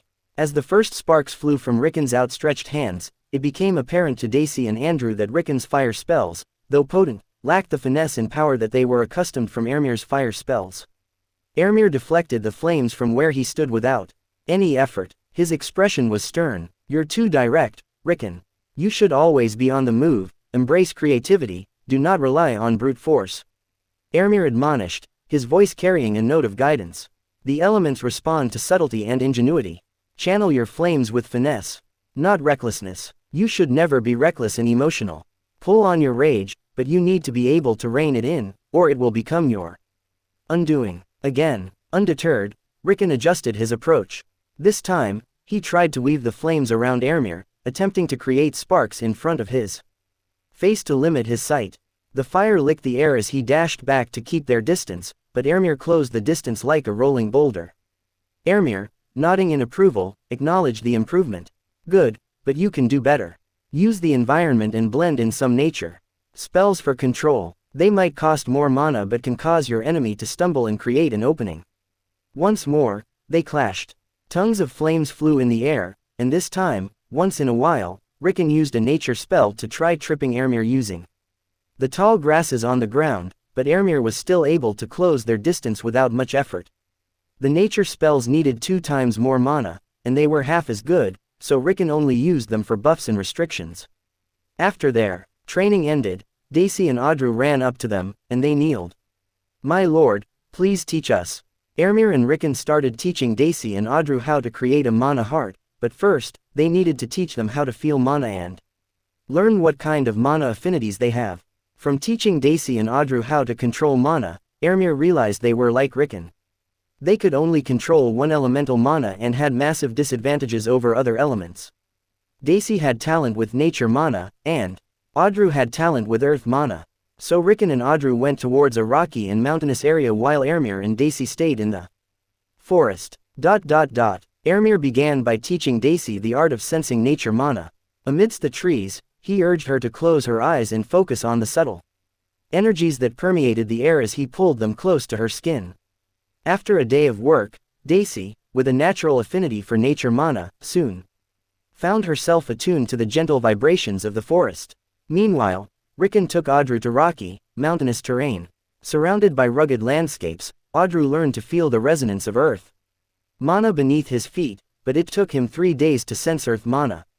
With the initial attunement complete, Ermir and Rickon guided Daisy and Audru to collect their first iota of mana into their hearts. The process was delicate. Nature mana responded to Daisy's touch, and earth mana yielded willingly to Audru's control. Once the initial mana was collected, Ermir and Rickon stepped back, allowing Daisy and Audru to absorb the elemental energies into their own beings. The transition from guidance to self-reliance marked a crucial stage in their druidic journey. After 3 days, Daisy opened her eyes. She was able to drink water, but eating needed too much focus. If she tried to eat or sleep, the quality of her mana heart would be lowered, so she was starving and exhausted.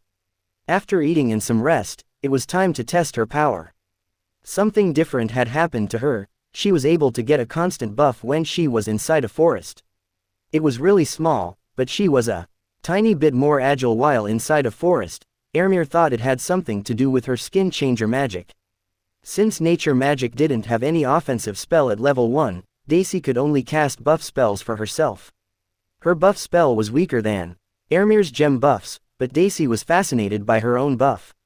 Her eyes glowed with happiness, and she hugged Ermir without realizing it. Chapter 269. 297 AC. POV Third Person. Ermir and Daisy stood in a secluded glade, surrounded by the gentle rustling of leaves and the distant whispers of the wind. The soft glow of the moon bathed everything in a silvery luminescence, casting a magical ambiance over the scene. As Daisy gazed into Ermir's eyes, a warmth passed between them. She leaned in, capturing his lips in a tender kiss. Ermir, ever the gentleman, gently pushed her away, his eyes reflecting a mixture of chivalry and concern. "Daisy, I appreciate the sentiment, but I cannot reciprocate in the way you desire," Ermir said, his voice carrying a certain weight of regret. Daisy met his gaze with understanding. "I know, Ermir, I don't expect you to harbor romantic feelings for me. I've always known our paths are different, but tonight, I want something, even if it is fleeting and superficial. Ermir hesitated, grappling with the delicate situation. Daisy, it wouldn't be right. I can't take advantage of. Daisy was raised as a warrior. At an age when most girls would receive dolls, Daisy was given a Morningstar. So, she was a woman who would always state her mind and do what she wanted. She was always direct. She interrupted him with a gentle touch. You're not taking advantage of anything. I want this, and it's my choice. I've never felt a connection like this with anyone, and if I'm to give myself to someone, I want my first time to be you. Ermir was torn between his principles and the undeniable physical attraction, but he didn't want to complicate the relationship they had. He sighed. Daisy, you're a beautiful woman, and your desires are valid, but I can't. With a bold move, Daisy dropped her gown, revealing her silhouette in the moonlight. I'm not asking for a commitment or for you to be my husband. I just want you, Ermir. For this moment, just let go of the burdens you carry and be with me. Asterisk asterisk asterisk asterisk asterisk asterisk asterisk asterisk +18 content asterisk asterisk asterisk asterisk asterisk asterisk asterisk asterisk asterisk asterisk asterisk asterisk asterisk. Her dress fell on the floor, revealing a slim body with ample breasts that seemed too big for their narrow tips and a small waist from which her hips flared wide before curving into a round ass. Her toned muscles added to her enchanting figure. Ermir couldn't hold himself and hugged her tightly. He, too, was naked in seconds. She pressed her body against his and kissed him again. His hands moved from her hips up to her waist as he deepened the kiss. She pressed her body against his more while moaning into his mouth. His hands moved up from her waist to her breasts. They felt even better than he imagined. Her nipples were as hard as he thought they would be. Her moaning encouraged him to squeeze them harder. Her hands moved down to rub his chest, and she broke the kiss to take a breath and moan even louder. I want you, she said as she rubbed her body against his, and he let go of her breasts and grabbed her ass before lifting her up. She moaned again and wrapped both legs around his waist before holding his shoulders for balance. He waved his hand, and the ground raised, creating a bed, and with another wave, he created bedding using the soft grasses. She moaned out. He leaned back on the bed and laid down, never letting go of her, then pulled her down towards him to lay next to him before he turned onto his side and spooned behind her. The kissing started again as his hands moved all over her body. It didn't take much longer before he rolled over on top of her, pinning her under him on the bed, her legs spread wide for him, and he rubbed his hard shaft against her. He kissed her neck and shoulders as he reached between them to caress her voluptuous curves. His fingers moved over her wet slit before he rubbed her clit in a circular motion, making her moan even louder. She panted as he teased her more. She was already so wet for him. She pleaded with a trembling voice. Please, I want you. He started kissing down her neck until he reached a nipple. He licked around it before sucking it into his mouth and biting down lightly while rubbing her clit again. He rubbed her clit faster while teasing her nipple with his tongue before finally pushing 2 fingers into her and thrusting in and out of her as fast as he could, making her come hard against his hand. She wanted to make him feel good, too, from the maids. She had heard men like their dick sucked, so she pushed him down and got on top of him. She turned to the other side and put his big and long shaft into her mouth. This was her first time doing it, and she was clumsy. It had been more than 20 years last time he had a blowjob, and he was not going to complain about her technique. She was on top of him, and her slit was right in front of his face. Ermir didn't give her any time for respite and continued fingering her slit. He could see she was about to come, so he turned her around and started kissing her as he fingered her. She was loud as she came, screaming his name over and over. He moved up to kiss her again while taking his fingers out of her. She lay there for a moment, panting from coming so hard while he kissed her jawline and neck. She looked him in the eyes as he pushed into her in one smooth motion, stretching every inch of her tight flesh around him. He could feel her hymen ripping. She grabbed his arms tightly as she felt the pain and scratched his back. He gave her a moment to collect herself. Are you okay? He could see her eyes watering, but she nodded her head. Yes, I am okay. It is a bit painful, but I can bear it. Slowly, he started to pistol into her. He pushed into her over and over while she moaned louder with each thrust. Her hands moved from his shoulders to the edges of the stone bed as she held on for dear life. He spooned behind her and started to pound into her even harder, making a slapping sound each time he thrust into her tight pussy. He was trying not to go too fast because it was her first time, and it was the first time for this body, too, and he wanted to last longer, but he couldn't hold back. He pounded into all of her until she grabbed his face and pulled him down for a searing hot kiss as he fucked her, making him lose his train of thought about trying to last longer. He kept going until she started moaning louder and shaking under him. I am going to come," she cried out as she kissed him hard while pushing her hips up to meet his thrusts. She screamed as she came hard under him, but that didn't stop him from fucking her faster and harder until he was finally close to finishing. He pulled out and came at her belly. She would be lying if she said that she was not disappointed that Ermir pulled out and didn't come into her. But she promised him that she didn't expect marriage, and she didn't regret that.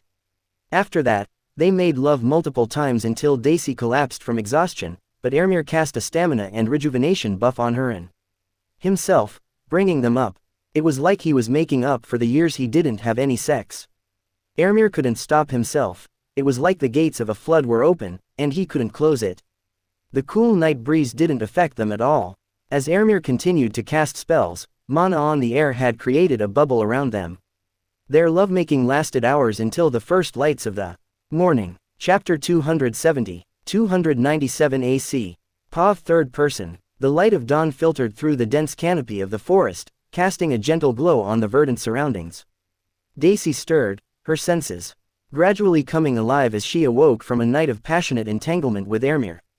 The air was crisp, carrying the subtle fragrance of pine and earth, and the distant murmur of a nearby stream provided a soothing backdrop to her waking moments.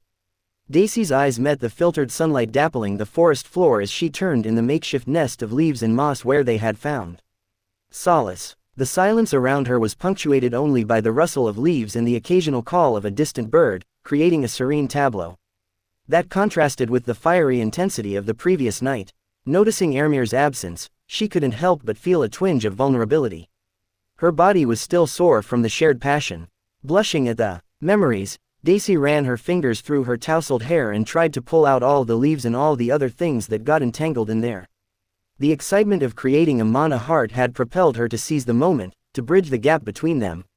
Although her body ached in the aftermath, there was no hint of regret. Instead, a newfound sense of empowerment lingered. The earth beneath her felt cool and supportive, grounding her in the aftermath of a night filled with both vulnerability and empowerment. She could clearly feel the mana coursing through the ground, the air, and in herself. As she lay in the morning light, Daisy acknowledged the reality of her feelings for Ermir. Understanding the limitations of their paths, she embraced the notion that perhaps she could not be his wife, but for now, being his lover held a different kind of fulfillment. Determined to savor the moment, she allowed herself a soft smile. After a few more minutes, Ermir returned with something to eat. There was an awkward silence between them. After the last night, the dynamics between them had changed for Daisy, and it was the same for Ermir. He might not be in love with her, but he wasn't a playboy who could feel casual after having sex with a woman. He had some feelings for her, but he was sure it was not love since he had fallen in love in his last life and knew what kind of feeling it was. This was more like fascination and sexual tension. To be honest, he still felt horny, but from the way Daisy moved around, he felt he had gone a bit too overboard last night. After breaking their fast, Ermir cast a healing spell to alleviate the soreness Daisy was feeling. He sat down next to her and said, "It was a beautiful night." Daisy's cheeks become crimson again, and she becomes embarrassed. She doesn't know what to do and has learned to be outspoken from her mother. Don't act like a courting southern knight. I am in love with you, it is clear, and I am not some southern lady trying to trap you in honey. I might feel shy for a while, but I will get used to it. Just don't push me away until you find someone to marry. Ermir couldn't understand why she was acting like this. Why are you doing this? You are a noble lady from an ancient noble house, you will have many suitors in the future. She shook her head. I know who I am. I might not be an earth-shattering beauty, but like you said, I am beautiful. At the same time, I am outspoken and powerful. I don't mean in the sense of political or any other, literally, I am physically superior. She gripped her fist while feeling the mana sourcing inside her. Now, I am more powerful. There is nothing bigger than a woman more powerful than men to shrink their dicks. At the start, they might say they are good with it, but in time, they will lose all their confidence and manhood. Ermir spurred the water he was drinking, and Daisy released a hearty laughter. No man would truly love me for an extended time, they will feel too small next to me, and I would feel the same. I don't think I can truly love and respect a man if they are weaker than me. At least for now, I want to be with a man who wouldn't shrink when he sees who I am. She took a sip from her water, and while looking at Ermir's crotch, she said, and you definitely didn't shrink, and I have soreness to prove it. Hearing this, Ermir stumbled and thought she was definitely the daughter of the she-bear of Mormonts. Daisy stood up and put her Morningstar on her shoulder. Let's go and find the other two, you must know where they are. In the heart of the Vale, more than a week had elapsed since Ermir's audacious attack plan had left the Vale Lords bewildered and unprepared. For the imminent threat, a veil of uncertainty shrouded the region as John and his counterparts still didn't know what to do since their attempt at peace with the Druids' forces had failed. On top of that, misled by their assumptions, the Vale Lords, including John, still believed that the Mountain Clan army lingered in the high peaks surrounding the Vale of Arryn, and they continued to conduct routine scouting operations. Finding sightings of hundreds of mountain men passing through the mountain paths. Little did they know that Ermir's mountain men army had stealthily repositioned themselves in the mountains to the west of Strongsong. Ermir's ability to maneuver his troops covertly, aided by his familiars, contributed to the Vale Lords' misjudgment. Moreover, Ermir had left a contingent of 1,000 soldiers behind as a diversion before departing the Vale of Arryn. This detachment, strategically moving through mountain paths and engaging in hit-and-run attacks while they traveled towards the southeast, successfully drew attention away from Ermir's main force. The ravens placed by the two old wargs among the diversion group served as silent orchestrators, ensuring that this contingent never got surrounded. Since this was exactly what Ermir wanted, a war of attrition was perfect for him. He had enough grain thanks to the Vale harvest, while Vale itself needed to buy high-priced grain from Reach. On the other hand, John was ripping off what little hair he had since his expensive army was doing nothing but sitting uselessly. Every passing day, hundreds, maybe thousands, of gold dragons were going to waste. Chapter 271. 297 AC. POV third person. As Ermir and Daisy made their way towards the mountain, an uncomfortable silence lingered between them. Ermir, unsure of how to navigate this new dynamic, grappled with the uncertainty. Daisy, no longer willing to tolerate the awkwardness, delivered a punch to his shoulder and let her frustration erupt. Enough is enough. Am I the woman, or are you? Just act like you always do, be the man I fell for. Be confident, demanding, and authoritative. I don't want you to act like I'm some delicate lady you need to protect. But Daisy, if people knew, they would badmouth you, not me. Ermir hesitated, his concern evident. Daisy shot him an arrogant look and retorted, HMPH, do you know who my father is? Ermir, taken aback, admitted he had never heard about her father, highlighting the mysterious nature surrounding her parentage. Nobody talked about this. Nobody knows our fathers, she remarked. It was at that moment that Ermir realized the significance of Daisy's choice of words. Fathers. Yes, fathers. My sisters and I don't have the same father. Our mother is a northern warrior through and through. She raised us as warriors, too. Mother didn't marry because she knew the second she did, she would become a caged bird, and we Mormont women are no birds. I am a she-bear, and I will always live in the wild, freely. Ermir started to get the gist of it. Despite women enjoying more respect and autonomy compared to other regions, there remained an implicit hierarchy where men were still considered of higher standing. I will never become someone's broodmare. Do you even know why most women want to be with you? Daisy's frustration simmered beneath her words. Ermir looked at her, a confident smile playing on his lips. Because I am handsome and powerful. Daisy wanted to punch his smug face, but she held it in. He wasn't wrong entirely. That might be true for some women, but not for women like me and Sansa. We are already influential and respected as much as a woman can be. We love you because you don't see us beneath you. We can sense you genuinely respect and view us as your intellectual equals.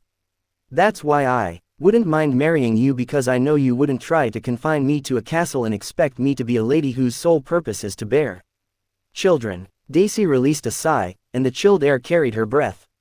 That's why my mother never married, when my grandfather tried to marry her off. For political connections, she slipped away and found a mighty warrior, eventually getting pregnant. She chose to be free, only being with men she wanted without ever tying the knot. Who dares to badmouth my mom? A self-assured smile adorned her face as she recounted the aftermath.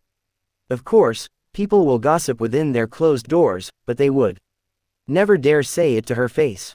After she silenced the gossips with a few well-placed strikes from her mighty Morningstar, no one dared speak ill of her choices. Now, there's even a myth about her being impregnated by a male bear, and I'm destined to be more powerful than she could ever imagine. Taking a firm grip on Ermir's collar, she asserted, "Don't concern yourself with my honor, I can protect it just fine.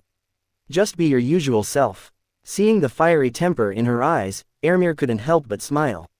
He had just given wings to a bear by creating her mana heart. Ermir could imagine the kind of storm she was going to unleash upon the gossips of the north and shuddered. After reaching Rickon and Audru, they had to wait 2 more days since Audru couldn't create his mana heart right away. Rickon couldn't understand why Daisy and Ermir would go deep into the forest every night. He tried to follow them using his familiars, but Ermir's familiars prevented them from coming close. Rickon thought they were doing some secret training, and he became more curious. The chilling wind swept across the desolate landscape as John, Benjen, Pip, Sam, Ed, and Gren trudged through the far reaches of the north.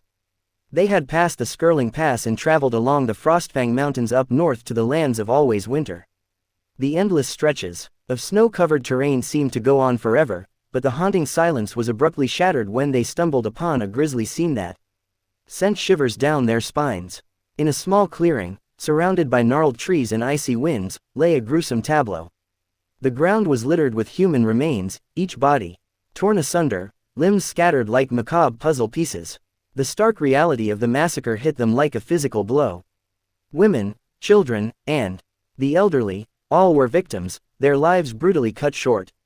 John's eyes narrowed, a mixture of sorrow and anger etched across his face.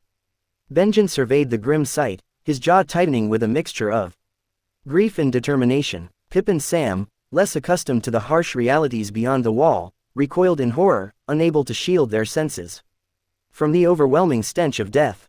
"By the old gods and the new," Ed muttered, his voice barely audible above the biting wind. Gren, usually boisterous and loud, fell silent, his gaze fixed on the grotesque display before them. Pip, clutching his stomach, retched at the gruesome sight. Sam, trying to keep his composure, whispered, "What could have done this? What kind of savagery is this?" Benjen, his face set in a steely resolve, spoke, "We need to find out who or what is responsible for this. I don't care that they were wildlings, no. One deserves to die like this." John nodded in agreement. "Gather what information we can, and let's track the perpetrators. They won't get far." Sam stuttered, Should we really pursue being who is responsible for such a slaughter? Shouldn't we return and inform Castle Black?" Benjen shook his head. "As a ranger, you do not inform the castle of vague things like this. We pursue the responsible party, observe them from a distance, identify which clan they are, if possible, and then inform the castle. Now get to work." As the group began to investigate, trying to piece together the horrifying puzzle, the chilling reality of the dangers lurking beyond the wall became starkly evident. The North, unforgiving and relentless, held secrets that even seasoned rangers found difficult to fathom. John crouched down beside Ghost, his gloved hand gently running through the dire wolf's fur. As he delved into the depths of their shared consciousness, Ghost's senses became an extension of John's own. The snowy landscape unfolded before them, and through Ghost's keen senses, John attempted to see any hidden clues. The dire wolf's nose twitched, catching the stale scent of death that hung heavy in the air. Yet, despite the gruesome display of carnage, there was an eerie absence of any recent activity. All he could sense was the death. It must have been more than a week since this massacre had occurred. John's brows furrowed in concentration. He was not as talented as Bran or the Druid, and he could only make connections with one animal. Rickon and Bran were the most talented ones since they could make connections with 3 beasts each. Even Rob was able to make a connection with two animals. "Ghost, what do you sense?" John whispered, his eyes fixed on the circle of devastation. The dire wolf's red eyes turned a deeper hue of crimson. As John connected with him once more, there was a lingering sense of foreboding, and John couldn't shake the feeling that whatever had transpired here was far from ordinary. He could sense the discomfort his dire wolf was feeling. There was something unnatural about this area. Other than the massacre. Chapter 272. 297 AC. POV third person. As the intense sparring session continued, the air crackled with the energy of magical spells and skin changers, strength and agility. Ermir watched closely, analyzing the dynamics of the battle between Audru and Daisy. The clash of their contrasting abilities created a captivating spectacle. In her transformed state, Daisy possessed impressive strength with a strength stat of 17 and a speed stat of 13. Her ensnaring spell added an extra layer to her close-range advantage. She charged for a close-range fight as the bear she was. She sought to get close to Andrew, capitalizing on her superior strength and the ensnaring magic that could hinder his movements. Audru, on the other hand, utilized his Shadowcat skin changer abilities to maintain distance. With a speed stat of 16, he moved with incredible agility, dodging Daisy's advances and keeping her at bay with his Earth Ball spell when she tried to get close to him by trapping him. The Earth Ball spell he cast added a ranged element to his arsenal. Despite the rock's seemingly small size, its potential for harm, thanks to its speed, was evident, as it could crack a skull upon impact. That is why Ermir had forbidden aiming for the head. Mindful of the rules, Andrew aimed for Daisy's chest and legs, seeking to immobilize her without causing severe harm. They had many minor injuries and bruises. Despite the physical toll on both participants, their actions showed a palpable sense of enjoyment. The thrill of casting spells added a layer of excitement to the pain they endured. They were like children in a playground. As Ermir observed them, he heard Scatty's voice in his head. "Master, John and his friends are in danger. We have found a White Walker, and it is just a few kilometers away from his group." Ermir's heart sank upon hearing this. His heart started to beat with great panic. "How many owls do you have with you?" As a snow owl and the only bird that lived beyond the wall, Scatty had 90 of them under her control, but they were all creating an observation cord around all the lands beyond the wall. "I only have 20 of my council with me, the ones responsible for scouting the Frostfang Mountains. Do not get close to the White Walker under any circumstances. Only use your owls to fight. You go to John and warn them to run away." He hoped John would be able to understand the warning. Since he had little talent in being a warg, he never liked their lessons when Ermir taught them as the Druid, and after seeing so little progress, he mostly gave up making another familiar. Ermir turned to Daisy and others, his voice had great panic in it. "Return to the temple right away." He summoned Sith, then ordered her to take all three to the temple. After casting a waterwalk spell on Sith, he turned into an eagle and flew away. Since she had to carry 2 adults and a teen, she couldn't run at top speed but was still faster than any horse. Thanks to the waterwalk, she passed the Bay of Seals right away, going toward the temple at the top speed possible. Ermir knew there was no point in him flying towards the wall. It would take him a few days to reach there, even if he used a root portal to a weirwood tree next to the wall. It would take too long, and on top of it, the mark of the Night King was on his ankle. But Ermir didn't know what else to do other than hurry towards the wall. The closest place with a weirwood tree was the deep-down castle of House Crowl. It didn't take long for him to reach the castle, and he landed right next to the weirwood tree, where some small folk prayed to the old gods. When Ermir landed and transformed into a human, all cried in fear, but they realized who he was even if they had never seen him, since they had heard from minstrels and bards what the Druid looked like. Everyone was bowing to him and praying for a blessing, but Ermir didn't have time for them. He touched the tree's white trunk and uttered the incantation, Tindin Iter, root path. The ancient words echoed through the air, blending with the prayers of the small folk. The weirwood tree responded to the Druid's call, its magic intertwining with Ermir's purpose. An emerald crack materialized on the trunk, starting as a mere line and rapidly expanding to the size of a man. The small folk gathered around gasped in awe as the mystical display unfolded before their eyes. The emerald crack emitted an otherworldly glow, its brilliance captivating the onlookers. The second the membrane stabilized, Ermir seized the opportunity. Without hesitation, he stepped through the newly formed portal, disappearing from the courtyard of Deepdown Castle.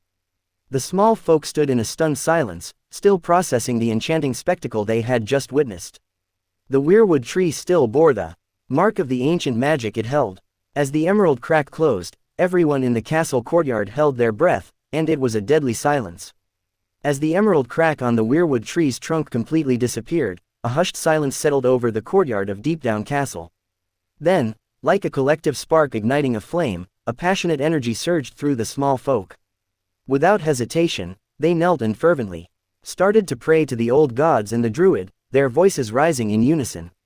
The scene became a tableau of faith and hope as the people sought divine intervention and blessings from the ancient powers invoked by Ermir. The memory of the Druid's visit and the magical display at the weirwood tree fueled their belief in the old gods.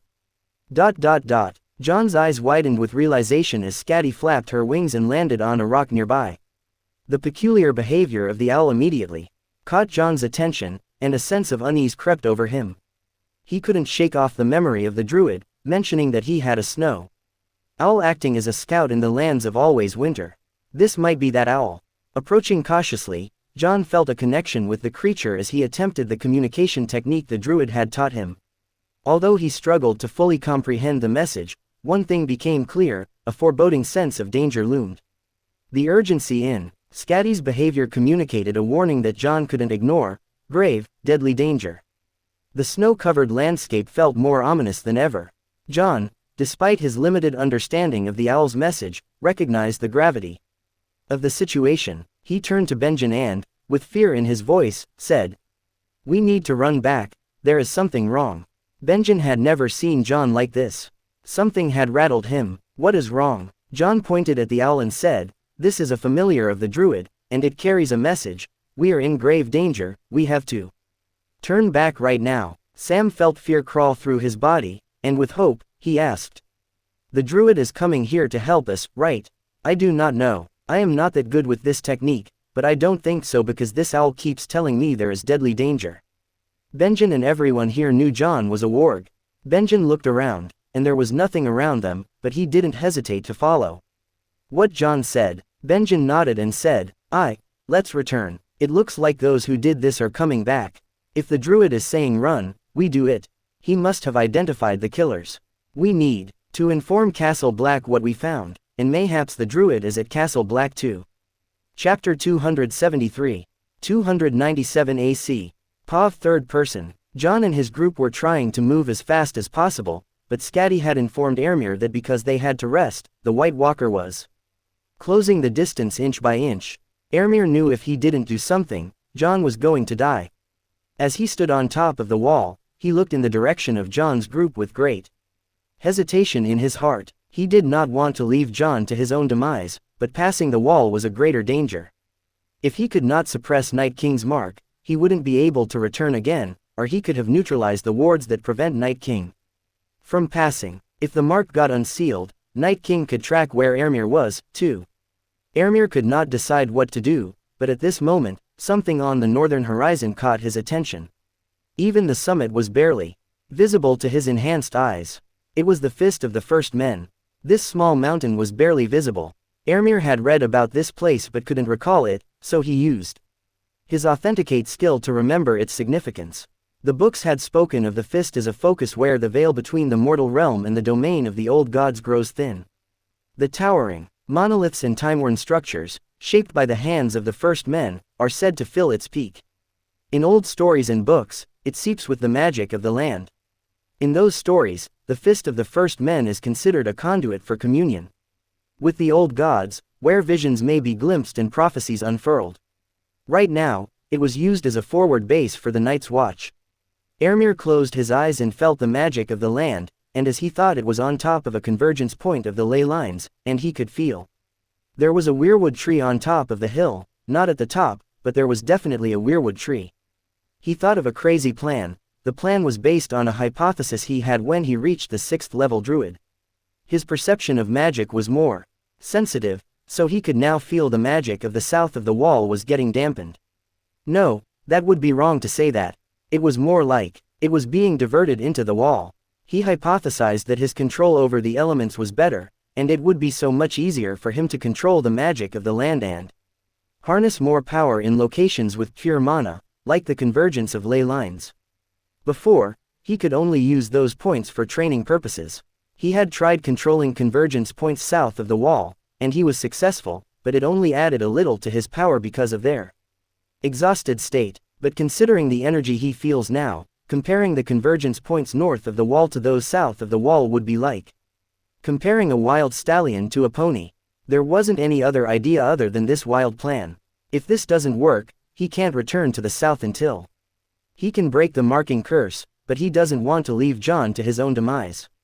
He slapped himself and nervously said, "Why are you so afraid of a necromancer?" He nervously laughed, "Haha, he just has an immortal army, nothing to be afraid of." He took a deep breath and exhaled, "Hoo, John would do the same for me." Ermir shrugged and said, "If this doesn't work and Night King corners me, I could just run to Essos. I wouldn't care if he follows me to Essos, and I don't think undead could pass the sea." He kept talking to himself to give himself the courage to do it. He first sent one of his familiars to the Fist of First Men so he would be able to teleport there. After that, he flew back down from the wall to the weirwood tree closest to the wall. Ermir kept taking deep breaths to get himself ready for what was to come. He knew the second he teleported to the other side the curse was going to attack him in full force. He took one more deep breath and teleported. A few days ago, Bran Stark found himself lost in the labyrinth of dreams. The chill wind whispered through the branches of the ancient weirwood trees, there. Crimson leaves rustling in the unseen breeze. Before him, a vast expanse of snow-covered land unfurled, stretching beyond the wall. In the distance, a lone white direwolf emerged. The direwolf moved with an urgent grace, navigating the frozen landscape, its fur glinting like sunlight on fresh snow. But as the wolf traversed the haunting terrain, a shadow, ink-black and foreboding, began to slink through the twisted trees. This shadow felt like ice and death. The shadow mirrored the dire wolf's every move, a relentless force tailing the white dire wolf. Bran stood on the fringes of this surreal scape, feeling the weight of an unspoken danger that permeated the dream. The air crackled with an unsettling energy, and the weirwood leaves shuddered like they were warning him about something. As the dire wolf darted through the snowy landscape, the shadow grew ever closer, casting a palpable aura of dread into Bran's heart. He wanted it to stop, but the shadow kept creeping up to the wolf until it swallowed it. As this happened, Bran awoke with a jolt, the echo of the dream lingering in the recesses of his mind. He found himself in the familiar confines of his room at Winterfell, but the cryptic imagery haunted him. He had many nightmares, but this was different, it felt different. His heart tightened, he knew in his bones something was wrong. After thinking for a few moments, Bran realized it. The white direwolf, a reflection of Jon, seemed oblivious to the impending threat. The shadow, though formless, radiated an ancient malevolence. He was in danger. It was a grave danger. In his urgency, he jumped out of bed with bare feet, his heart racing as he made his way through Winterfell's corridors. Bran's hurried steps echoed through the dimly lit corridors of Winterfell, the cold stone floor chilling his bare feet, but Bran didn't even feel the cold. Urgency etched on his face. Bran sought out his father. Ned was in his solar with Robb, teaching him things about running the castle. "Father!" Bran exclaimed as he burst into the room. Ned, engrossed in his duties, looked up, a warm smile softening his stern features. "What's the matter, Bran? Is everything all right?" "No, father, it's Jon. He's in danger," Bran blurted out, his words rushed and urgent. Bran explained his dream, but Ned regarded him with a patient gaze, attributing the concern to a child missing his older brother. Ned chuckled gently, ruffling Bran's hair. "Jon's a capable young man, Bran. I'm sure he can handle himself at Castle Black. You're just missing your big brother, that's all, and your 16th name day passed. You should stop acting like a child." Bran's eyes pleaded with his father, but Ned, though sympathetic, remained unconvinced. Ned exchanged a glance with Robb, and a sigh escaped his lips. "Bran, dreams can be unsettling, especially for a young mind. Jon is at Castle Black, fulfilling his duties. There's nothing to worry about." But Robb intervened. "Father, it wouldn't hurt to visit Jon, just to put Bran's mind at ease. He must have missed him, many moons have passed." Since the last time Bran saw him, and you had said we had to go to Castle Black sometime this year. We could do it now. Ned considered Robb's words, recognizing the merit in the suggestion. He turned back to Bran, his expression softening. All right, Bran, we'll visit Jon at Castle Black. A sense of relief washed over Bran, and he nodded gratefully, but with an urgent tone, he said, we have to go now, we can't waste time. Chapter 274. 297 AC. Pav third person. As Ermir stepped out of the weirwood tree, an intense burning sensation enveloped his ankle, signaling the breakdown of the mana barrier. Around the mark of the Night King, Ermir steeled himself against the pain, refusing to succumb to despair. With practiced precision, he began drawing a ritual circle onto the ground, the intricate symbols forming a conduit for the forces he sought to harness. The pain intensified, coursing through his veins like liquid fire, but Ermir persevered. Drawing upon the ley lines that crisscrossed the land, he called forth the powers of water and earth. The pure mana residing inside the ley lines answered his call. He slammed both of his hands to the ground. Costalis nu adori giniti ivestralibas. Aod mori, juni, syt mir undanur isa. Ruvis abra ividri zugasi azantes nuhor. Aot joralis iderbus idanye isa. By the rivers that weave through earth's embrace, and the stones that bear the weight of time and space, I summon the essence of water's endless flow, and the steadfast strength the earth does bestow. As Ermir chanted, the ritual circle shimmered with magical energy. The elements responded to his call, converging within the confines of the drawn symbols. With a final surge of willpower, he blended water and earth, weaving them into a harmonious dance of elemental life. Vigessen Modicalcinum, summon medium nature elemental. The ground beneath him quivered as the conjured nature elemental took form through the earth like a growing tree, a manifestation of the delicate balance between water and earth, representation of the life force of the wildlife in the forest. The nature elemental, standing slightly taller than a man, emerged from the conjured energies with a majestic yet primal presence. Its form was a captivating fusion of a rock golem's sturdy resilience and a treant's ethereal beauty. Branches sprouted from its shoulders, adorned with vibrant green moss that cascaded down like nature's mane. Short, thick legs supported its weight, while long, sinuous arms reached out like tendrils, each appendage a composite of rocks, trees, leaves, and moss. The elemental's visage resembled a gorilla. This elemental didn't have spells and other magical abilities like other elementals, but it had something they did not. It was full of life force.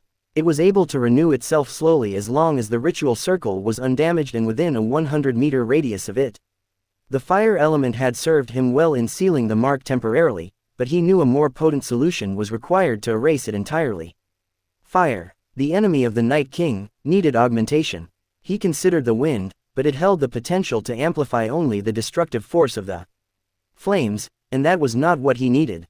Instead, he needed to focus on the aspect of life within the fire, a dormant aspect that could rejuvenate and cleanse, but his fire was only strong enough to seal. The missing piece lay in the need for an abundant source of pure mana to summon a nature elemental strong enough to serve as the vital catalyst. He had summoned other nature elementals before, but they were not even 1/3 of this one. Ermir, urgency fueling his every movement, swiftly drew a larger ritual circle atop the remnants of the nature elemental's conjuring. With meticulous precision, he raised a monolith within the circle, its imposing form standing as a conduit for the powerful forces he sought to harness. Ermir, using his own mana, carved runes onto the monolith, hurrying to finish this ritual. As Night King's relentless influence pressed upon him, Ermir felt the draining effect on his mana, a palpable countdown to the looming confrontation.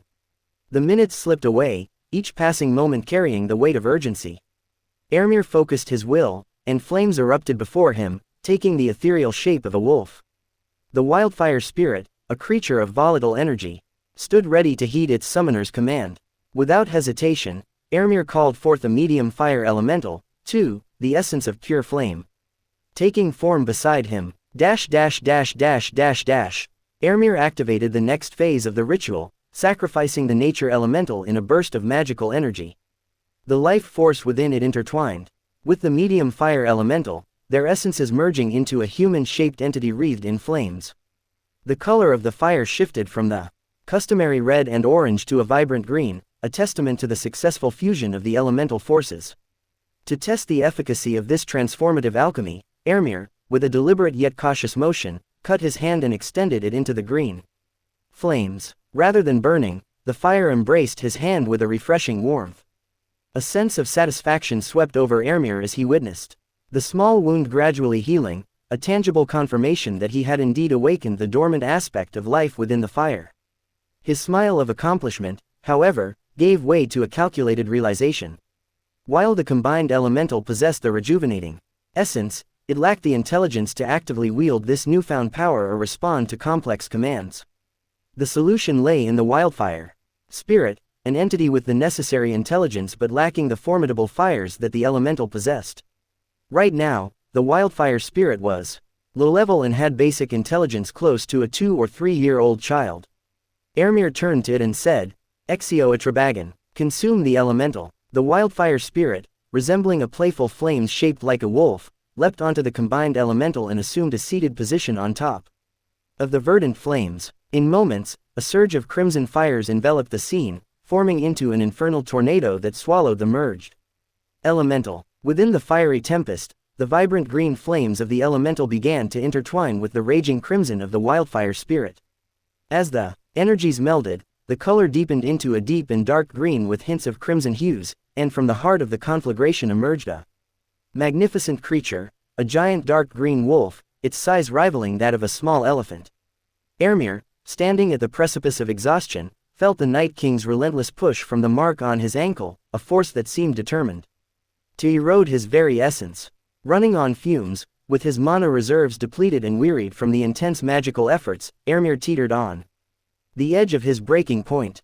The pressure from the Night King's influence intensified, and Ermir could sense the malevolent tendrils of dark energy creeping through the channels of his being. Every step forward felt like a monumental struggle against an unyielding force.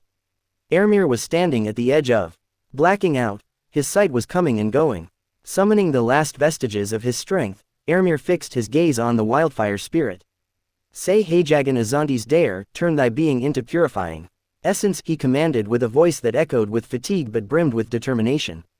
The wildfire spirit responded to its master's call. It bowed down its head in reverence and transformed its essence into a radiant glow, a manifestation of the cleansing power Ermir sought. As the spirit engulfed him in a verdant inferno, the flames not searing but resonating with a purifying warmth, Ermir directed his attention to the monolith standing tall within the ritual circle.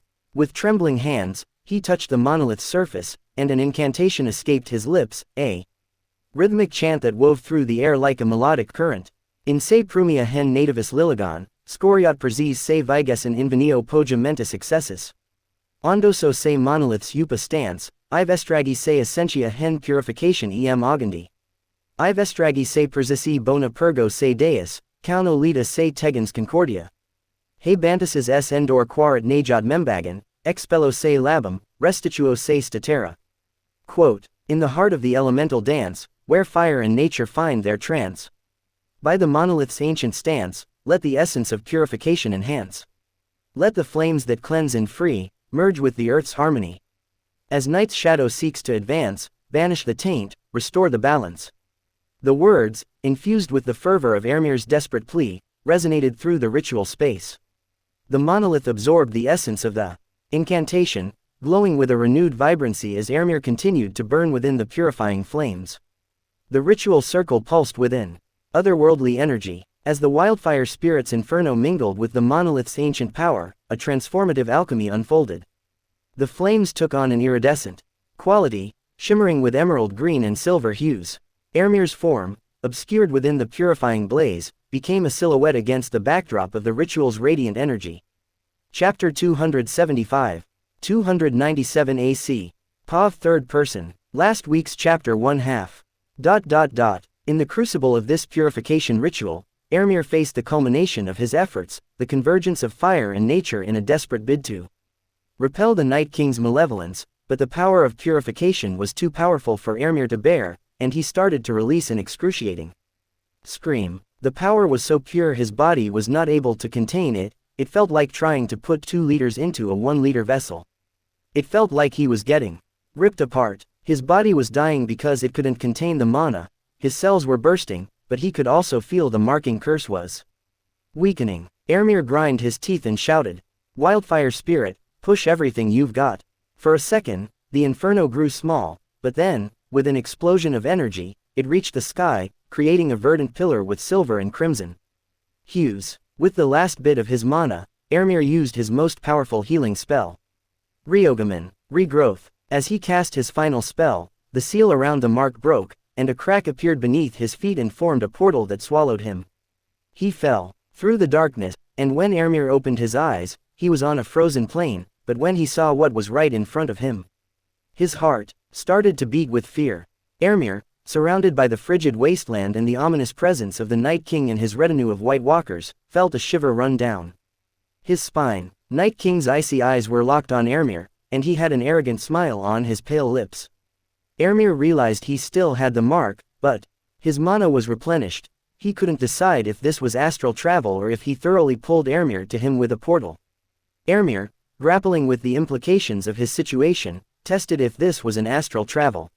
He tried to fly as he did when he astral traveled, but he couldn't, and the sensation of his hands touching the cold snow left him bewildered. His senses worked perfectly. The disconcerting realization dawned on him: this was no astral projection or mere dream. Could it be possible? Everything was real. Ermir had heard greenseers could travel in time and space, and interacting with past people was seen as forbidden. So it was not that far-fetched for Night King to summon him using his mark, like how he can summon his familiars using their connection. He had never thought this was possible, as 1,000 things were going through his head. In the midst of his contemplations, a voice colder than the Arctic winds cut through the silence. You are fighting for a lost cause, I will add you to my army, the Night King declared, his words hanging in the air like an impending storm. Ermir, steeling himself against the icy dread that threatened to engulf him, raised his gaze to meet the Night King's piercing stare. I fight not for myself but for the realms of men and the balance of nature, Ermir responded, determination lacing his words. But this was all false. Bravado to buy time, to think. Your conquest will bring only death and endless winter. I stand against you, not for a lost cause, but for the living. And the future that still breathes within this world.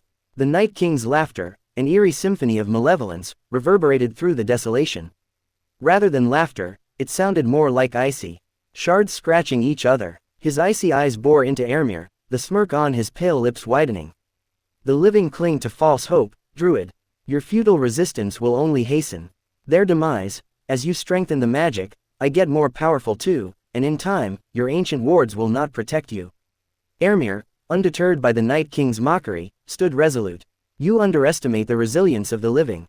It is not false hope but the tenacity to endure, to strive for a future beyond the icy grip of your dominion.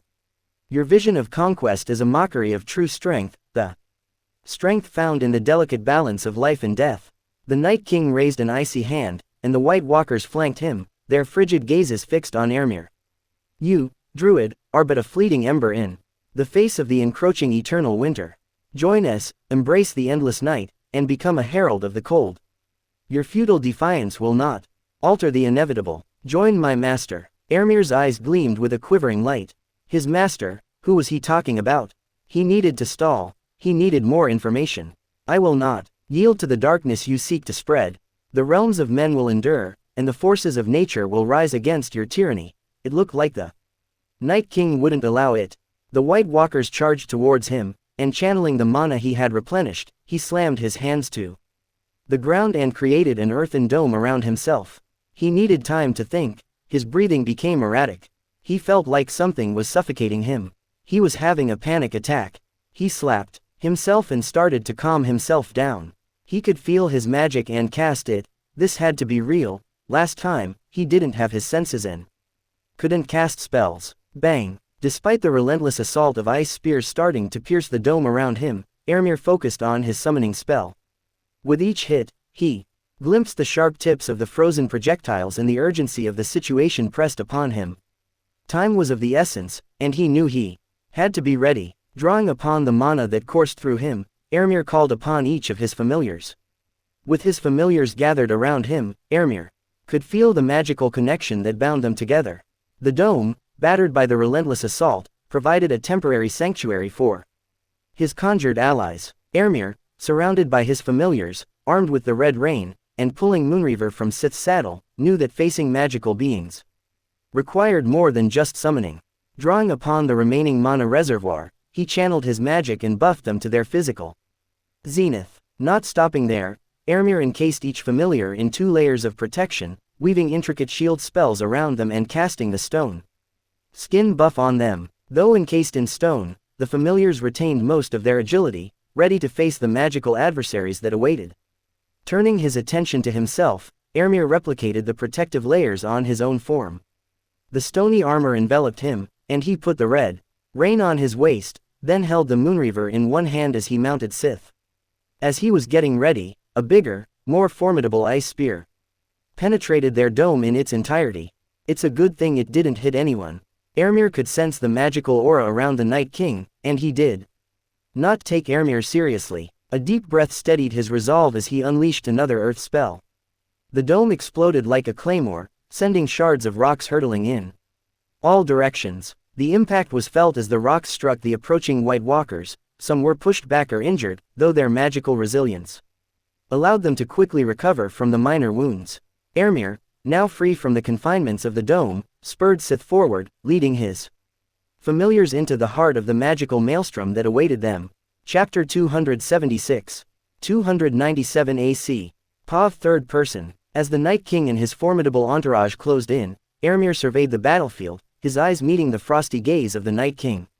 Ermir, feeling the surge of mana from the defensive buffs, focused on summoning the Wildfire Spirit and a medium fire elemental. The Wildfire Spirit manifested with a burst of fiery exuberance, dancing flames coalescing into a wolf. The medium fire elemental followed suit, its flames forming the vague silhouette of men. Seeing this, the Night King sneered and attacked with shards of ice. Sith moved with predatory grace and dodged the attacks. Ermir turned towards his familiars and rained commands. Nin, Kilim, stay hidden and ambush them with a moo.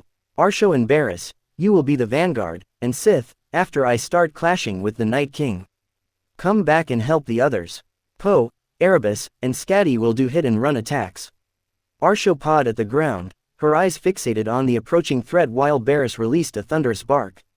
The Night King, unfazed by the gathering of magical allies, raised his icy hand, and the White Walkers recovered from Ermir's earth spell advanced with unnatural coordination.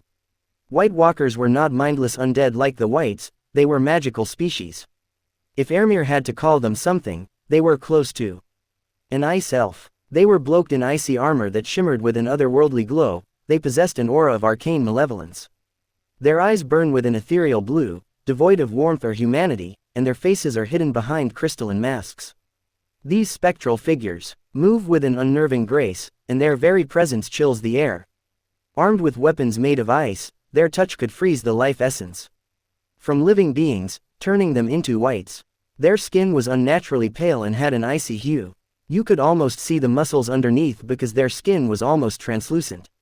As the two sides clashed, Arsho swiped her strong claws at one of the White Walkers, trying to maul the White Walker but only managing to destroy his mask. The White Walker was angry because his mask was destroyed, and beneath the mask was a translucent skin kissed by an ethereal frost, forming the canvas for features that are both refined and unsettling. The contours of their faces were sharp and angular, almost regal, contrasting with the pallid and haunting aura around them. The White Walker struck Arsho with his ice spear, but it got deflected off her magical shield while creating a screeching sound that clawed the ears of everyone who heard it. As he charged toward the Night King, Ermir raised his hands. Flames erupted from his palms, taking the form of searing projectiles that streaked through the air, aiming at the White Walkers. Meanwhile, Skadi unleashed ice shard magic, crystalline projectiles slicing through the frigid air. A White Walker raised a shield made out of ice, blocking the attack, and then threw an ice spear toward Skadi. She managed to dodge the attack with a sudden dive. Poe dive bombed toward a White Walker. The strong wind pressure crushed the White Walker to the ground, but other than falling in a few streaks of trickling icy blue blood from the corner of its nose, you couldn't see any other damage on the icy being. The spell that could shrink longships of the Ironborn and crush even the strongest of knights into a meat paste could only give the White Walker a nosebleed. The White Walker wiped the corner of his nose and roared in anger with a screeching shout. He charged back into the fray like nothing had happened. Arsho charged deeper into the enemy line with the force of a battering ram, her massive claws swiping at the approaching foes. She was getting hit by many icy weapons, but the strong buffs around her body were able to stop the weapons from wounding her. But the same was true for the White Walkers. Their icy armor and shields were powerful enough to protect them from their fangs and claws. Amu vanished into the earth, reappearing beneath a group of White Walkers and delivering a venomous strike on their spots. He struck at the spots where they didn't have armor, but his venom was not strong enough to kill them. It caused them to be a bit more sluggish, but that was all. It did. Nin jumped from one shadow to another, ambushing the White Walkers as they were busy dealing with each other. His sharp fangs only left small wounds on them. Kilim was doing the same thing while diving into the earth. As the skirmish unfolded, Ermir directed the Wildfire Spirit and the Medium Fire Elemental to focus their attacks on the Night King. As he charged through the White Walkers, he struck down on them using his halberd, and as the Valyrian steel clashed with the shield and armor of the White Walkers, you could see sizable dents on them. The weapon was effective, and when it cut through a spot without an icy army, they exploded like glass. He was surprised by the effectiveness of the Valyrian steel. The Wildfire Spirit leapt and twirled as it jumped from one White Walker to another, burning them as it made its way toward the Night King. Meanwhile, the Medium Fire Elemental unleashed waves of intense heat, killing the first White Walker with its fireballs. It took close to 10 fireballs to kill one of them, and as the Fire Elemental released more fire, it was growing smaller. The Night King countered with his own magic, extinguishing flames with a mere gesture. White Walkers, though momentarily disrupted, began to regroup, their relentless advance continuing. While sitting on top of his undead steed, all Night King did was wave his hands, and all the fire around them, other than the two elementals, was extinguished. Sith and Ermir were not able to reach the Night King, and as the battle intensified, Ermir and his familiars found themselves gradually overwhelmed by the sheer numbers and supernatural prowess of the Night King and his minions. The White Walkers, undeterred by injuries, pressed forward with an otherworldly determination. Ermir rained down fire on them and killed a few, but he knew they were losing. The Night King wasn't fighting for real, he was just watching and providing some support with his icy magic. He wasn't taking them seriously. Ermir could clearly see the disdain on his face. Ermir knew that look because he was giving that look when he fought against the Ironborn in the Vale. That was the look of disdain against a weakling trying to fight against an unstoppable power. Ermir's mana, depleted from the continuous onslaught, flickered like a dying ember. In the midst of the fray, Ermir met the gaze of his familiars, a silent understanding passing between them. The odds were insurmountable, and the Night King's icy grasp seemed inexorable. Yet, with a final surge of collective strength, they continued to resist, their spirits undaunted even in the face of imminent defeat. He had one last thing left. Night King was looking down on him, which could help him take him by surprise. Ermir dove into the ground, catching the Night King off guard. The surprise flickered across the icy visage of the Night King. Seizing the moment, Ermir concentrated almost all of his mana on his halberd and said, Velone Abra, Perziz Egros Metamagic, Flaming Blade. The halberd in Ermir's hands burst into crimson flames. The metamagic boosted a lower-level spell to the highest tier the caster could cast. So, his level 2 Flaming Blade spell had turned into a level 6 fire spell. Right after that, he cast Transformatio Transmorphation. Boosting his physical power to the limit, he unleashed his most powerful strike ever. Night King encased his arm in thicker ice and defended himself with it. As the flaming halberd and his arm touched, an incredible explosion of fire swallowed both of them. Chapter 277 Echoes of Inevitability. 297 AC. Pav third person. The smoke dissipated, revealing Ermir standing amidst the aftermath of the explosion. He looked drained, having exerted everything in that powerful strike. From the lingering smoke, a hand emerged, swiftly gripping his neck and lifting him off the ground. It was the Night King. His left arm was a mangled mess, but even as Ermir dangled in his grasp, the damaged limb began regenerating, growing back like an expanding ice crystal with every passing second. Did you think some fire spell and a Valyrian steel was enough to end me? He gripped Ermir's neck tighter and continued, I have lived more than 10,000 years, even in the age of heroes, where people is powerful. As you were a dime a dozen. They couldn't kill me, and all they could do was seal me on this side of the wall by sacrificing all their lives. He brought Ermir closer to his face and, with an arrogant smirk, said, "I am the reason the Age of Heroes ended. Did you think none of them tried to stab me with Valyrian steel or dragon glass? I am the king of the everlasting night." He slammed Ermir to the ground and stepped on him. "I will not crumble like some low-level undead by a magical sword just because you stabbed me." At that moment, his arm finished regenerating, and he picked up Ermir with that arm. He created an icy dagger and stabbed Ermir. A screeching sound was heard as his defensive buffs and the ice dagger clashed. Ermir's stony armor broke up, but it still managed to deflect. One hit. Ermir smiled and started punching him. "I am not giving up." Ermir, running on fumes, threw everything he had at the Night King.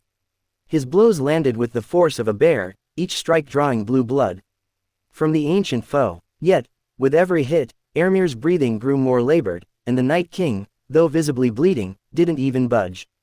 Ermir released another powerful punch, but the Night King countered, grabbing Ermir's fist and delivering a brutal headbutt.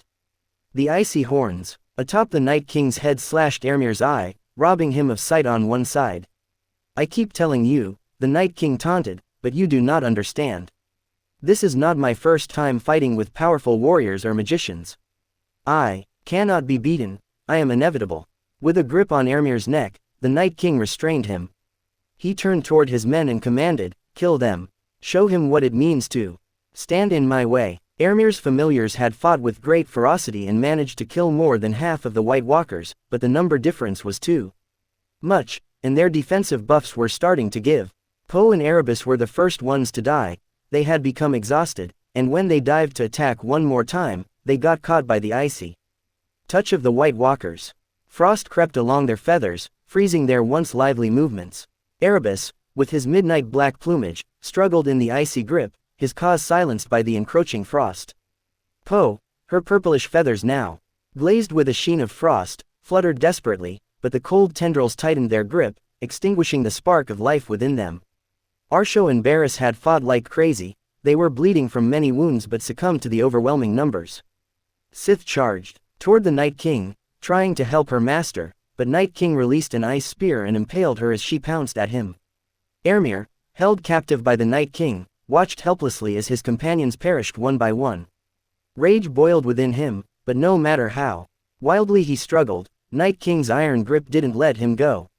The Night King's words echoed in his ears, a chilling reminder of his seeming invincibility. The once formidable Druid, now blinded and restrained, seethed with impotent fury as the Night King's forces extinguished every remnant of his magical allies. The air resonated with the cries of the fallen, and Ermir, consumed by grief and rage, could only watch as his world crumbled around him. Ermir shouted as he punched and kicked, but Night King was encased in thick icy armor now, and the only thing his hit did was shatter the stony armor on his legs and arm.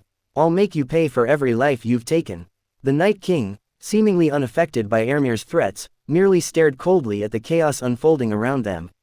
"Your defiance is meaningless, Druid. Your magic is feeble before the might of winter. You destroy everything in your path, reveling in death. You're not a king, you're a plague upon this world. You will join the countless others who have tried and failed.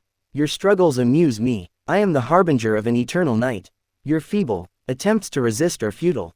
He created another icy dagger, but this time it was made from black ice, and he stabbed Ermir in the gut. The dagger and Ermir's defensive buffs created another screeching sound, but this time it couldn't resist like before, and he was stabbed.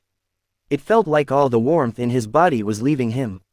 Night King twisted the dagger, bringing unbearable pain to Ermir, but he didn't scream, as the blood filled his mouth. He gritted his teeth and continued to punch him even if it caused more damage to himself than the Night King.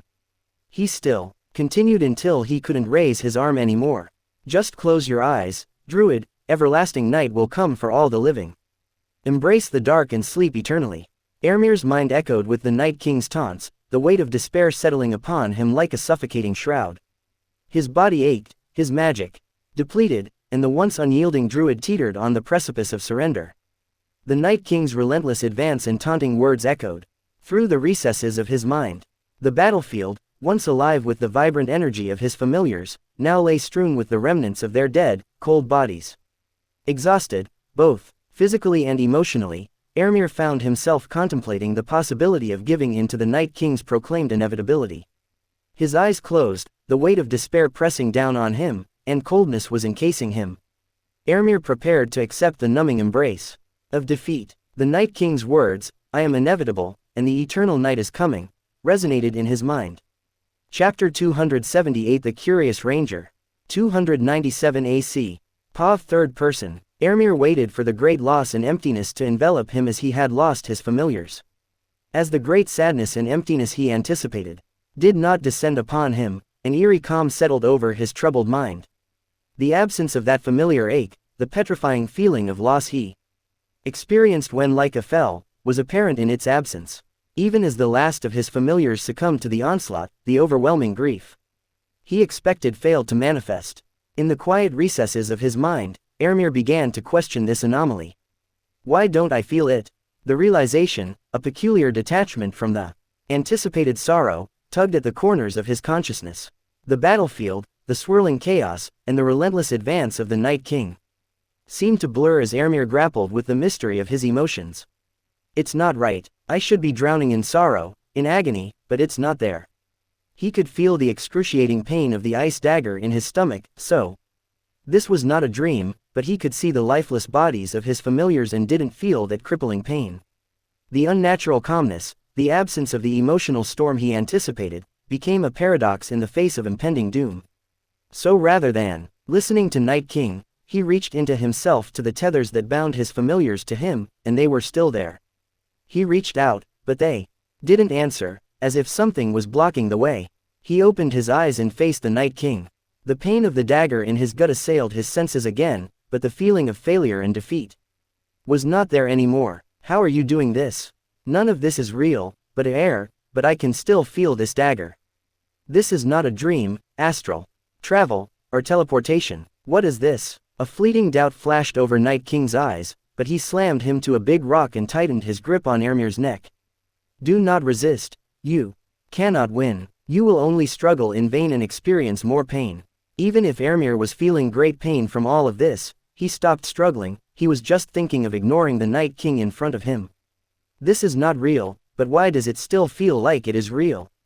At that moment, it dawned on him, I still didn't break the connection with the mark. You are using that to enter my mind. We are inside my mindscape. Ermir closed his eyes and imagined himself taking control of reality.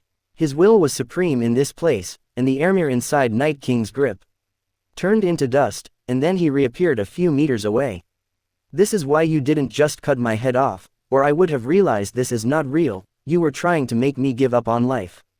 That is why you were so chatty. At that moment, Ermir realized how close he was to dying. Night King almost killed his will to live. He waved his hand, and a giant rock stake penetrated Night King's chest, but like he was made out of sand, he just walked out of it. So we cannot kill each other without breaking our will to live. Now I know it is fake, you cannot break me. Night King smiled arrogantly and said, HMPH, I will bring the eternal night. Then he dissipated like the snow. Ermir broke free from the mindscape and opened his eyes. Gasping for breath, his senses reeled from the close encounter with the Night King's insidious designs. The watchful gaze of his familiars surrounded Ermir, and all of their eyes were full of worry. He was still under the weirwood tree by the fist of the first men. His familiars were all around him, bombarding him with questions. Ermir could feel their anxiety. Arsho and Barris anxiously rubbed their faces against his. Ermir sighed and, while rubbing their heads, said, It was a close call, but I'm here. I am fine, really. Poe landed on top of Erdio's head and said, Father, we couldn't reach you. We could sense you, but something was blocking our way. Amu said, Master, by the roots, you were lost to USS. What happened? Ermir told them what he had experienced and how Night King almost managed to kill him. He was inches away from dead, and even now, he shuddered when he thought about it. Because Night King had used the marking curse as a spark to connect their minds, the curse had failed and cleansed when he pulled back. Arsho growled and said, That cursed Night King. I am going to bite his head off. Master, I will protect you. Ermir smiled at Arsho's innocent reaction. She was still growing, and childish reactions were expected of her. When Ermir smiled at her wearily, she defended her honor. What? I will. I will bite his head off. I promise. Okay, Arsho can protect me. Po cut them off. Master, we have some visitors. They have been here for half an hour, but because you were not moving, they kept their distance. Bran Rivers was doing his patrol around the fist of the first men. The freezing night wind was cutting at his face as he walked along the narrow path along the slopes of the steep hill. He looked up towards the summit, and he could see the torchlight of the outpost as small dots in the dark night. While walking up the grove at the foot of the hill, the dark night was suddenly illuminated with verdant lights. A pillar of verdant light rose to the night sky right at the other side of the hill where the weirwood tree was. Brandon was never a faithful believer of the old gods, but this thing before his eyes could be nothing but divine. He was hesitant, but his curiosity was pulling him there. It could be dangerous, but he knew if he didn't go there now, he would regret it for the rest of his life. He had to know what was causing this.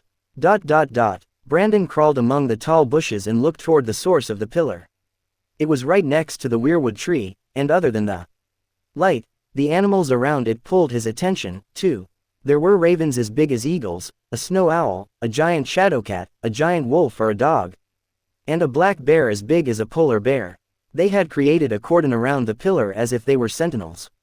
Their watchful eyes were looking in every direction. Brandon was a veteran ranger, so he had many years of experience scouting wildlings and tracking animals, but he had never seen those animals together and cooperating peacefully. At that moment, he realized there was someone inside the light. Bran could see the silhouette of a human. He remembered the tales about the Druid and how he commanded many sacred animals bigger than their natural counterpart. Brandon thought he was well hidden and was observing what was happening, but at that moment, he realized the Shadowcat was not there anymore. As he was trying to find it, he felt a warm flow of air right at the nape of his neck.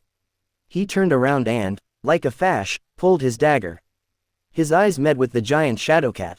The beast's eyes were cold. It felt like it was looking down on him and growled toward him. He froze, didn't know what to do. If the stories about the Druid's animals were true, they were impervious to weapons. Brandon slowly put his dagger to the ground. He knew if the beast pounced, he stood no chance. He was going to show he didn't mean any harm.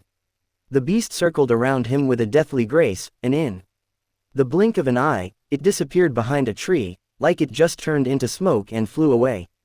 Then he heard a growl behind him. Brandon turned and looked. The Shadowcat was around 10 meters away from him. This terrified him. He didn't feel a thing. He didn't hear any movement in the snow, and this giant beast didn't leave any tracks, like it had no weight. It stood between him and the weirwood tree and swung its tail like a whip to the snow-covered ground, creating a line. It stood at the other side of the line, and while pawing the line, it growled at Brandon. Then, it turned around and disappeared into the woods. A few seconds later, it reached the weirwood tree and was still looking toward Brandon. He realized he had been warned. If he passed that line, he didn't want to imagine what that thing would do to him. He was terrified, but he couldn't leave. He sighed. This was what it meant. Curiosity killed the cat. He retreated a bit more and continued watching from a distance. He heard the sounds of more Night's Watchmen coming from the top, and he hurried to warn them and tell them what was happening. Chapter 279 Inches of Vision in the Sky. 297 AC. Pav third person. Beyond the wall, in the rugged land of Then, where the free folk carved out a harsh existence, a group of warriors huddled around a flickering campfire. Among them was Styr, the Magnar of Then, a fierce and imposing leader known for his prowess in battle. Styr is a tall, lean man with no ears. He is clean-shaven and bald, with gray eyes and a straight nose. He ruled his people with an iron fist. As the campfire flickered, the bronze scale armor on him glowed like it was on fire. His trusty weirwood spear with an ornate bronze head was sitting by his side. By his other side sat his loyal warg Hrothgar, the foreskin. In front of him sat Mance Rayder, and next to him was Tormund Giantsbane from Ruddy Hall. They had come together to convince him. Styr, Magnar of Then, the time has come for the free folk to stand united. The Night's Watch threatens our ways. From the far northeast, settlements and tribes go dark one by one. I don't think this is the work of other tribes, as most believe. Together, we can defy these threats and forge a destiny south of the wall. Styr, though renowned for his stoicism, met Mance's gaze with a thoughtful expression. King beyond the wall, they say. Now, did you come to claim kingship over me? Do not try to claim obedience over me with those tales of horror. I am not an old wife nor a 5-name-day-old babe. He didn't believe the tales about the death walking. Once in a while, someone would swear they witnessed them, but Styr had never seen them. He only believed what he could see, but he cared about the part about the land south of the wall. Tormund, with a jovial laughter, interjected. Styr, my friend, Mance has a vision. We've seen things beyond the wall that would make your hair stand on end. The old gods themselves guide us, and this man, he gestured to Mance, is the key to our salvation. As the conversation unfolded, a celestial spectacle began to manifest in the night sky. A verdant pillar illuminated the night sky, leaving everyone with an open mouth and heart of awe. What sorcery is this, Warg? Magnar queried, his eyes fixed on the ethereal display. Hrothgar responded with a low growl. Old gods speak in strange ways, Magnar. This light is a message. Mance, seeing that the light was coming from the direction of the wall, sensed the opportunity here and said, a message that the old gods are waking up and calling all the sons and daughters of the first men to them. Mance had enough of his people dying because they didn't have enough to eat, and he truly believed there was something far worse than the southerner crows in this endless sea of ice. He had to create a great army and get past the already weakened Night's Watch. When he left his post, breaking his oath, he had no feelings since he had joined the side of Night's Watch to scout out the enemy and understand them. When he left, barely 2,000 men were left on the wall, and if he could have the support of the Thens, he could pull most of the free folks to his cause. Styr couldn't take his eyes off this unnatural spectacle. He didn't truly believe the old gods since he only believed something if he could see it. His relationship with the old gods was more like a habit. He was showing respect to them because it was ingrained in him from birth, but it all had changed at that moment. Could it be? Could they be telling the truth? Was this a call from the old gods? Jon and his group moved through the snow-covered frozen forest with a sense of urgency. The biting cold stung their faces as they pressed forward, the snow crunching beneath their boots. Despite the frigid surroundings, Jon felt an additional chill creeping up his spine. His connection with Ghost heightened his senses. Their silent communication hinted at unease, and Jon couldn't shake the feeling that something was amiss in the vast expanse of the frozen wilderness. Behind them, the dire wolf's fur bristled, and his eyes kept darting to the back, alerting Jon to an unseen threat. Something was coming, and it was making Ghost anxious. The relentless journey through the frozen expanse continued unabated. For the last 2 days, Jon and his group had been running with minimal rest and sleep, but the feeling of impending doom was not going away. On the contrary, every day, it was rising. They still didn't know what was chasing them, but he decided to trust Ghost's instinct and Druid's warnings. But they were at their wits' end, especially Sam, since he could not run anymore. Please, for the love of the seven, let us rest just an hour. I can't take even one more step. He sat down on top of a rock, and his breathing was really laborious. A snow owl swooped down and attacked Sam, urging him to move. This owl was different from the other one. This one was a normal size, and Jon couldn't form any connection with it. Everyone was spent, so even Benjen shooed the bird and said, let's rest just several minutes, then we will continue. At that moment, they saw a pillar of light reaching the sky beyond the Skirling Pass and Frostfang Mountains. They couldn't know where it was coming from since they could only see the tip of it because of the mountains, but it was still a terrifying and magnificent sight at the same time. Ermir, having regained his composure after the intense ritual. This confrontation with the Night King was a boon for him. The ritual and the pure mana used in it had boosted his mana to new heights. Now, he had 800 mana. As Ermir was circulating his mana through his body, he sensed a great anxiety from Skadi. Master, Jon and his friends are going to get caught, we need to do something. He couldn't understand what was happening, and he angrily shouted. Didn't you say it would still take 3 days for White Walker to reach them? Master, it is not my fault, because of that fat human, they are taking too many rests. I am trying to hurry them with my owls, but he wouldn't get up, and most importantly, it took 2 days for you to finish this ritual. Ermir felt like he had heard it wrong. What did you say? How long did it take? Poe interrupted. Father, it looks like you didn't realize how long you were in that fire. The pillar lasted for 2 days. We have been keeping the free folk and the night watchmen in distance by threatening them. To Ermir, it only felt like it lasted several hours, but it had been 2 days. Ermir jumped on top of Sith. Run. Run with everything you got. Chapter 280 The Haunting Screech. 297 AC. POV third person. Sam couldn't run anymore. He was about to pass out, and finally, he remonstrantly stated, I cannot run no more. Please let us rest. Why are we even running? We have been running for more than 3 days, and we saw no one. Pip and others looked at each other. They had the same idea, but they didn't want to state it openly. Seeing they were silently agreeing with him, Sam pressed on, John, we love you and all, but how do you know someone is following us? Did you see it with Ghost? John drank a little bit of water, and it was so cold, as it traveled through his throat, that it felt like burning. He shook his head, I didn't see anyone. But I am sure someone is following us. Ghost can feel it, and he is coming closer as we keep resting with smaller intervals. Sam wasn't a believer in magic and other things. To him, magic had died with the dragons, but after seeing John warg into Ghost, he started to believe in magic again, but this was too much. You feel someone is following us. No offense, but Ghost is an animal. Are we acting on the instinct of a wild animal? Sam realized he started to convince the others. So he pressed more, look, who would be crazy enough to follow us for more than 3 days? Through this frozen land, we have already reached the Skirling Pass. Are they going to chase us until the wall? You didn't even see who or what was chasing us. If they are traveling to the east, they have to follow the same path. They might not even be chasing us, they might be even trying to use the pass, that is, if there is even someone following us. Pip and Gren had the same idea as Sam. The man made sense to them. On the other hand, Benjen and Ed were sitting there without making any noise while resting as much as possible. John tried to convince them, I am sure someone is following us, and those things are dangerous. Because it is getting closer, I can sense through Ghost that whatever is following us is not human.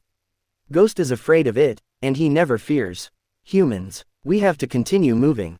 Pip added, where is that owl, the one that you could communicate with? We haven't seen it for the last 2 days.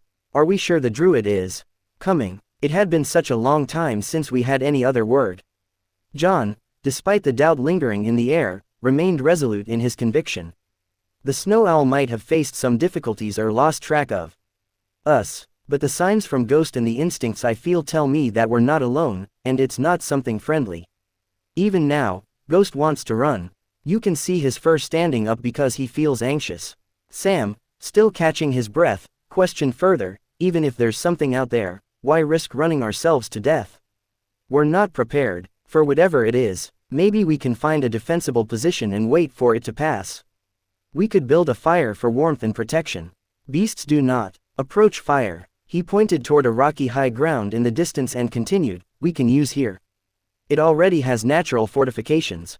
If we continue, it will catch up with us anyway. This way, at least, we would have the energy to fend the beast off. Gren chimed in, Sam has a point. We cannot endure this prolonged chase through these freezing lands. Rather than tiring ourselves to death, we should face whatever might be following us. Benjen finally spoke, John, I respect your instincts and the Druid, but we're all exhausted, and there's wisdom in what Sam and the others are saying. Maybe it's time to assess the situation and plan our next move carefully. We can't keep running blindly. They had climbed to the rock formation and lit up a big fire. The rocks around them protect them from the cutting wind. They had caught an Arctic rabbit, and Ed was cooking it over the fire. As the group rested, John was still trying to convince them to move because Ghost's anxiety was growing with every passing minute, but the majority of them were exhausted and didn't want to move on. John thought about what could cause an apex predator to be so much afraid. The thing was definitely not human. Could it be something big like a polar bear or something bigger? He had no idea other than an impending doom. He wasn't feeling anything else, but if it was just an animal, would the Druid ask them to run away like this? John had offered all those ideas to his friends in Benjen, but because of their exhaustion, they didn't want to accept any of them. A haunting screech echoed through the Skirling Pass. It was a sound unfamiliar to all of them, sending a shiver down their spines. The snow-covered landscape seemed to absorb the noise, leaving an eerie silence in its wake. John, his senses heightened, spoke with a sense of urgency, "We need to move. Now," a futile plea against the encroaching darkness. But it was already too late. With swords drawn and torches alight, the companions stood their ground, their hearts pounding in their chests as the chill of fear gripped them tightly. As the mist came, the darkness thickened, the torchlight didn't provide them with much distance. It felt more like a solid wall than incorporeal. Darkness. In the eerie darkness, a pair of piercing, small icy orbs appeared. Just below them were 8 larger orbs that seemed to pulse with ferocity. The sight sent shivers down their spines, and for a moment, time seemed to stand still as they grappled with the horrifying reality before them. Sam's voice trembled with disbelief as he dropped his sword, his mind unable to comprehend the nightmare unfolding around them. They are not real," he murmured, his words a desperate attempt to deny the truth. "They are just stories told to children." But even as Sam spoke, the icy orbs drew closer, their frigid gaze piercing through them and striking fear into their hearts. With each passing moment, the spectral forms seemed to solidify, taking on a chilling semblance that terrified them.